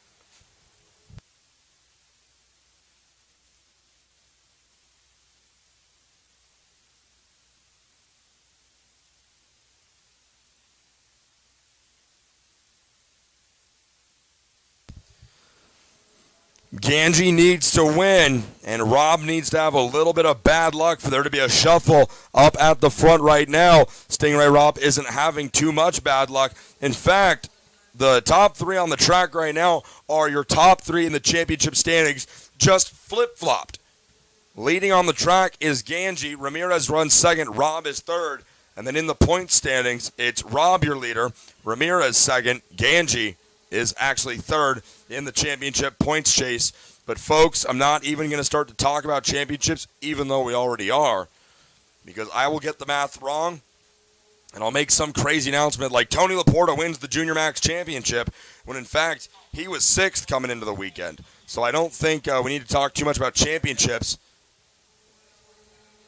The numbers will work themselves out. These guys and girls are just focused on doing as good as they can in the race they're in right now. This final weekend, we saw qualifying on Friday, Super Pole Saturday morning, 3 rounds of heat race made yesterday, a pretty quick and short day. And then today, Sunday, we ran our pre-finals, and now we find ourselves knee-deep in main events. Stingray Robb goes purple, 37.504. He cuts the lead that Matias Ramirez has over him down to 0.2 of a second. There we see on screen Nicholas Bruckner and Aiden Keel.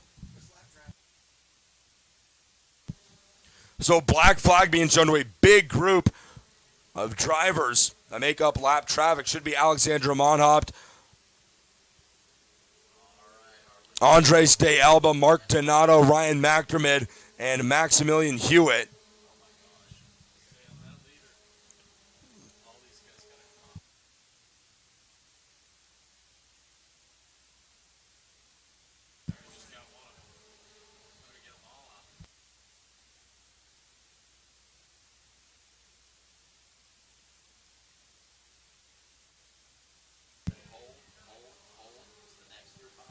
So the black flag still being shown to a large group of lap traffic carts. It's Florida Winter Tour policy to remove lap traffic, especially in a championship main event like this.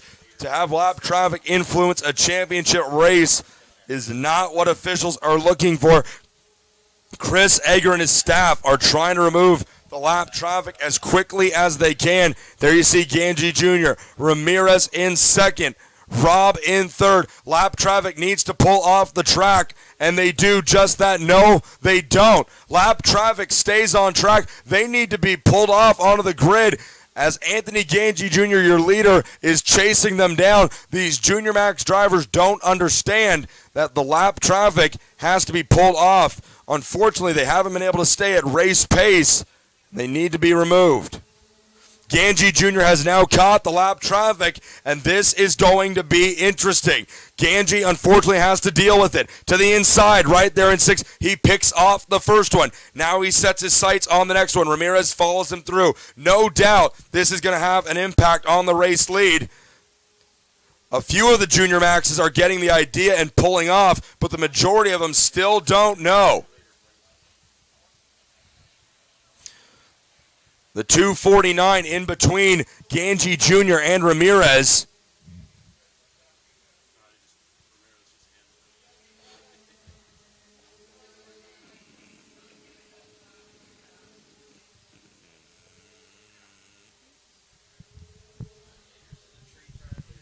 So the lap traffic, thankfully, not having too much of an adverse effect on our race leaders. It tightened things up a bit. White flag's going to fly here. Some late race drama with all that lap traffic, but it's not going to play a hand in it. I don't think Ramirez is close, but he's not close enough. This is for a championship fight. I'm not sure who's going to come out on top here. Ganji's going to do well if he can win this race, but Rob, the point leader coming in by 43 points, is going to finish third, so I'm not sure where the championship's going to shake out, but I can tell you how the round 5 race is going to shake out. Coming out of the final corner, picking up the Junior Max victory is going to be Anthony Ganji Jr. Matias Ramirez comes home second. Stingray Rob, your point leader coming into the weekend, finishes third. Trent Nestep darts across the inside of the straightaway. He holds on for 6th. Aiden Keel was 5th. Nicholas Bruckner 4th. Michael D'Orlando 7th. Tarife 8th. Kyle Collette holds on for 9th. And Darren Keene rounds out our top 10 here in the CRG USA Junior Max main event. Ganji Jr., Ramirez, and Rob take it to the scale line. Now we'll go to work on crunching the numbers and see where we end up at the end of this championship fight. Good news is that lap traffic did not play a role in the outcome of that race. Ganji Jr. holds on for an impressive victory over Matias Ramirez and Stingray Rob. So we're going to go to our grid now and get ready for our final race of the day, final race of the weekend, final race of the season. Garrett Potter, all good things must come to an end. Are you ready for this last race? Yeah, I'm excited. It's been an awesome 3 months, and I want to say thanks to everybody, the staff, drivers. It's been amazing first year for us. We only look to build on this, and we can't ask for much better results than we've got. Garrett Potter sure is right. It has been an awesome 3 months. And, folks, the fun isn't going to stop here, because as the Florida Winter Tour wraps up today, we're going to be right back on the road in less than 2 months when we head to Dallas, Texas for the opening weekend of the U.S. Open. And then from Dallas, they head to Grand Junction, Colorado, and they'll end the season in Las Vegas, Nevada. Garrett, that U.S. Open, it's going to be a proper national championship hitting big regions all over the country. Tell me a little bit about that series and what Max Speed has planned for it. Well, as everybody knows, it's a new series, so but we're very excited. We opened registration, last Monday. The initial registrations have been amazing. We're getting flooded with them already, so we're excited to get to Dallas. Small break between here and there, but I think we're all ready for it. We just are very excited. I can't say how much we're excited about the Florida Winter Tour. I want to thank all the track owners, all the support from the drivers, track owners, and staff. But we're looking forward to May. DKC, we're ready. The U.S. Open, Max Speed's first swing at a national touring championship. He just said it. We go to Dallas in May. Grand Junction. It's a boring town, cool racetrack. in June, and then we're going to end things up in Las Vegas, Nevada. Garrett, the classes that are going to be offered, sounds like Rotax, stock motor. Are you guys ready to put on 2 big classes of races? Absolutely. Our customers are ready. We're ready. It's going to be exciting. We expect some big numbers and some fantastic racing. And as everyone knows, the U.S. Open being born not so much out of Max Speed's idea, but more the teams and the shops coming to you guys and asking for a national championship like this. Yeah, they approached us, last year sometime, and we were already planning some stuff with the Rotax programs to add a few more events. Our shops wanted some more time on track, and this kind of came up, and the customer spoke, and we listened, and we're going to try and deliver. Yeah, the U.S. Open, its inaugural season coming up this year. Dallas Karting Complex, Grand Junction, Colorado, and then the Link Hotel going to be the site of the final round of that championship. Hey, I also heard we're trying to plan a pretty big fancy dinner, the championship banquet. Any news about that? Yeah, we're going to keep that under wraps, but yeah, we plan on doing something pretty big for the championship. Hashtag teaser. So stay tuned, folks, and keep your ears open. Kevin Adds planning some fireworks for the round 1, so you better be there. There's going to be fireworks in Dallas? Fireworks in Dallas. Fireworks in Dallas, folks. So if that isn't a reason enough for you to come to the first round of the U.S. Open, maybe all the great racing and the competition can do it for you. But I'll be there for the fireworks alone. And whatever happens after that, if I don't get fired before Dallas, I'm really looking forward to that. Garrett, thanks for stopping by and talking to us. The U.S. Open sounds great. The Florida Winter Tour, it's been a great 3 months. And we got one more race to go. Thanks for swinging by. Thanks, Tony. Appreciate everything. Garrett Potter, ladies and gentlemen, Chief Elf and Master of Promotions here at Max Speed. We appreciate the time, and we're getting ready to roll with our final main event of the day. You see him right there, Kyle Kirkwood, Oliver Askew. It is the Heavyweight Championship main event of the 2015 Winter Tour, folks. You're not going to want to go anywhere. They're about to leave the grid and head out on track.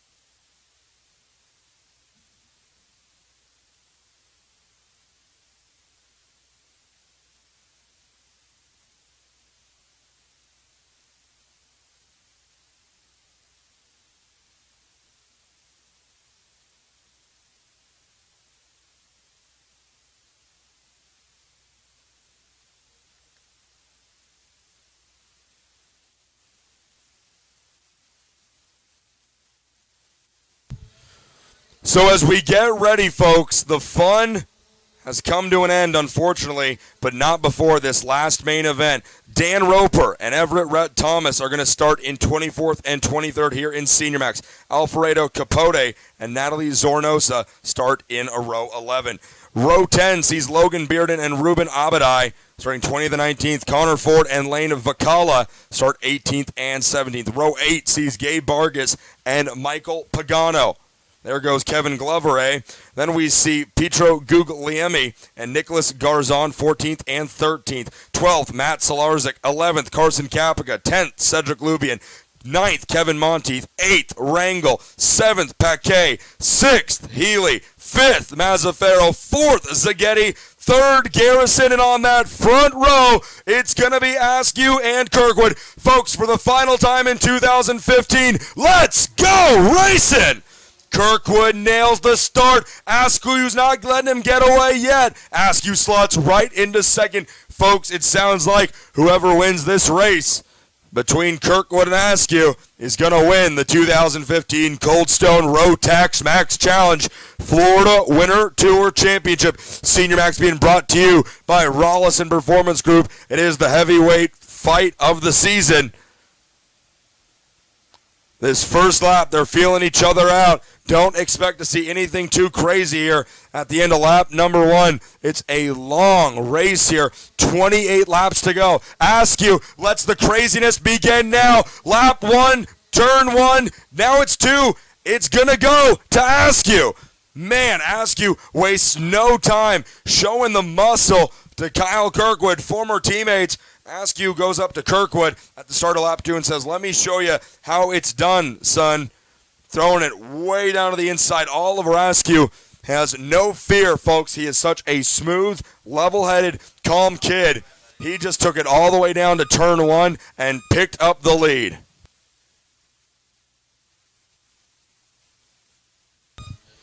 Askew defends way down to the inside. Kirkwood tries to get a little bit of a run going, but like I've said all day, you can't pass to the inside if there is no inside. Morgan Healy, she goes purple that time by 37.780, and your front 4, nose to tail, it's Askew, Kirkwood, Zaghetti, and Mazzaferro. No, that's not Mazzaferro. That looks to be an energy chassis. No, it's the Cosmic of Kevin Monteith.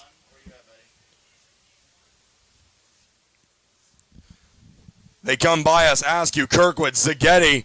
Zaghetti and Kirkwood take it down to the inside.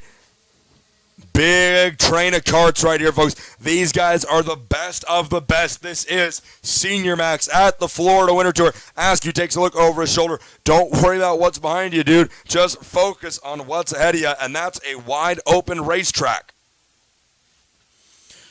Arguably, nobody has any more laps on this track than the guy who's leading them right now, Oliver Askew. Spent so much time with the Ocala Grand Prix. Picked up a lot of race wins and a lot of championships.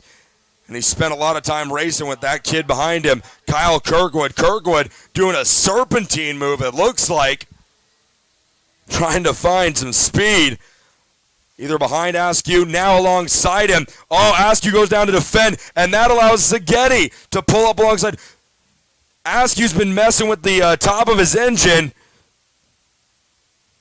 He lost focus for just a moment. He's regained. He's now in third. Zaghetti leads. That's Mazzaferro in second. Askew third. Kirkwood fourth. So the championship rivals, when one falls, they both fall. Chris Egger pointing at that lead pack as they go by, reminding them to keep it clean, guys. Still a long way to go. Over 20 laps left in this main event. You may get a lot of laps racing other places, but you don't get as many laps as you do here at the Florida Winter Tour. And we want to see who the best of the best is. We're going to test everything from endurance to speed. All of that and more being put to the test here in our Senior Max main event. 28 laps, the scheduled distance. 6 down, 22 to go. Askew goes purple, 37.276.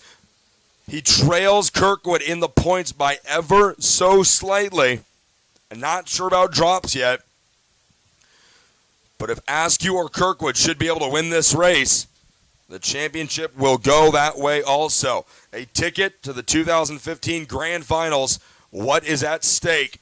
Now, both Askew and Kirkwood have made their way around Mazzaferro. That promotes Askew to second, Kirkwood to third. Zaghetti leads them down. The gap, last time I was 0.3, it's now 0.7 of a second. Zaghetti helping his cause by going purple. 37.246 for Zaghetti. Askew right there on your screen coming out of 4 in second. Now they come through 5 heading for 6. It's Kirkwood in third. Mazzaferro fourth. Matt Solarzik in fifth. Christophe Paquet in 6th. Loopy in 7th. Rangel 8th. Garrison 9th. Monteith 10th. Askew's got to stay smooth right here and not worry so much about Kirkwood and focus on running down Zaghetti. 0.7, the gap from first to second right now, and it's not helping either one of these guys, Askew or Kirkwood, that they're involved in a dogfight right now. with Gianfranco Mazzaferro, because all that does is allow Zaghetti to lay down fast, smooth, consistent laps and pull away from these guys.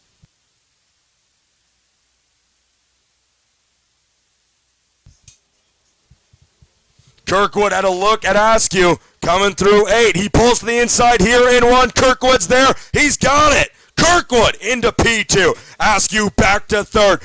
Mazzaferro behind him, watching in 4th. How does Askew return to the challenger? Right there in 4. That's how he returns. He takes 2nd back. Kirkwood drops a spot to Mazzaferro. Kirkwood in 5th. Mazzaferro 3rd. Kirkwood is 4th. Askew 2nd. Zaghetti your leader.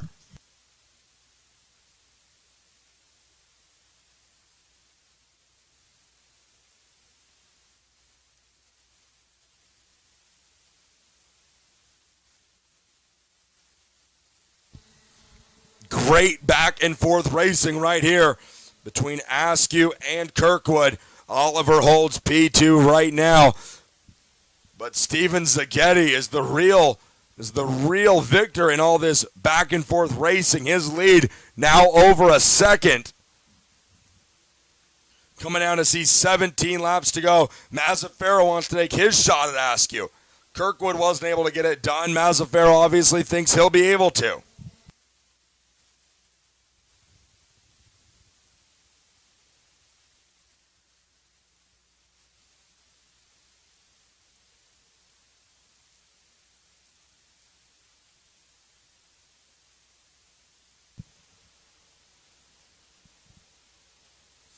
So you can just see the gap between first place driver Zaghetti and second place Askew. Kirkwood throws it to the inside in turn 7, and he clears Mazzaferro. And Kirkwood, now that he's passed Mazzaferro, has the tap the helmet sign going. Let's work together. I always find it interesting that drivers are interested in working together only after they've passed the guy in front of them.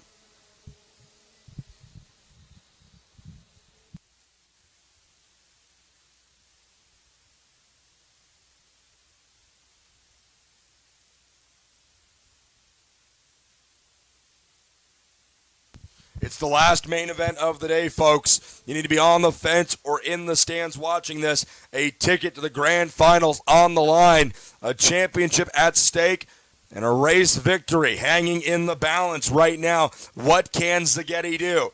If Askew gets this gap from Kirkwood, which he's working with right now, that's bad news for Zaghetti. Right now, the lead is 1.1 seconds. First back to second. From Askew back to Kirkwood, it's only 0.2. Who finishes ahead of Hugh here in this race will decide the championship. Askew has the top spot now in the fight. Kirkwood runs 3rd on track. Mazzaferro 4th, Lupian 5th.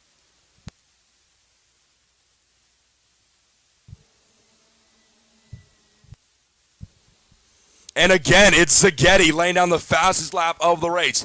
36.877.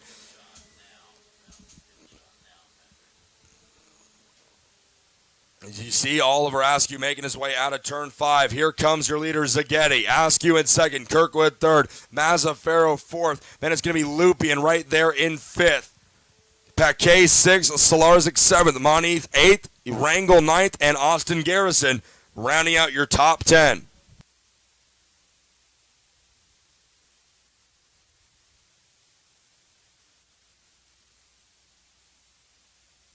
So Oliver right now doing a good job at spacing himself out. It's just nearly 0.3 of a second from Askew back to Kirkwood.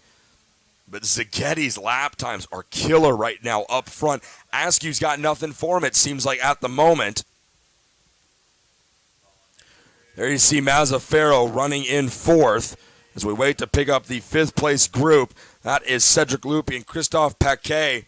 And Matt Solarzik running 5, 6, and 7 right there on the screen as they come out of 8.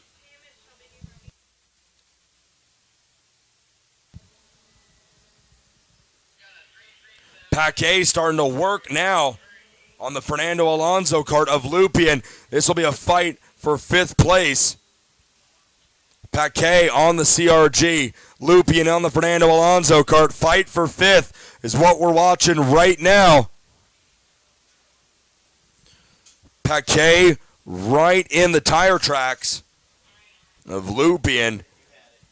Just trying to force the issue a bit here. Still 10 laps to go when they get back to the line for our leaders. 11 to go for that group. Paquet pulls to the inside in one. There it is. The fight for fifth goes to Paquet. And Lupien on that Fernando Alonso kart, the Canadian. All he can do right now is watch as the CRG of Paquet takes over the spot that was once his. Good move right there for Paquet.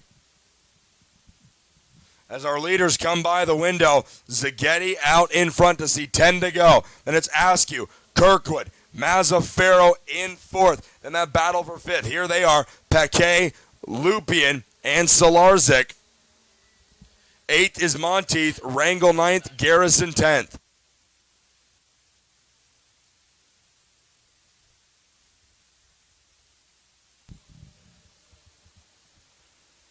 As Kirkwood and Askew continue to battle, Zaghetti's lead levels off at 1 second even.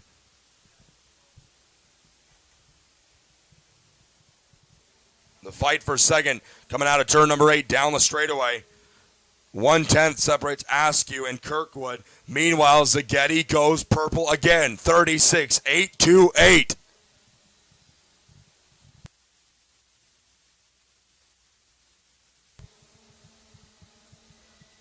The laps clicking off here. In 15th place, we see Everett Rhett Thomas, who has really got a good race going. Everett coming from 23rd on the starting grid. Heck of a run for that young driver. Nicholas Garzon running 14th. Connor Ford 13th. Morgan Healy. Apparently the adjustments they made on that car taking it backwards. She runs 12th right now. Pagano is 11th. Garrison 10th. Hugo Esteban Wrangel 9th. Monteith 8th. Solarzik 7th. Cedric Lupien and Christophe Paquet still battling for 5th. Mazzaferro in 4th. Then the battle for 2nd. We see it right there. Kirkwood in 3rd. Askew in 2nd. And now Askew, quickest driver on track. 36-819. Still trying to run down Steven Zaghetti. It's better to be fast in the back half of the race than the front half. And that may be what Askew and Kirkwood have working for him. It is. Lap 20 was Askew's quickest lap. Lap 21, Kirkwood's quickest lap. 36-790 for Kirkwood.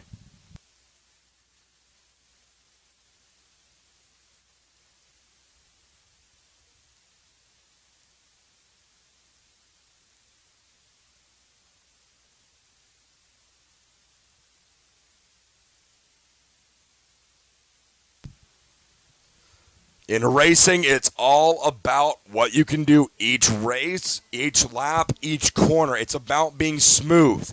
It's about hitting your marks. It's about being consistent. And that is what has been so much fun to watch in all these competitions this year along the 2015 Florida Winter Tour. Whether it's a passing fest like we just saw in Junior Max or more of a methodical work together to cut into the lead like we see here in Senior Max. It has been incredible to watch the level of racing here at the Florida Winter Tour. Kirkwood and Askew, two guys, two rivals who should be working against each other every chance they get, are in fact doing the opposite and have hooked up to chase down leader Steven Zaghetti. But thanks to the will and determination and probably tuning and talent of Steven Zaghetti, that isn't exactly happening. Steven Zaghetti goes purple, 36-746 on lap 23 of this race, 5 to go, and Zaghetti continues to get quicker.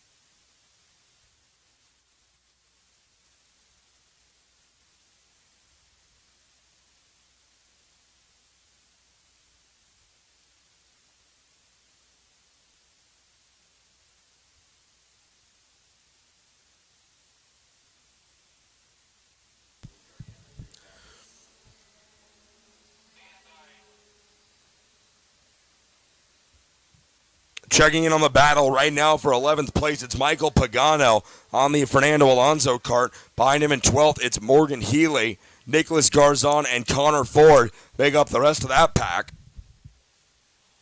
as they race for 11th, 12th, and 13th, just trying to claw their way back into the top 10. Folks, at the front, though, Steven Zaghetti brings them out of 7 into 8. He's going to see the sticks here. 2 laps to go, and Zaghetti's lead is 1.3 seconds. Morgan Healy's going to lose a spot there to Nicholas Garzon. And again, Zaghetti goes purple, 36.740. Great lap for Zaghetti. He only gets quicker. I hate to say it, but I think time has run out. I think time ran out about 6 laps ago, unfortunately, for Oliver Askew and Kyle Kirkwood. So the fight is now between them for second place. White flag's going to fly this time by. Folks, there's 1 lap left in the 2015 Cold Stone Florida Winter Tour. It's been a treat. Let's see how it ends. Zaghetti wants it to end his way, and it looks like it's going to. All he has to do is stay smooth. What about Askew and Kirkwood? Who's going to come out on top in that fight? Zaghetti checking out for the race lead, more than likely the victory. We stick now to second and third. It's Askew and Kirkwood. Kirkwood's not close enough to try anything. Coming out of the final corner to end the Winter Tour, your last race winner is going to be Steven Zaghetti. Askew comes home second. Kirkwood brings it home on the podium in third place. How about the fight there between Askew and Kirkwood, ladies and gentlemen? Mazzaferro, 4th. Paquet holds off Monteith for 5th. Rangel, 7th. Cedric Lupian, 8th. Austin Garrison holds on for 9th place. And then there's Michael Pagano coming home in 10th. And that will do it. Steven Zaghetti.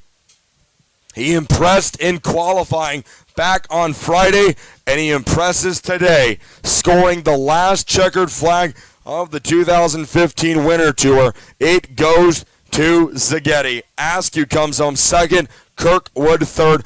Again, don't ask me about the championship. I don't know how that shakes out yet. We're crunching the numbers now. And as you see, Cam Ager rolling up the checkered flags. That will do it on the 2015 Cold Stone Florida Winter Tour, folks. We're going to broadcast podiums, but while I still got you here, thank you so much to everybody, to all of you back at home who tuned in to our broadcast starting back in January in Homestead, Orlando, and here in Ocala. Thank you for tuning in and watching. To all of our sponsors, we appreciate your support this year. Of course, Cold Stone, Chase Brash Racing,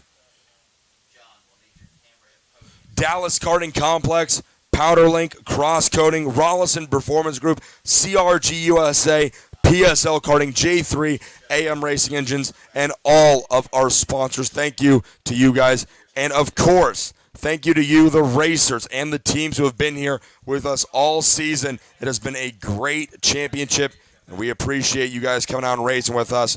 To the Max Speed staff and track crew, guys, great job. Thank you for a great Winter Tour. And, again, to everybody who tuned in and watched this year, thank you so much. We appreciate it. Carl and I and his whole crew, those guys work very hard. We are going to broadcast podium celebrations. They're obviously going to be a little ways out as we have to clear tech and set up the podium area. We hope that you stick with us and watch the broadcast of podium celebrations. We're going to talk to our championship podiums, see who they'd like to thank for a great season. But if this is where we say goodbye, thanks for tuning into a great season of Florida Winter Tour Racing. For Carl Rickert, I'm Tony Laporta. We will see you at the podium celebrations coming up in just a little bit.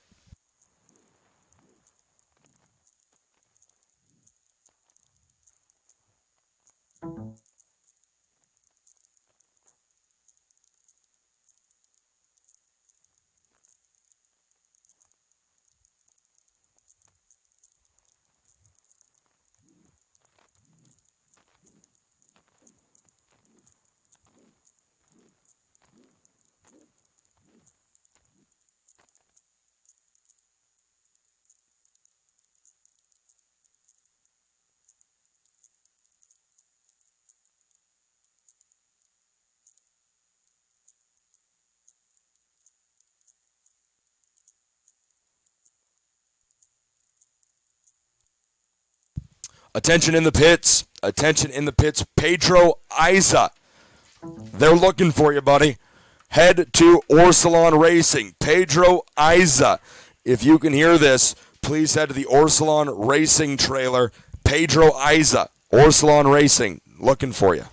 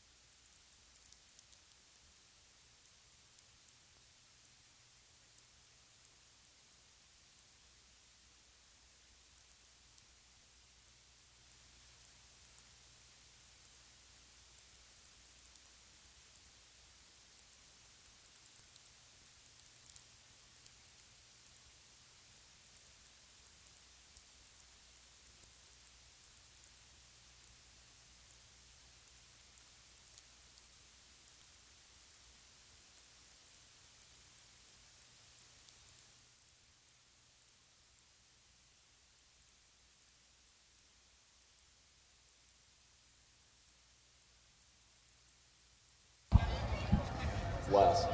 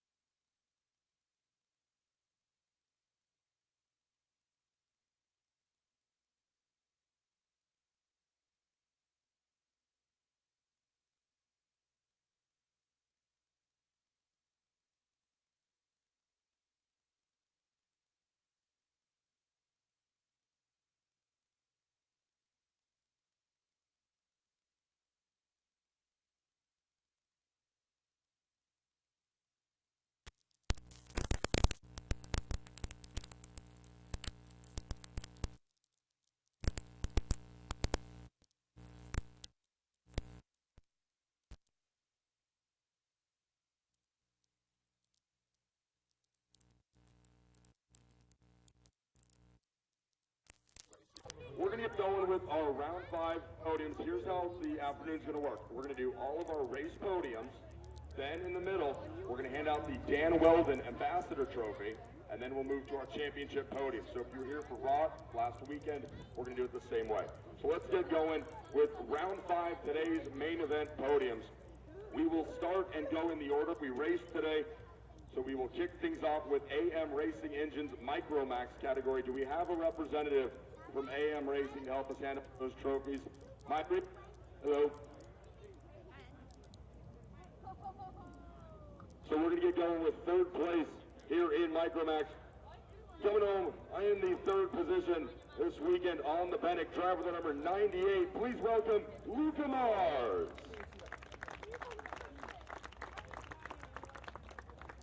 That's what I'm doing little by little so it doesn't feedback. Luca Mars coming home in third place. Good job this weekend, buddy. The front two had such a good battle going all weekend. It was a lot of fun to watch. Picking up second place honors in the last race of the season. Please welcome to the podium driver the number 26 Tony card, Ugo Chukwu.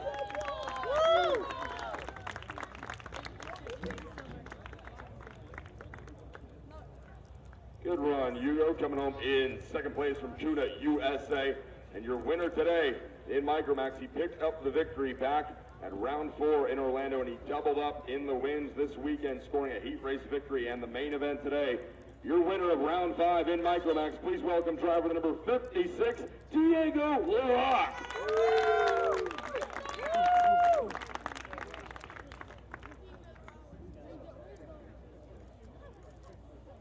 Third place driver Luca Mars, second place Ugo Chukwu, and your winner Diego Lerock. How about a round of applause for your round 5 Micromax podium, ladies and gentlemen.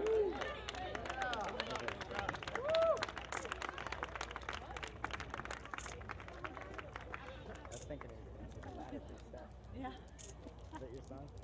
No. No, but he's so good.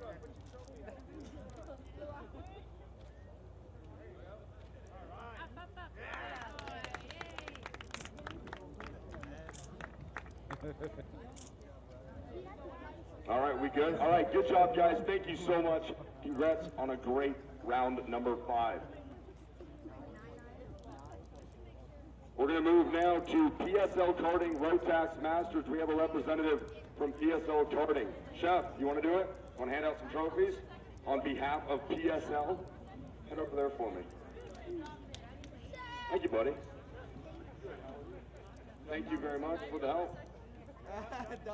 Dominic, you stay over there. Chef's got it handled. All right? You had your opportunity. Let's go here with PSL Karting Rotax Masters. Coming home in third this afternoon, driver the number 685 Marinello. Please welcome Bobby Green.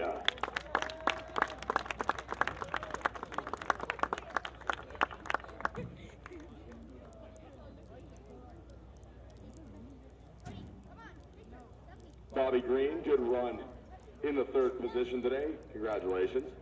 Yes, sir. Now we'll move to second place. It was, again, a really good battle. These two fought very hard towards the end of the pre-final. The main event was stretched out a little bit more, but the pre-final was a great race for both these drivers. Coming home in second today in Masters Max, please welcome driver number 628 Tony car, Scott Roberts.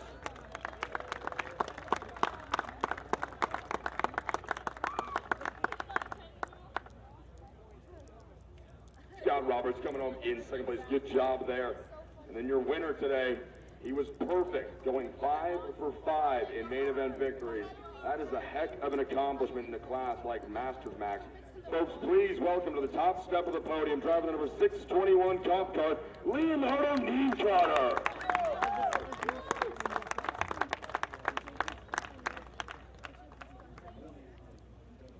Bobby Green coming home in third, Scott Roberts in second, and Nientrotter, your race winner. Round of applause for your round 5 Masters podium.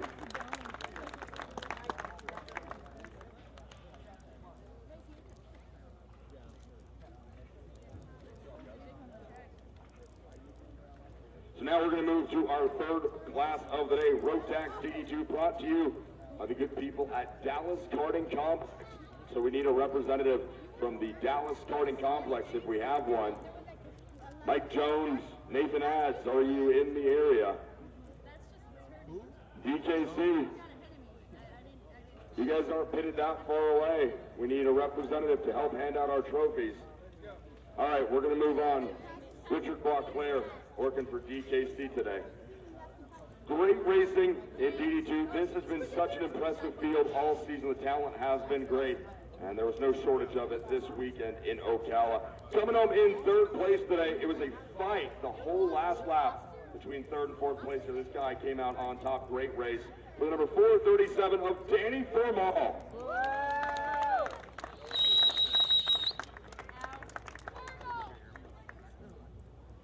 run, Danny. That's a shiny suit. Yeah, heck of the shoes, the shine in the suit. You know how to dress for a podium, my friend. Let's move to second place now. Driver number 444, please welcome Nick Neri.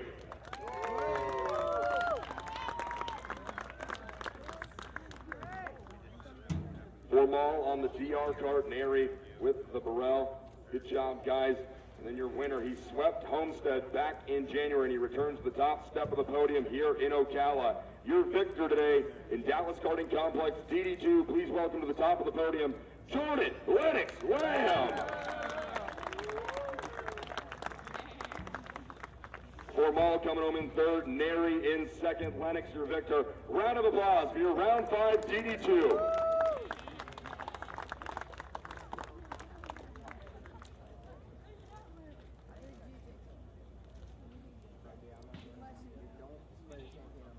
Good job, guys. Congratulations and thank you. We will now move to Rotax Minimax.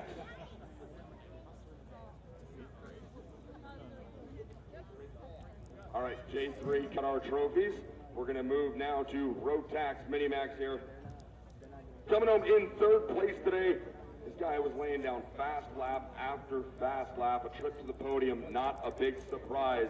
Coming home in third today, driver the number 115 Kuna USA Tony Car. Please welcome Nicholas D. Orlando.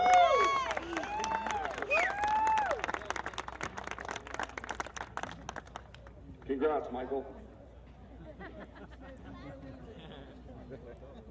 Nicholas D. Orlando coming home in third today. Good job. Finishing in the second position, driver number 118 Tony Car. Please welcome Matthew Latifi.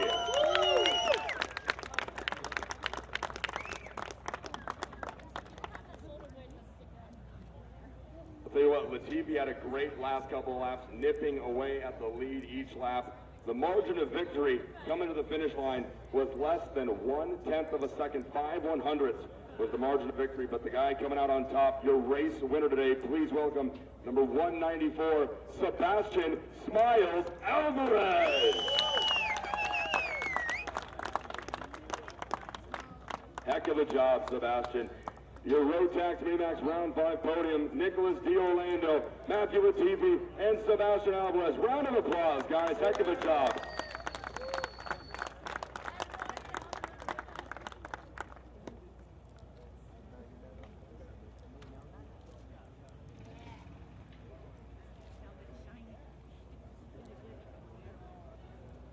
Good job, guys. Congratulations on a great last race.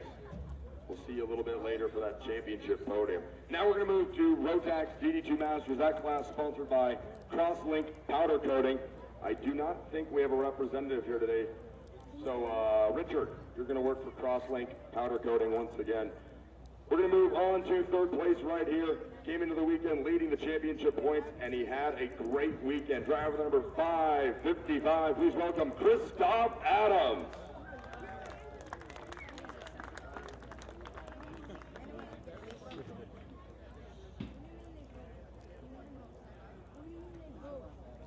Christoph Adams coming to the podium with a nice looking suit and no shoes. You have tan feet, sir. Good for you. Let's move to second place right now. Driver number 501. Please welcome Miko Lane. Miko, thanks for wearing shoes. We should have a no shoes, no shirt, no service policy here at the podium, but we're cool like that. Now we're going to move to the top of the podium here in Crosslink Powder Coating DD2 Masters.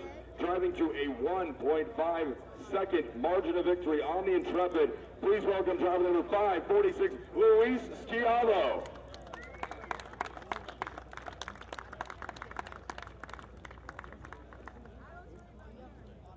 Luis, great job coming home on top. Nico Lane finishing second, and Christoph Adams drives to the third place finish. Round of applause for your round 5 DD2 Masters podium.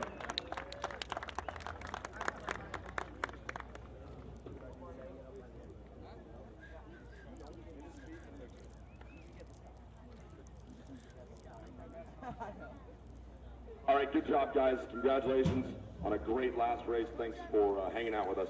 So we move now to our last two classes of the weekend, man. Talk about saving the best for last. Both Junior Max and Senior Max was so much fun to watch today.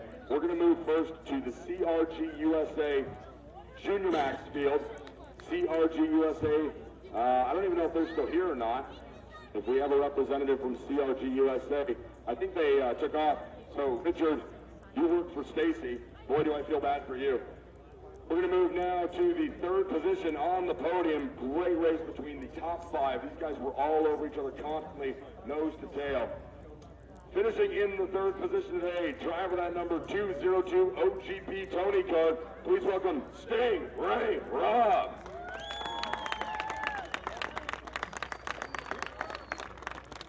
Good job, Stingray. Third place run today after a Super Bowl win, so good job, good weekend. Now we're going to move to second place in the CRG USA Junior Max field. Driver of another Ocala Grand Prix, Tony Kart. Please welcome driver number 258, Matias Ramirez.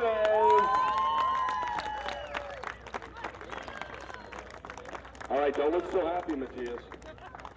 Seriously, and don't trip. Gravity, man.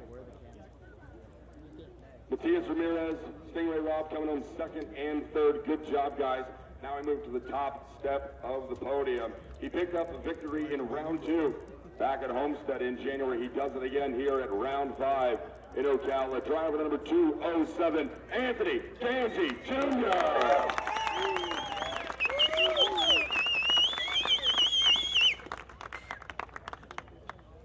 Stingray Robb coming up in third, Ramirez second, Ganji your winner. Round of applause, folks, for your round 5 Junior Max podium.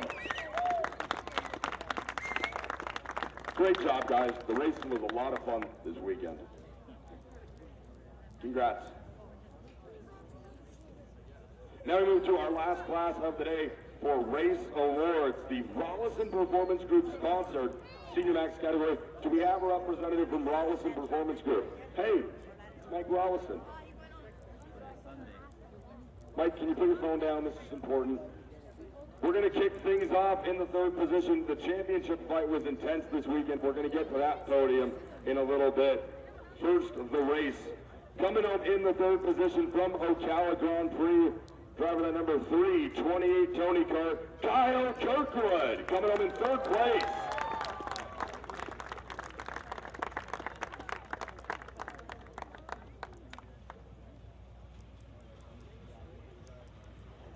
Kyle Kirkwood, good run in third place. And I'll tell you what, I got to give this guy a shout out. He drove the entire third heat race yesterday with one hand on his steering wheel, holding the fuel pump and the fuel line together.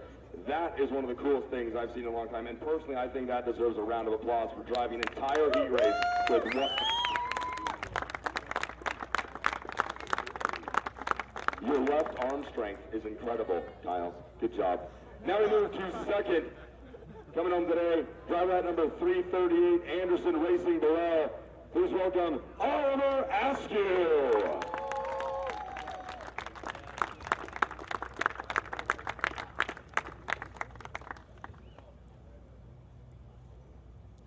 All right, so Kyle Kirkwood coming home in third, Oliver Askew finishing in second. Good job, guys. The racing between you two all weekend was a lot of fun to watch. But coming out of nowhere, making his Florida Winter Tour debut this weekend.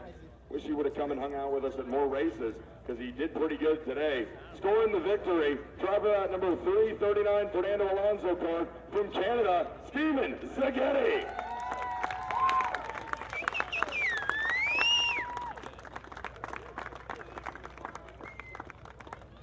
Kyle Kirkwood coming home in third, Askew in second, and Steven Zaghetti, your winner today in round 5. Round of applause, folks, for your round 5 Senior Max podium.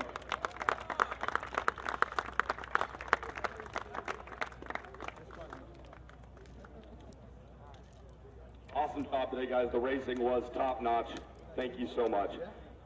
So now we're going to head, folks, to our intermission of the Podium Awards. We have our Dan Weldon Ambassador Karting Trophy to hand out, so we need Mike Marini and the staff of Kuna USA. If you are here already, please come up to the podium. If you're not here already, Oh, you are here.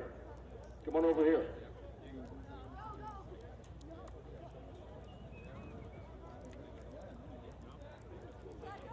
All right, guys, so this is something really cool. I'm going to let Mike explain it more, but we have Mike Marini, his wife Elena, and Mr. Chris Wheeler here to hand out the Dan Weldon Ambassador Karting Award. Mike, I'm just going to go ahead and let you explain it, and take it away, sir. Awesome, thank you. I'm not a very good public speaker, so I'm going to make my portion really short and quick. Richard gave me the opportunity to take over the award this year after purchasing the winter tour from Bill Wright. It's something, Dan was really close to all of us. Good friend of mine and Elena's, good friend of Chris and his whole family. So it felt right. It was a good thing for us to do.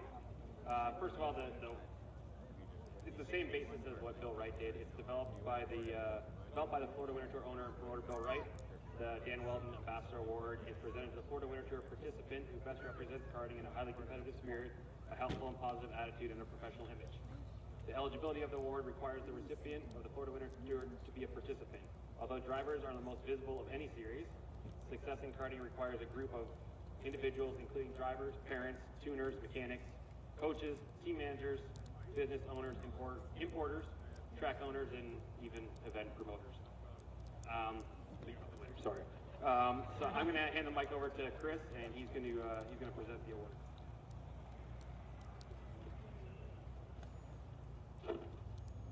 First off, I want to thank Mike and everybody for allowing me to speak today. This is very important, and it is a true privilege. Having the racing bug since a very young age, the 2015 Dan Weldon Ambassador Award winner has been a driver, a coach, a mechanic, track operator, a racing school coordinator, and most importantly, a healthy and fresh face for the sport of karting. The 2015 award winner and Dan Weldon have a lot in common.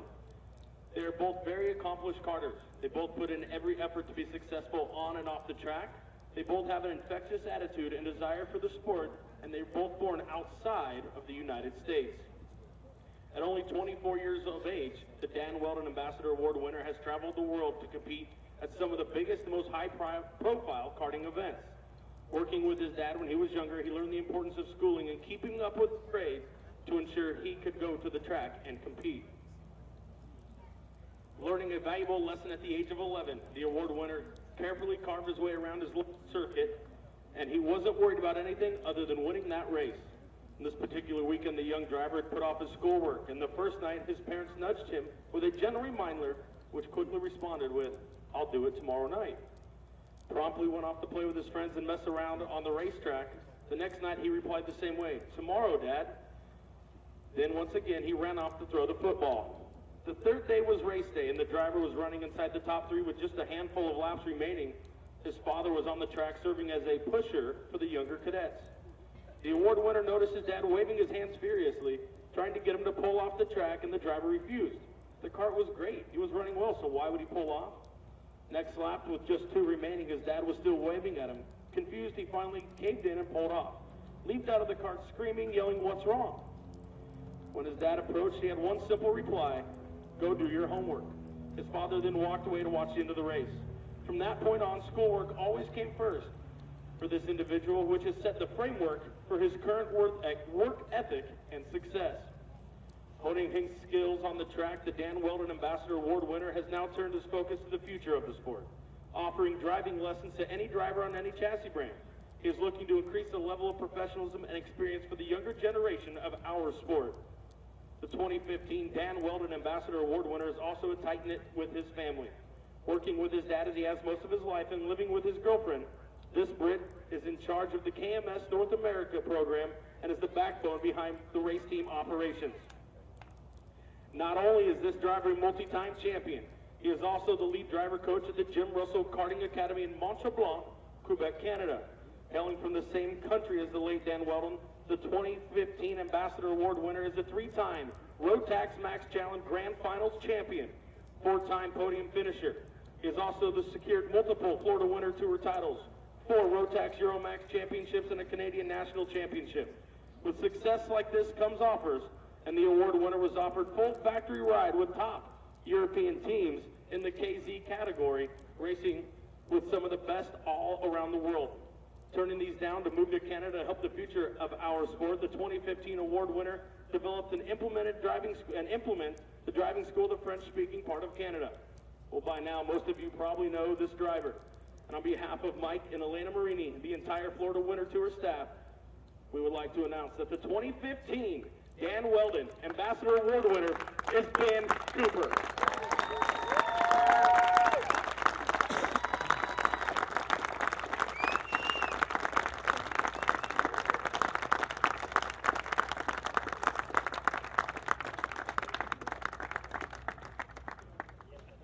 So Ben, this award means a lot to all of us standing up here, and a lot of people not only here but around the world that may be listening. For me, it means more than you would imagine. So please let us all in on the secrets to what has pushed you to get to this level and what this means to you. Just the love of the sport, really. I think that's sometimes what a lot of people forget, that this is a stepping stone to better things like Dan did in the past. But it's a sport in itself, and just to enjoy yourself. There's no point going out there not having fun, otherwise you're just going to sort of bust your balls a bit and get frustrated and not do very well. For me, it was always about having fun. Obviously, you've got to remember my school homework. My dad told me to do one time, but it's just about having fun and enjoying it and trying to better yourself as a person. Now, with all the World Championships and everything else on your mantle at home, where's this one going to fall? It's going to go straight up at the shop at Jim Russell at Mont Tremblant karting. For sure, it's going to go straight there, along with my world title trophies and the European Championships, for sure. Now, in closing, any words of encouragement for all the young, old, in the middle drivers out here as they continue their karting careers? I think I've already said it. Have fun and enjoy yourself. There's no point doing it if you don't enjoy yourself. But in all sports, you start sports to have fun and to keep fit and things like this, and that's the main thing. Just have fun. Once again, ladies and gentlemen, put your hands together. Your 2015 Dan Weldon Ambassador Award winner, Mr. Ben Cooper.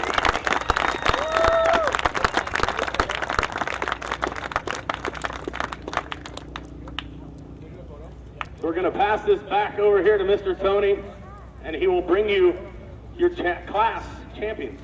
Thank you, Chris Wheeler, and once again, congratulations, Ben Cooper. That is such a cool deal, the Dan Weldon Ambassador Trophy. We're going to take some photos right now. Guys, that is so cool. How about a round of applause for Mike Marini, Elena, Chris Wheeler, everybody at Max Speed for making that award possible. That is awesome.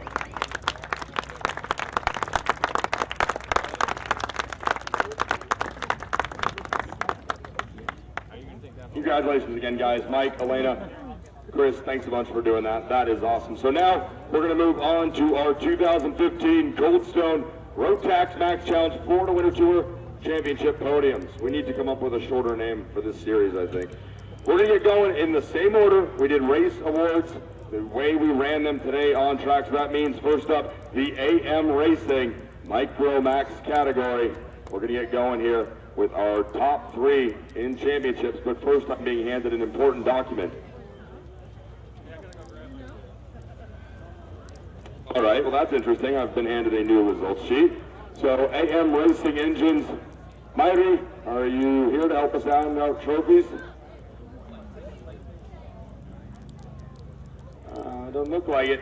Richard, do you want to hand out these? Oh, and also we should announce that we have a special guest. Well, we'll get to that when we get to classes with the ticket being given away. So here in the AM Racing Micromax category, your championship podium after the 2015 Coldstone Florida Winter Tour.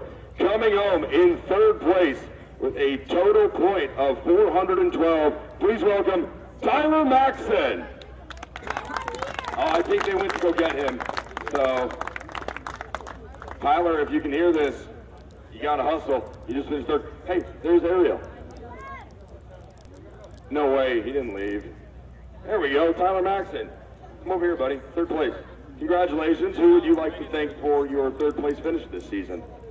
Chris Perez, Sergeant Racing Motors. You gotta catch your breath. I get it. I jog sometimes. Take a breath. Think about who you want to thank here. Third place in Micromax. You good? Chris Perez, my mom and dad, Danielle, Tia Racing, Vanek. All right, is that it? Yep. All right, congratulations, Tyler Maxson. Coming up in third place. Now we'll move on up into second. with a grand point total of 500 points. Your reigning champion, please welcome Prix coming home in second place this season.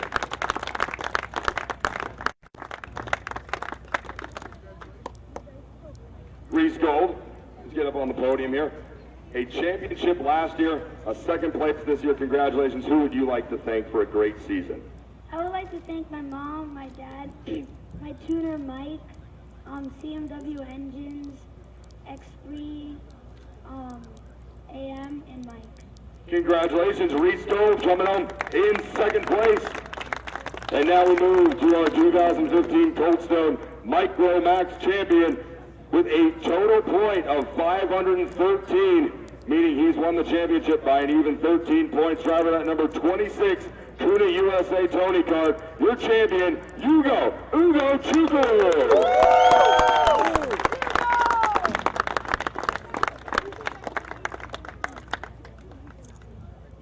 Hugo, congratulations. I've never talked to you before, so I'm a little nervous. You look like you're going to hit me.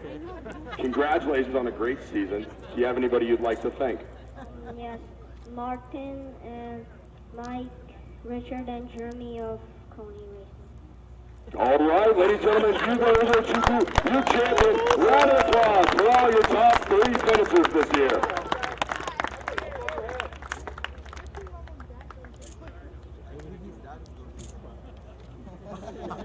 Pop up maybe next time.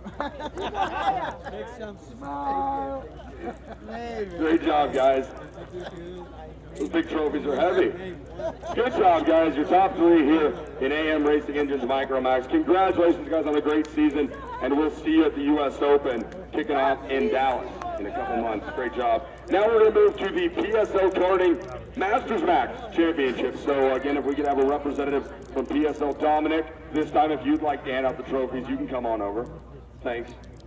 We're going to get going here with the top 3 in the championship standings. And we've already seen these guys and in an eerily similar order.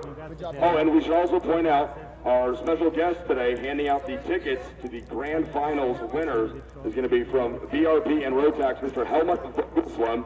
So he is here to hand out the trophies. We'll see him in just a moment. Coming up in third place this year in PSL Karting Max, please welcome Bobby Green.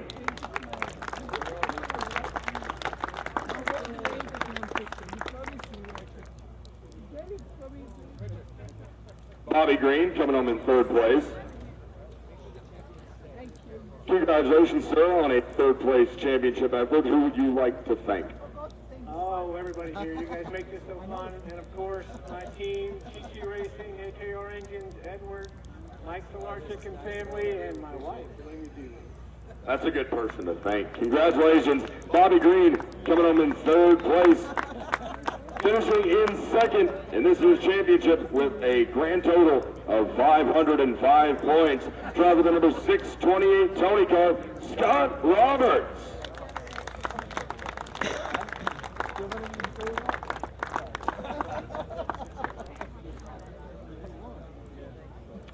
Bobby Green finishing with 445 points. Roberts amassing 505 after the drop. Scott, congratulations. Who would you like to thank for a great season? My tutor Richie and the whole UP crew. I appreciate all the hard work that you guys do. All right, congratulations on a second place run here in 2015. And now we move to our champion. This is not going to come as too much of a surprise to anybody who was at a racetrack this winter. Going 5 for 5 in main event victories. Great job by this driver, piloting a pretty sharp-looking go-kart. Your 2015 Coldstone Masters Max champion, number 621, Leonardo Nientrotter.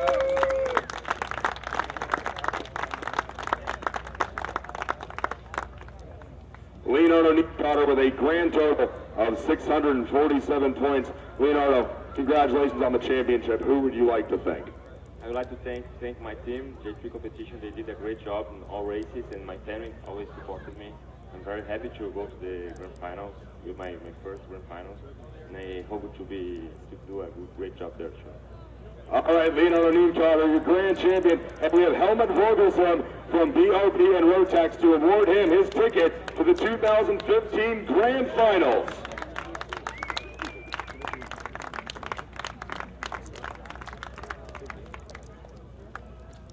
Great job, guys. Congratulations. We got a few more pictures today, Kier. Great season in Micromax. So we're going to move to Minimax now. J3 competition just picked up a championship trophy. Now they're going to help us hand out a few more trophies. So Minimax J3 competition, thanks for helping us out this year, guys. The support is very much appreciated. Coming home third this year in the Minimax championship fight with a total of 478 points. Driver number 115, Nicholas D. Orlando.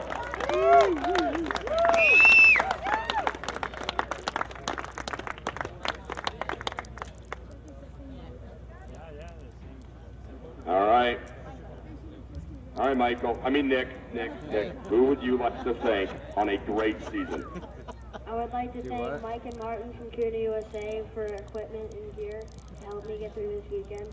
My coach, Adam Johnson, for all of his help, tuning, and preparation for this race.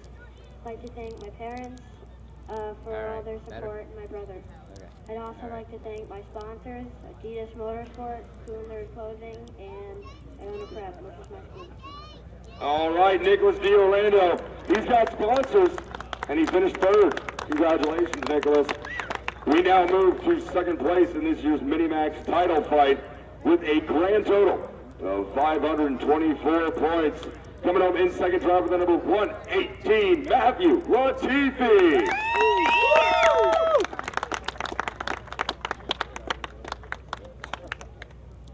All right, Matthew, congratulations on a second place season finish. Who would you like to thank? I'd like to thank my mechanic, Stephen Chapman, Ogden Engines, Richard, Sarah Timmers for all their hard work, and all my family supporters. All right, Matthew Latifi, second place. Great job for him. So we've got that sharp-looking Minimax championship trophy we're going to hand out to you next. It was such a fun season to watch for this young driver. On the West Coast, he did great. On the East Coast, he did great. Coming on with a grand total of 607 points, winning the championship by 83 points. Your winner this year, driver the number 194, Sebastian Smiles Alvarez.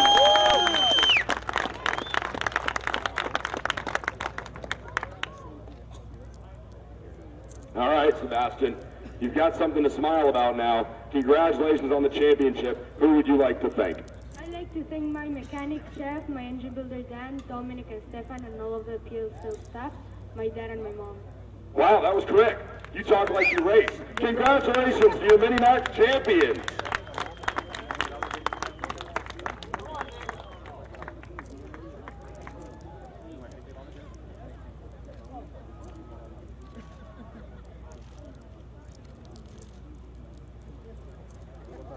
Great job, guys. Congratulations on a great season. Thank you so much. We'll see you all in Dallas at the U.S. Open. We're now going to move to our, speaking of Dallas Karting Complex DD2 Senior Field.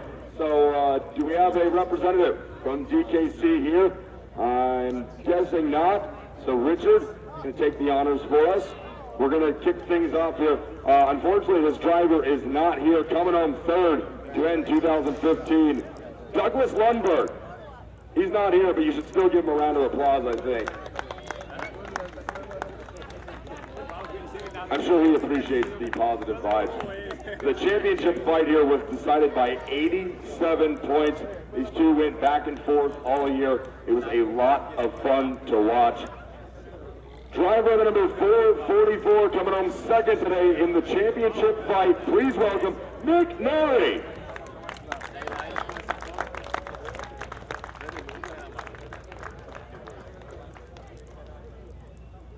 All right, Nick, congratulations on a second place finish. You've won so many Florida Winter Tour Championships. Who would you like to thank after a great 2015? Oh, it's a long list. Gotta start off with my parents for everything they've done with me through my whole career. Anderson Racing, my mechanic for the first 2 rounds, Gaga. My mechanic this week, man, Ryan, Jake, Marcy, everybody at the shop. Alpine Stars, Bell, Helmets, Star Force Pros, Go Designs, Razor Image. If I'm forgetting anybody, I'm sorry, but it's a lot to remember.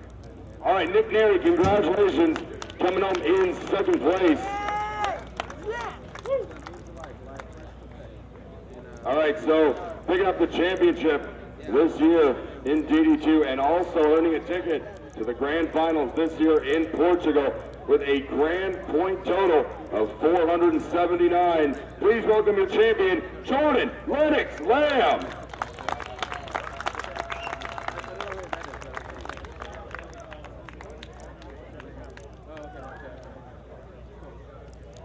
All right, Jordan Lennox picking up the championship here this year. First of all, the DD2 competition has been fantastic at the Winter Tour. International drivers like yourself coming and competing here on U.S. soil. What did you think of the DD2 racing this year?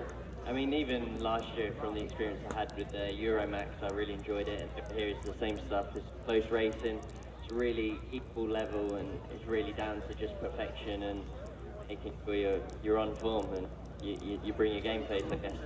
All right, congratulations. Now, who would you like to thank for helping you get to the championship? Mainly the guys from Viral KMS, and Fred from GKS. Everyone did the best they could, so we took it home. All right, Jordan Lennox Lamb, your champion, ladies and gentlemen. Congratulations. Helmet, give him his ticket.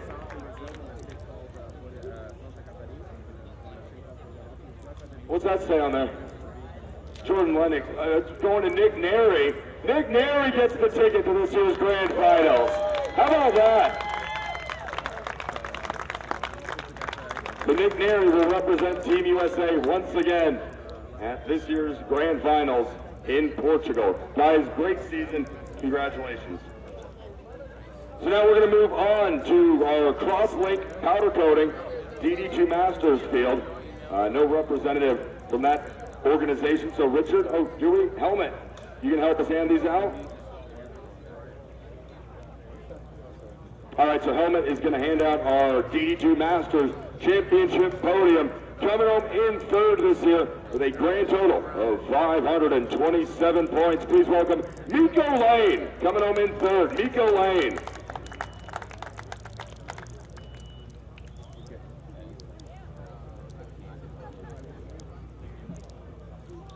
Miko Lane, congratulations on a good season. Who would you like to thank? I certainly want to thank my team, Maranello North America and Trevor Wickens, and my mechanics, Marco Malaverti, Fredrik Fransson, and Jarko Lindström. And then, of course, the whole organization of Florida Winter Tour. It's been a really great experience to race here, and really nice. Overall, everything has been perfect. All right, Miko Lane, congratulations. In third place, current world champion in DD2 Masters after that great run in Valencia, Spain last year. Congratulations. Thanks for coming and racing with us, Miko. Now we move to second place in the championship fight. Guys, this title was decided by 12 points. That was the difference between first and second. Driver number 546, Luis Schiavo, coming home in second.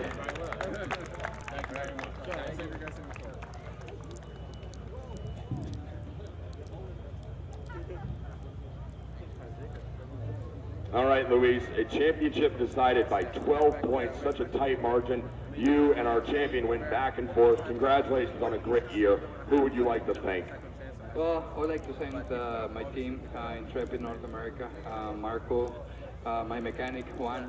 We never knew that it was going to be this close. We came here with 100 points different, and we never did the math. Actually, we choose a tire strategy for the pre-final different to the final. And we chose the wrong strategy because, I could have won the pre-final too and probably be champion. But, we never know. And I didn't know it was going to be so close. Now I see the points and I regret the decisions we made. All right, well, Luis Schiavo, congratulations. Second place, nothing to be disappointed in. Good job there. And our champion this year in the 2015 Cold Stone Florida Winter Tour with a grand total of 555 points. That's amazing. He drives cart number 555. Did you plan that? Your champion, Christoph Adams.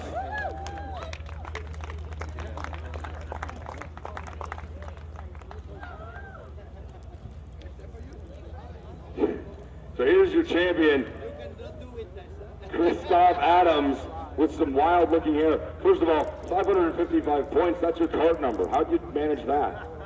I didn't choose. Okay, well, you would have fooled me. Congratulations on the championship. Who would you like to thank for a great year? I would like to thank Ben Cooper and all the team. They did a good job. Anybody else? Maybe your wife? Maybe. And Louise for choosing the wrong strategy? No, I don't think so. The championship points are very, very difficult, but I deserve this because I made 5 races. I was 5 times on the podium and 2 times I won. Then I think I deserve this. Absolutely great effort all year for champion Christoph Adams. Congratulations.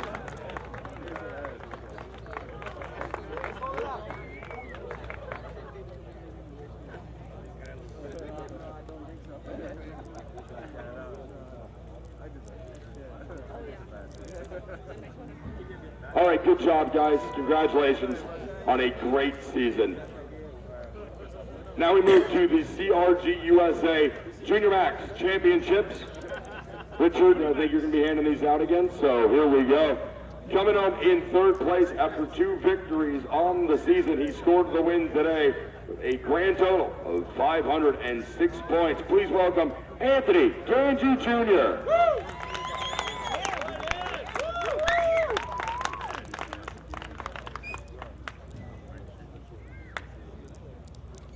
All right, Anthony Ganji, you've been wanting us to interview you for 2 weeks now. It's finally your chance. Congratulations. Who would you like to thank on a great 2015? I just want to start off with thanking God because He brought me here. He brought us all here. You know, He makes all this stuff happen. I want to thank my parents for supporting me and helping me out all the way. Mike Doty, I want to give him a huge round of applause for his great performance this week, along with Kreml right beside him. I mean, Disco Dan did an amazing job for the engines, no complaints. You know, we came into this weekend not expecting to get what we got out of it, and we did, you know. We're super satisfied what we came in here to do, and we did it. All right, congratulations, Anthony. Great job on a solid 2015. Now we move to 2nd place in the championship fight. The difference between 1st and 2nd was a mere 33 markers. Coming home in 2nd this year, driver number 258, Matthias Ramirez. I think he's got some family here.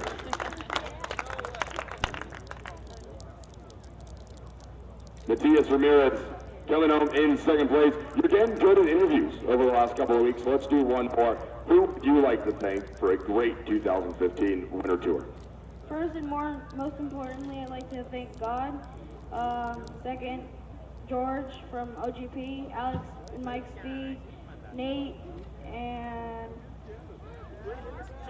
my great mechanic, Chad Dawkins, my family supporting me every race, Gabby for a great race today, and Kyle Kirkwood. And Mario for changing tires. What about Cody Schindel? And Cody Schindel for taking good photos. All right, taking good photos. Congratulations, Matthias Ramirez coming home in 2nd place. And then your champion, he just earned himself a championship on the West Coast at the Challenge of the Americas. So we thought, why not double up over here on the East Coast at the Winter Tour? An impressive 3 months for this young man. Please welcome your Winter Tour champion, folks. Driver that at number 202 Tony Code, Stingray Rob.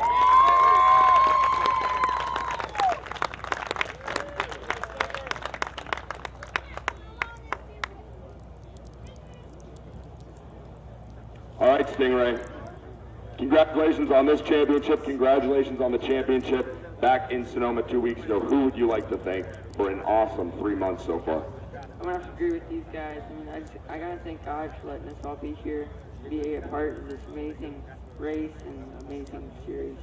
I want to thank my dad for being such an amazing mechanic for me. We had some rough times this past series, but we got it all figured out. Ocala Grand Prix helped me get a good kart setup and a good engine. Mike and Alex Speed, Chad, and everyone else that knows me. All right, Stingray Rob, I bet your dad's a good mechanic, and he's probably a great dad, too. So congratulations to our champions. Hey, and Matthias Ramirez earns a ticket to the Grand Finals as Stingray Rob has already won his. Nobody saw that.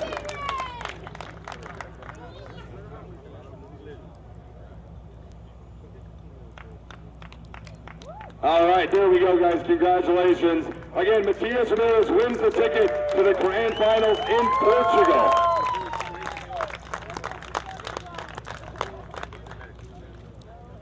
We got one more quick question for Ramirez. All right, you just won a trip to Italy at the Rock Cup Finals. Now you're going to Portugal. My question is, do you have a frequent flight with that? No, last time I went to Europe was last year for the Rock Finals in Italy and Mini Rock. All right, well, congratulations on 2 international business trips this year. Once again, folks, your junior Rotax champions.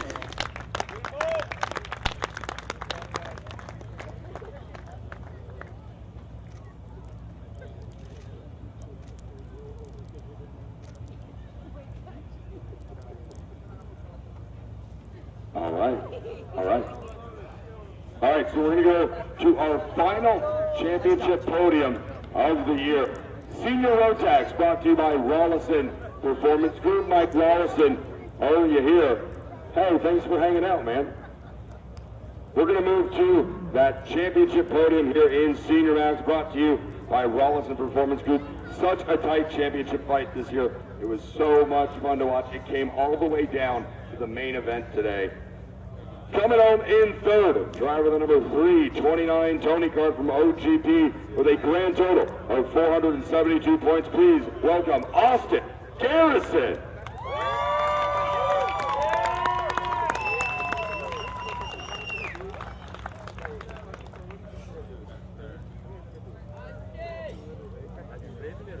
All right, Austin Garrison coming home in third place. Great season. Congratulations. Who would you like to thank? Well, first I would like to thank George for making this whole thing possible for me to come out here and show what we do out on the racetrack. I would like to thank Nate and Mario and Speeder for running that dyno every day of his life to make that horsepower as fast as they can go. And Speeder for running the whole senior program. And I obviously like to thank all my family and friends for coming out here and supporting me. Also my mechanic Smiles for making the go-kart run amazing. All right, Austin Garrison with the help of Austin Miles, finishing third this year. Congratulations, guys. Good job.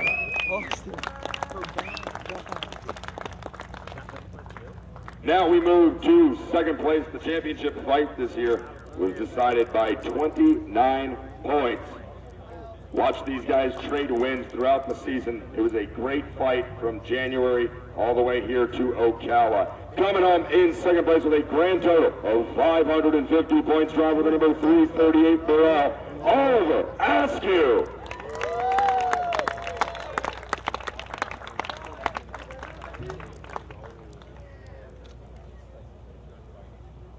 You can step on the podium, I can reach.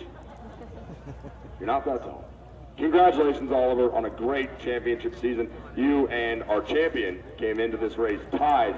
You ended up coming home in second, but still a great year. Who would you like to thank? I have to thank everyone at Burley RT, Anderson Racing, my mechanic Peter, GKS Racing Engines, my parents, Bell Helmets, Photo Winter Tour, and OGP for putting on a great event also. All right, Oliver Askew coming home in second. Good job, Oliver. Great year this year. We got one trophy left on the table. It's reserved for the Senior Max champion. Like I said, Oliver, and this guy came into the final weekend in a dead heat with a championship lead, and it came down to every heat race, the Super Pole qualifying, and of course the main event. Coming out on top by 29 points, your 2015 Senior Max champion, Kyle Kirkwood.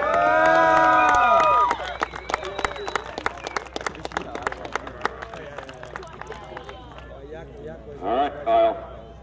I'm going to have to stand up here. You're so tall. Great job this year. Congratulations on the championship.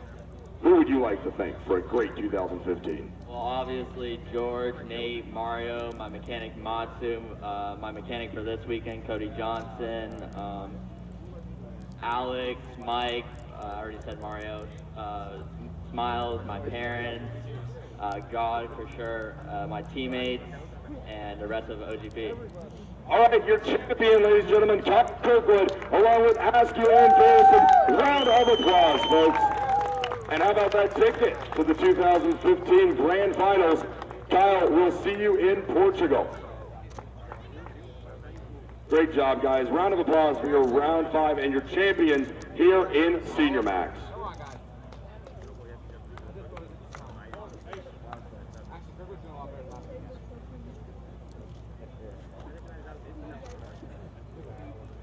All right, guys, good job. Congratulations. Before everybody takes off, we do have to redo one of our championship podiums. There was a miscalculation. It's no big deal. Math is hard. You can understand that. So coming home third this year in the Dallas Karting Complex DD2 champion, please welcome Danny Formal coming home in third.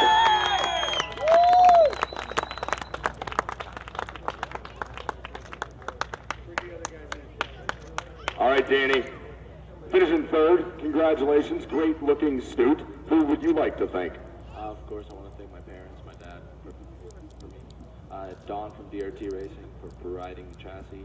PK Sports for letting us have a great pet. OGP for all their help, and just everyone here watching. All right, Danny Formal coming on third this year in DD2. Round of applause once again, guys. Heck of a season for Formal. Hey, if we get Nick Neary and Jordan Lennox back up here to grab a revised podium photo. We're not going to ask you guys who you want to thank. We already know. So how about our round 5 and championship podium here, folks?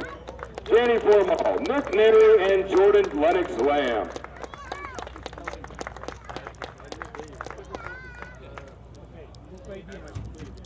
All right, good job, guys.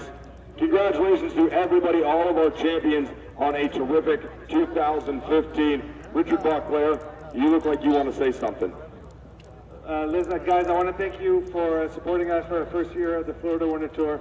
I want to thank all the teams and our sponsors who supported us throughout the season. And I want to thank OGP, George and his crew for running a tight ship and making this event very easy for us to put together. I thank you guys very much, and I hope to see all of you at the U.S. Open. Tony, thank you. Good job. All right, we're going to need all of our champions to please return to the podium. Again, if we can have all of our class champions please back to the podium. We have some photographs we'd like to take. So, Micro, Mini, Junior, Senior Master, DD2, and DD2 Master champions, please head on back to the podium.